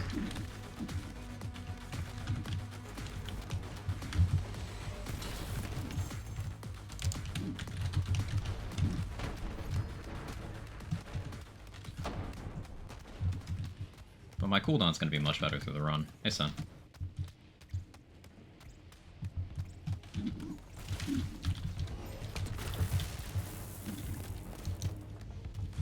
The run's going okay. I've had to practice a lot to regain my muscle memory. Didn't play this build for a week and forgot how to play it. And now I'm being weird and I'm trying it out with Golden Rule instead of Driver.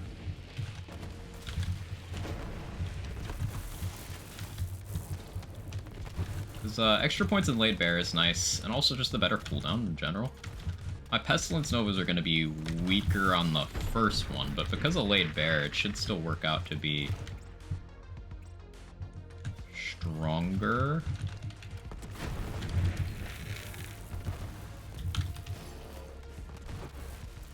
Except that happens. That's the first time we're not having drivers hurt me significantly.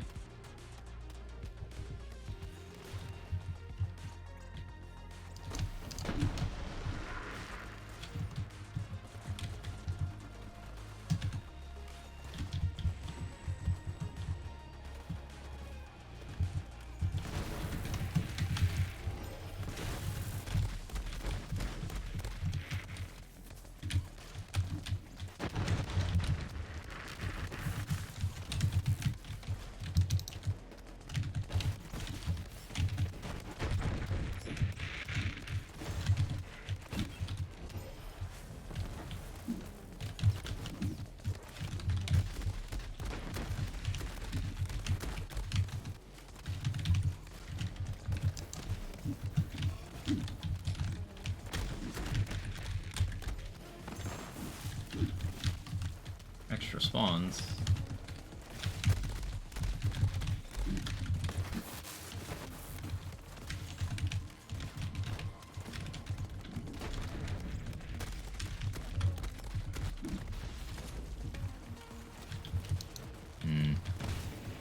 Starting to think I do want that OGT damage, actually. Yeah, I'm starting to feel the difference in damage here. If I was to run this build for Proving Grounds, then Golden Rule would seem like the play. Because I am doing less damage.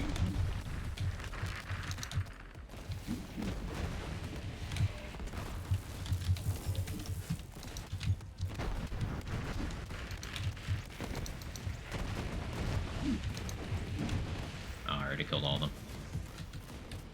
How you doing, MTD? Has me scared. I've been running MTD for like the last couple weeks, just because it's enjoyable to see how far things can be pushed.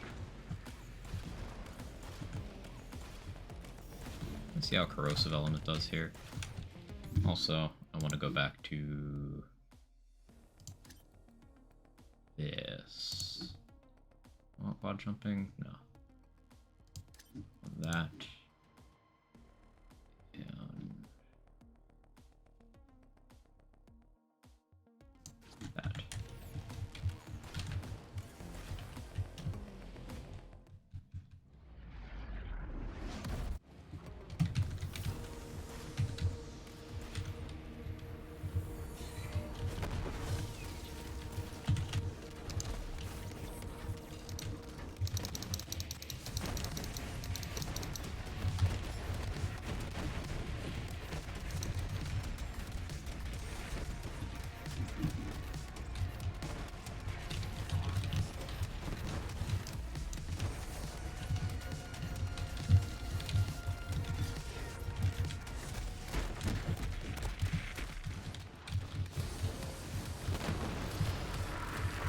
Still not enough damage there? Ah, I forgot to throw the fish. That's why. always forget that.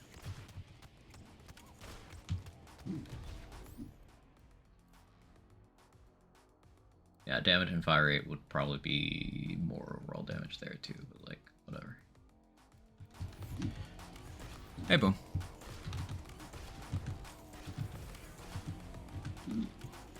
Is there a way to get another dot in this mix? I guess, actually, with Golden Rule, I should just have... No, but then the fish isn't safe.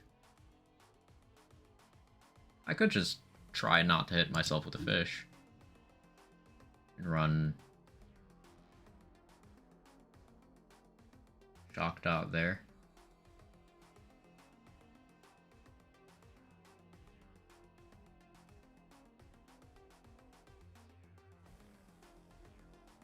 Let's try it. Let's try it.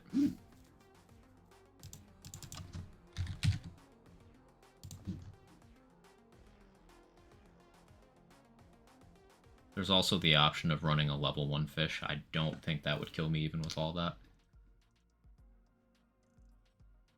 But, you know, not technically illegal. That'd be 13.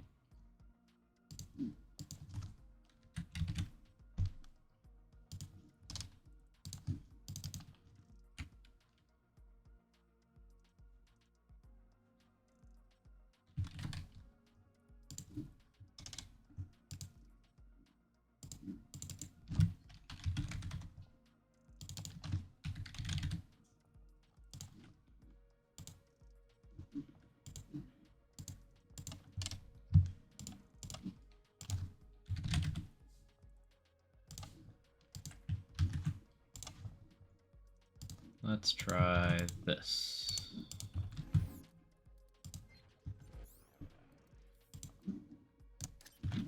More golden rule flavored now. Oh, but that's why I wasn't doing it. I already forgot about the pestilence. Yeah, that's why I can't do that. Derp.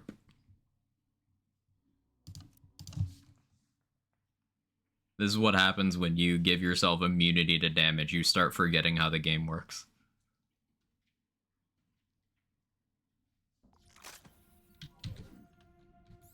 I'll file that away under things to try without the pestilence.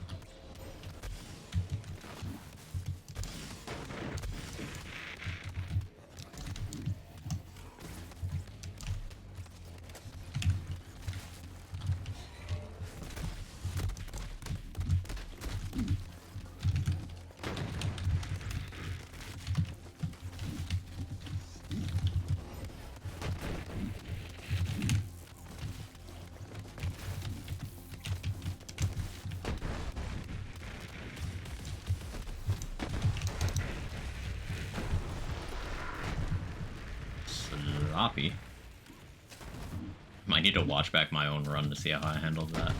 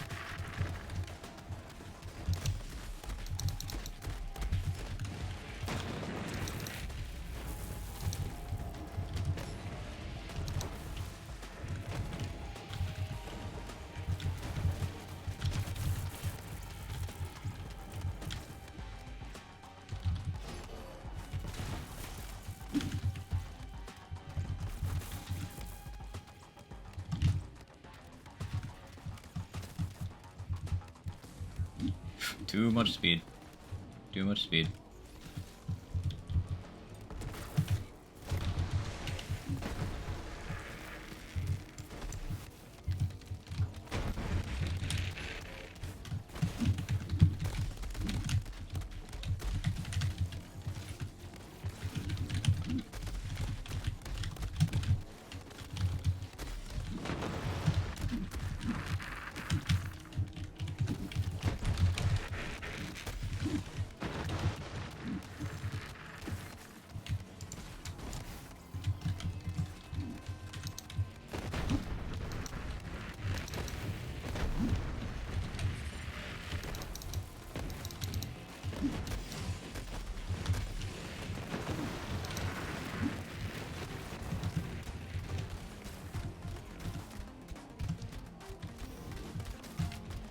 I gotta practice. I'm super rusty on this.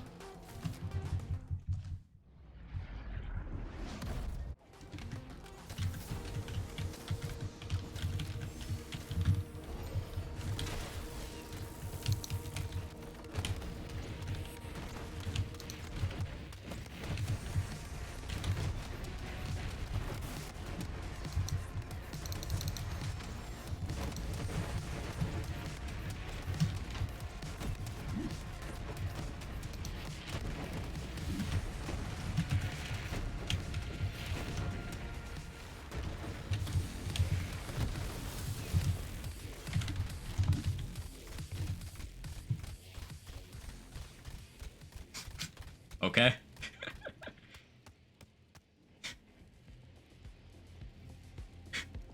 That's new. The boss isn't dead, by the way.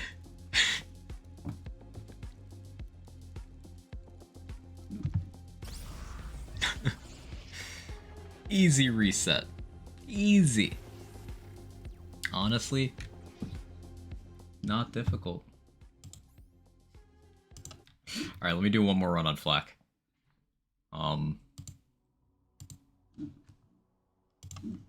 Before I call it quits for the session.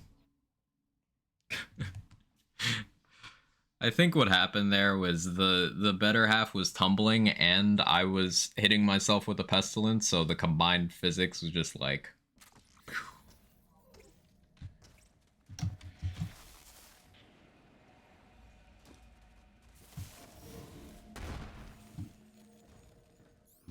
So I've got the kick charger tech in case of the bad pillar jump now.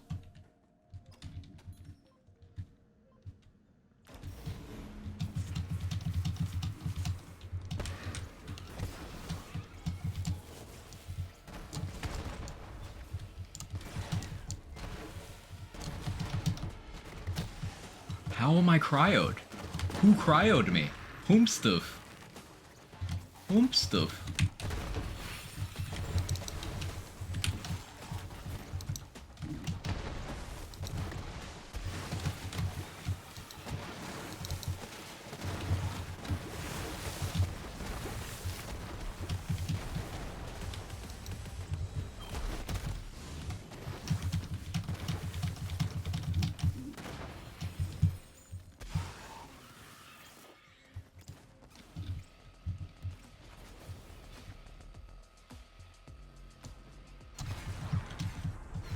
I shot too late.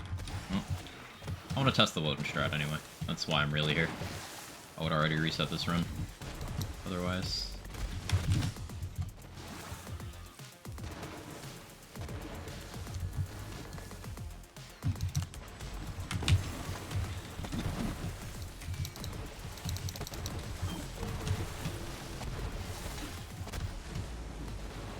Oh. Yeet? No? Okay, well, reset.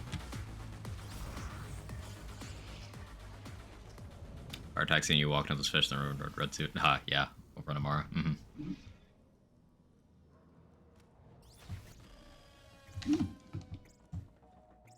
Yeah, today's largely been a practice day. I haven't gotten more than a couple truly good runs.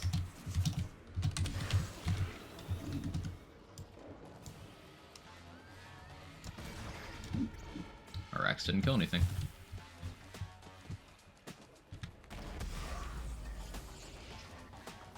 Maybe I'd do a set of racks before I drop down and then one after.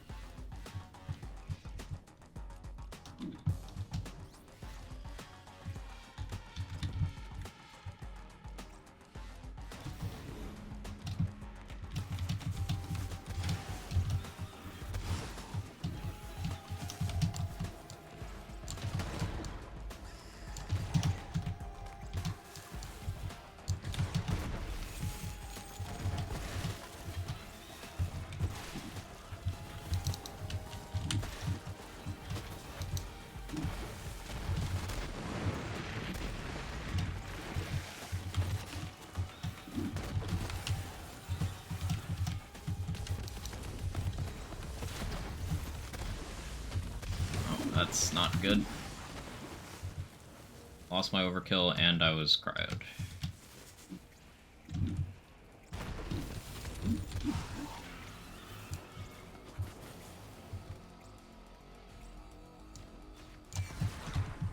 Still shot too late, huh?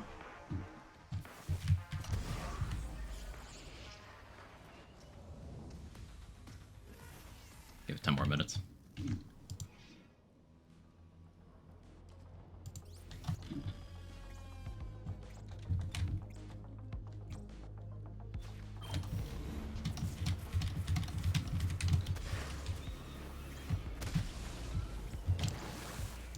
That's not the right kick charger.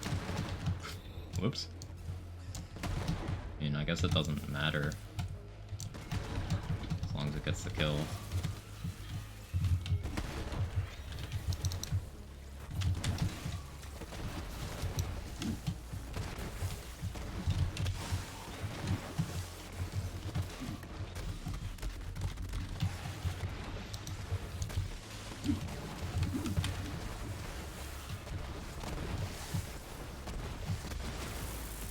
I love cryo.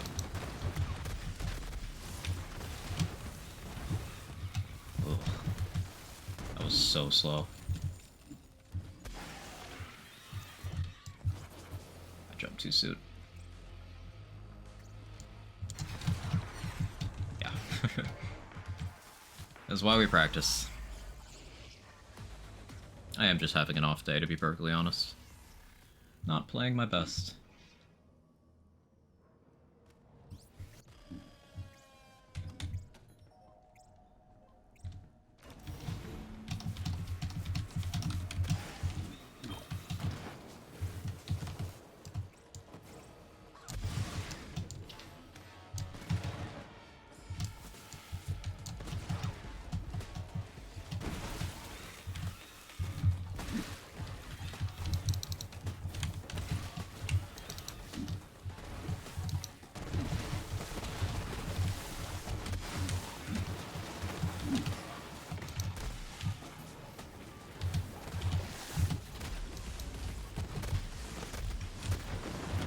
That went interesting.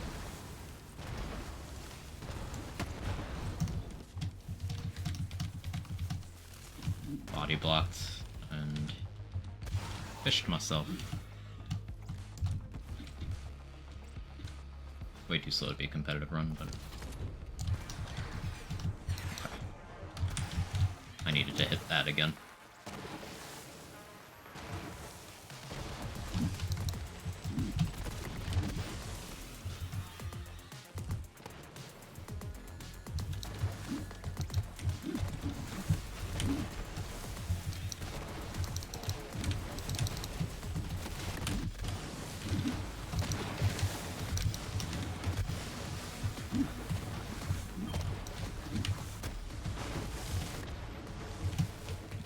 Seconds behind. And bad movement. That's fine. I want to try the Wilton strat. Even if it jumps to, like, a pillar I want, I'm still gonna try the corrosive kick charger tech. See how it feels.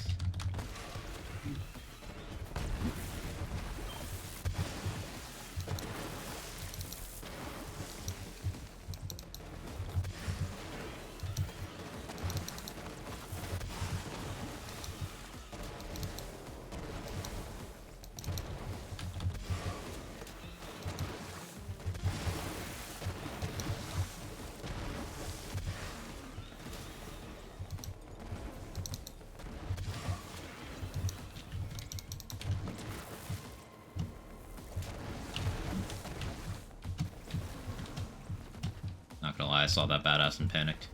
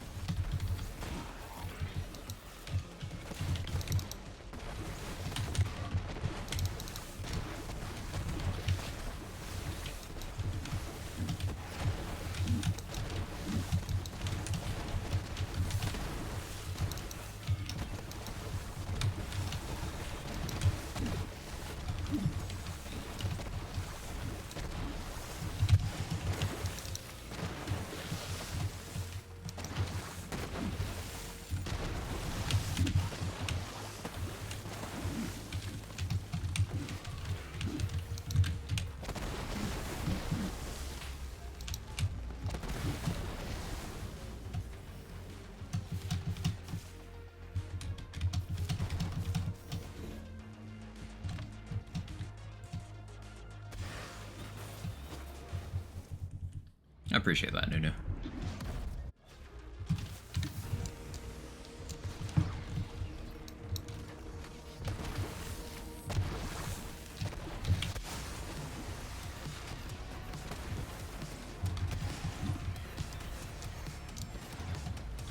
No, there's nowhere near enough time for that. I would have to... Actually, there is time. Just have to be holding it at a different point in time.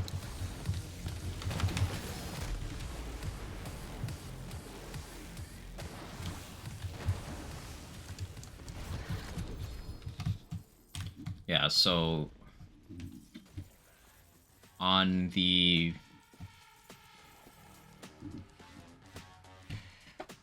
phase where I'm throwing fish as it's getting ready to jump, I need to already be holding the kick charger there, which means I probably throw 2 fish instead of 1. I throw 2 fish instead of using the peregrine strat. Okay. Let's see if I can get a run there and replicate that. And then that'll probably be it for the day.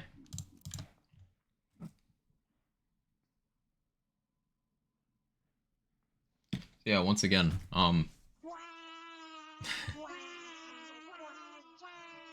stuff that can be pushed. Both of these Malawan categories I was running today, along with the equivalent ones for Guardian for the same characters and builds. Just I hold the Guardian records and one of the Malawan records. I'd like to have complete sets. That'd be neat.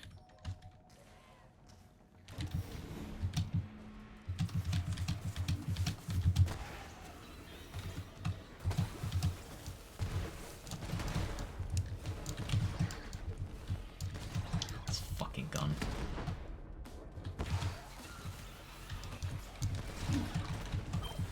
Seven seconds lost to that? That's beautiful.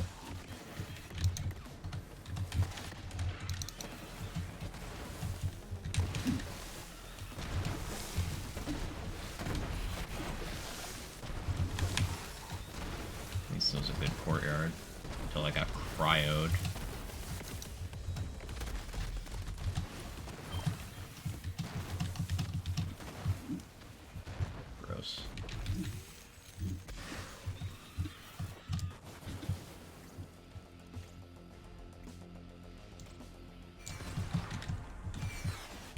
And I shot too late. I don't know why I was being so careful. I don't ever need to do that.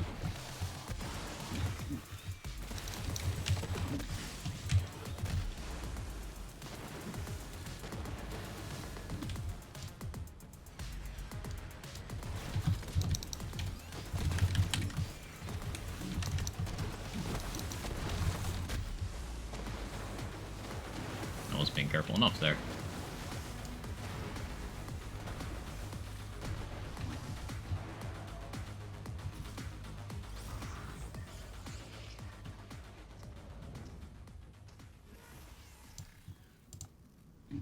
Sometimes it be like that.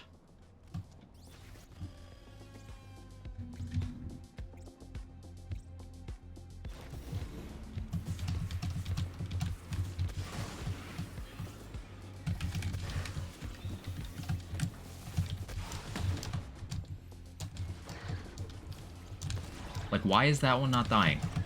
I don't understand.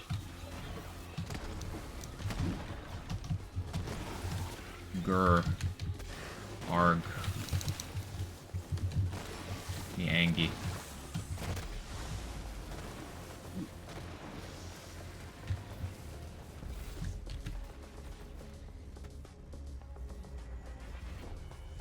Mallow on takedown, got a Mallow on takedown. That's why Guardian takedown is the superior one. Run ending RNG is not a thing over there. Except for Revenants.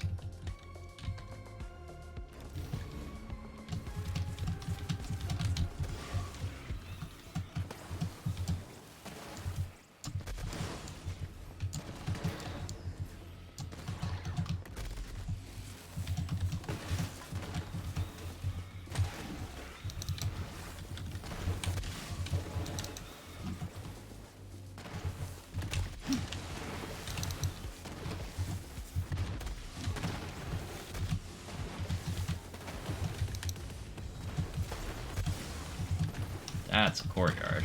That's what I'm talking about.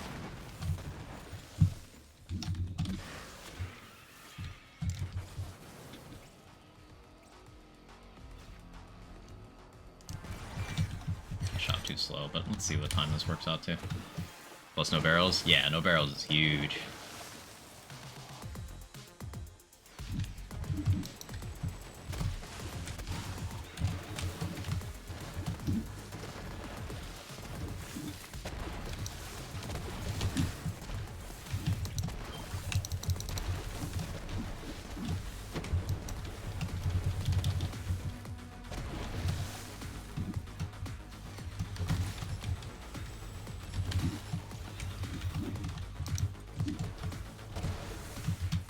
Yeah, that courtyard was so clean that despite me losing 15 seconds in the Valks fight, I'm only 5 seconds behind.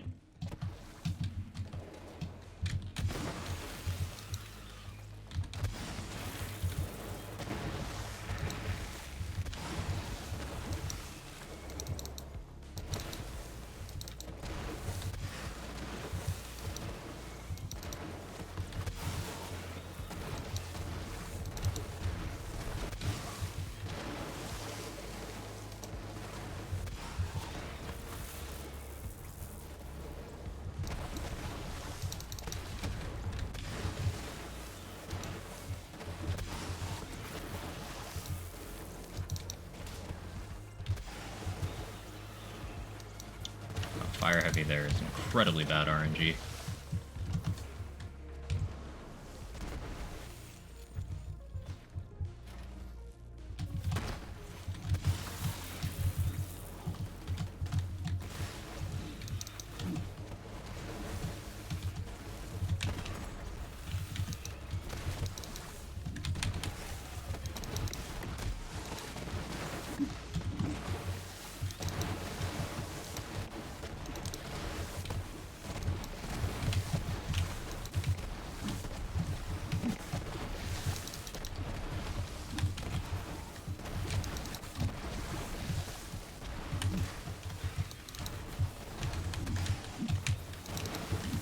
This extra spawns totally is. Of course, when I was on pace, we get that. Unlucky. Mallow on takedown moment.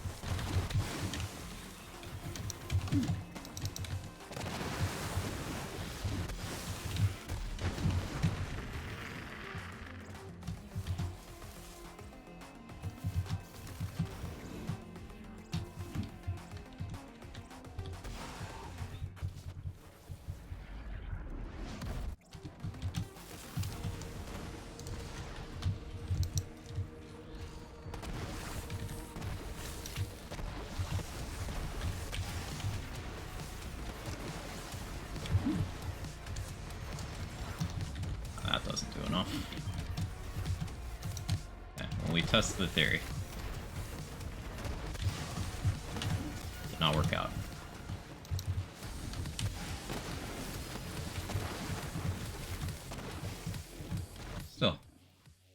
Good science. So I don't know what the play is for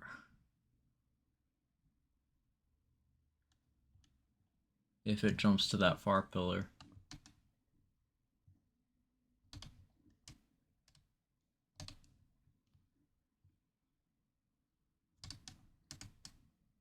I don't think I have a counter, because if Kick Charger doesn't build up enough, Major Kong might, but it's not going to make that distance. The projectiles aren't fast enough. I don't have enough gun damage for Blade Fury to do anything of value. Yeah, it's just one of those things I gotta, like, hope.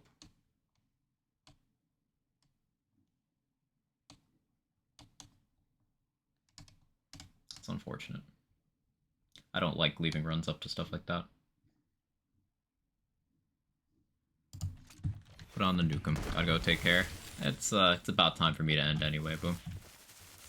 Thanks for hanging out.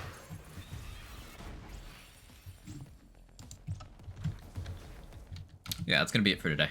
Thank you everyone for coming by. As with how my schedule's been lately, I can't promise consistency, but I appreciate you guys showing out regardless. Goal is to be live tomorrow. We'll see what happens.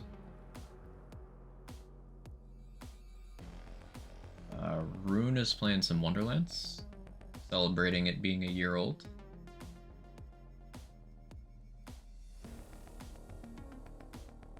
Is Diablo 4 beta still going for a little bit? I guess it's ending today. Or something. I don't know. Yeah, let's go to Rune.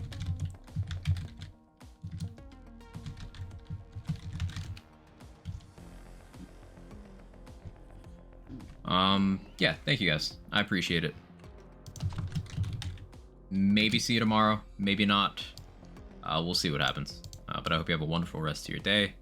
Stay safe. Lots of concerning stuff happening in the world, especially today. I happened to check Twitter during stream, which is something I don't often do, and I regretted it immediately. So please be safe. I'll see you guys next time. Bye-bye.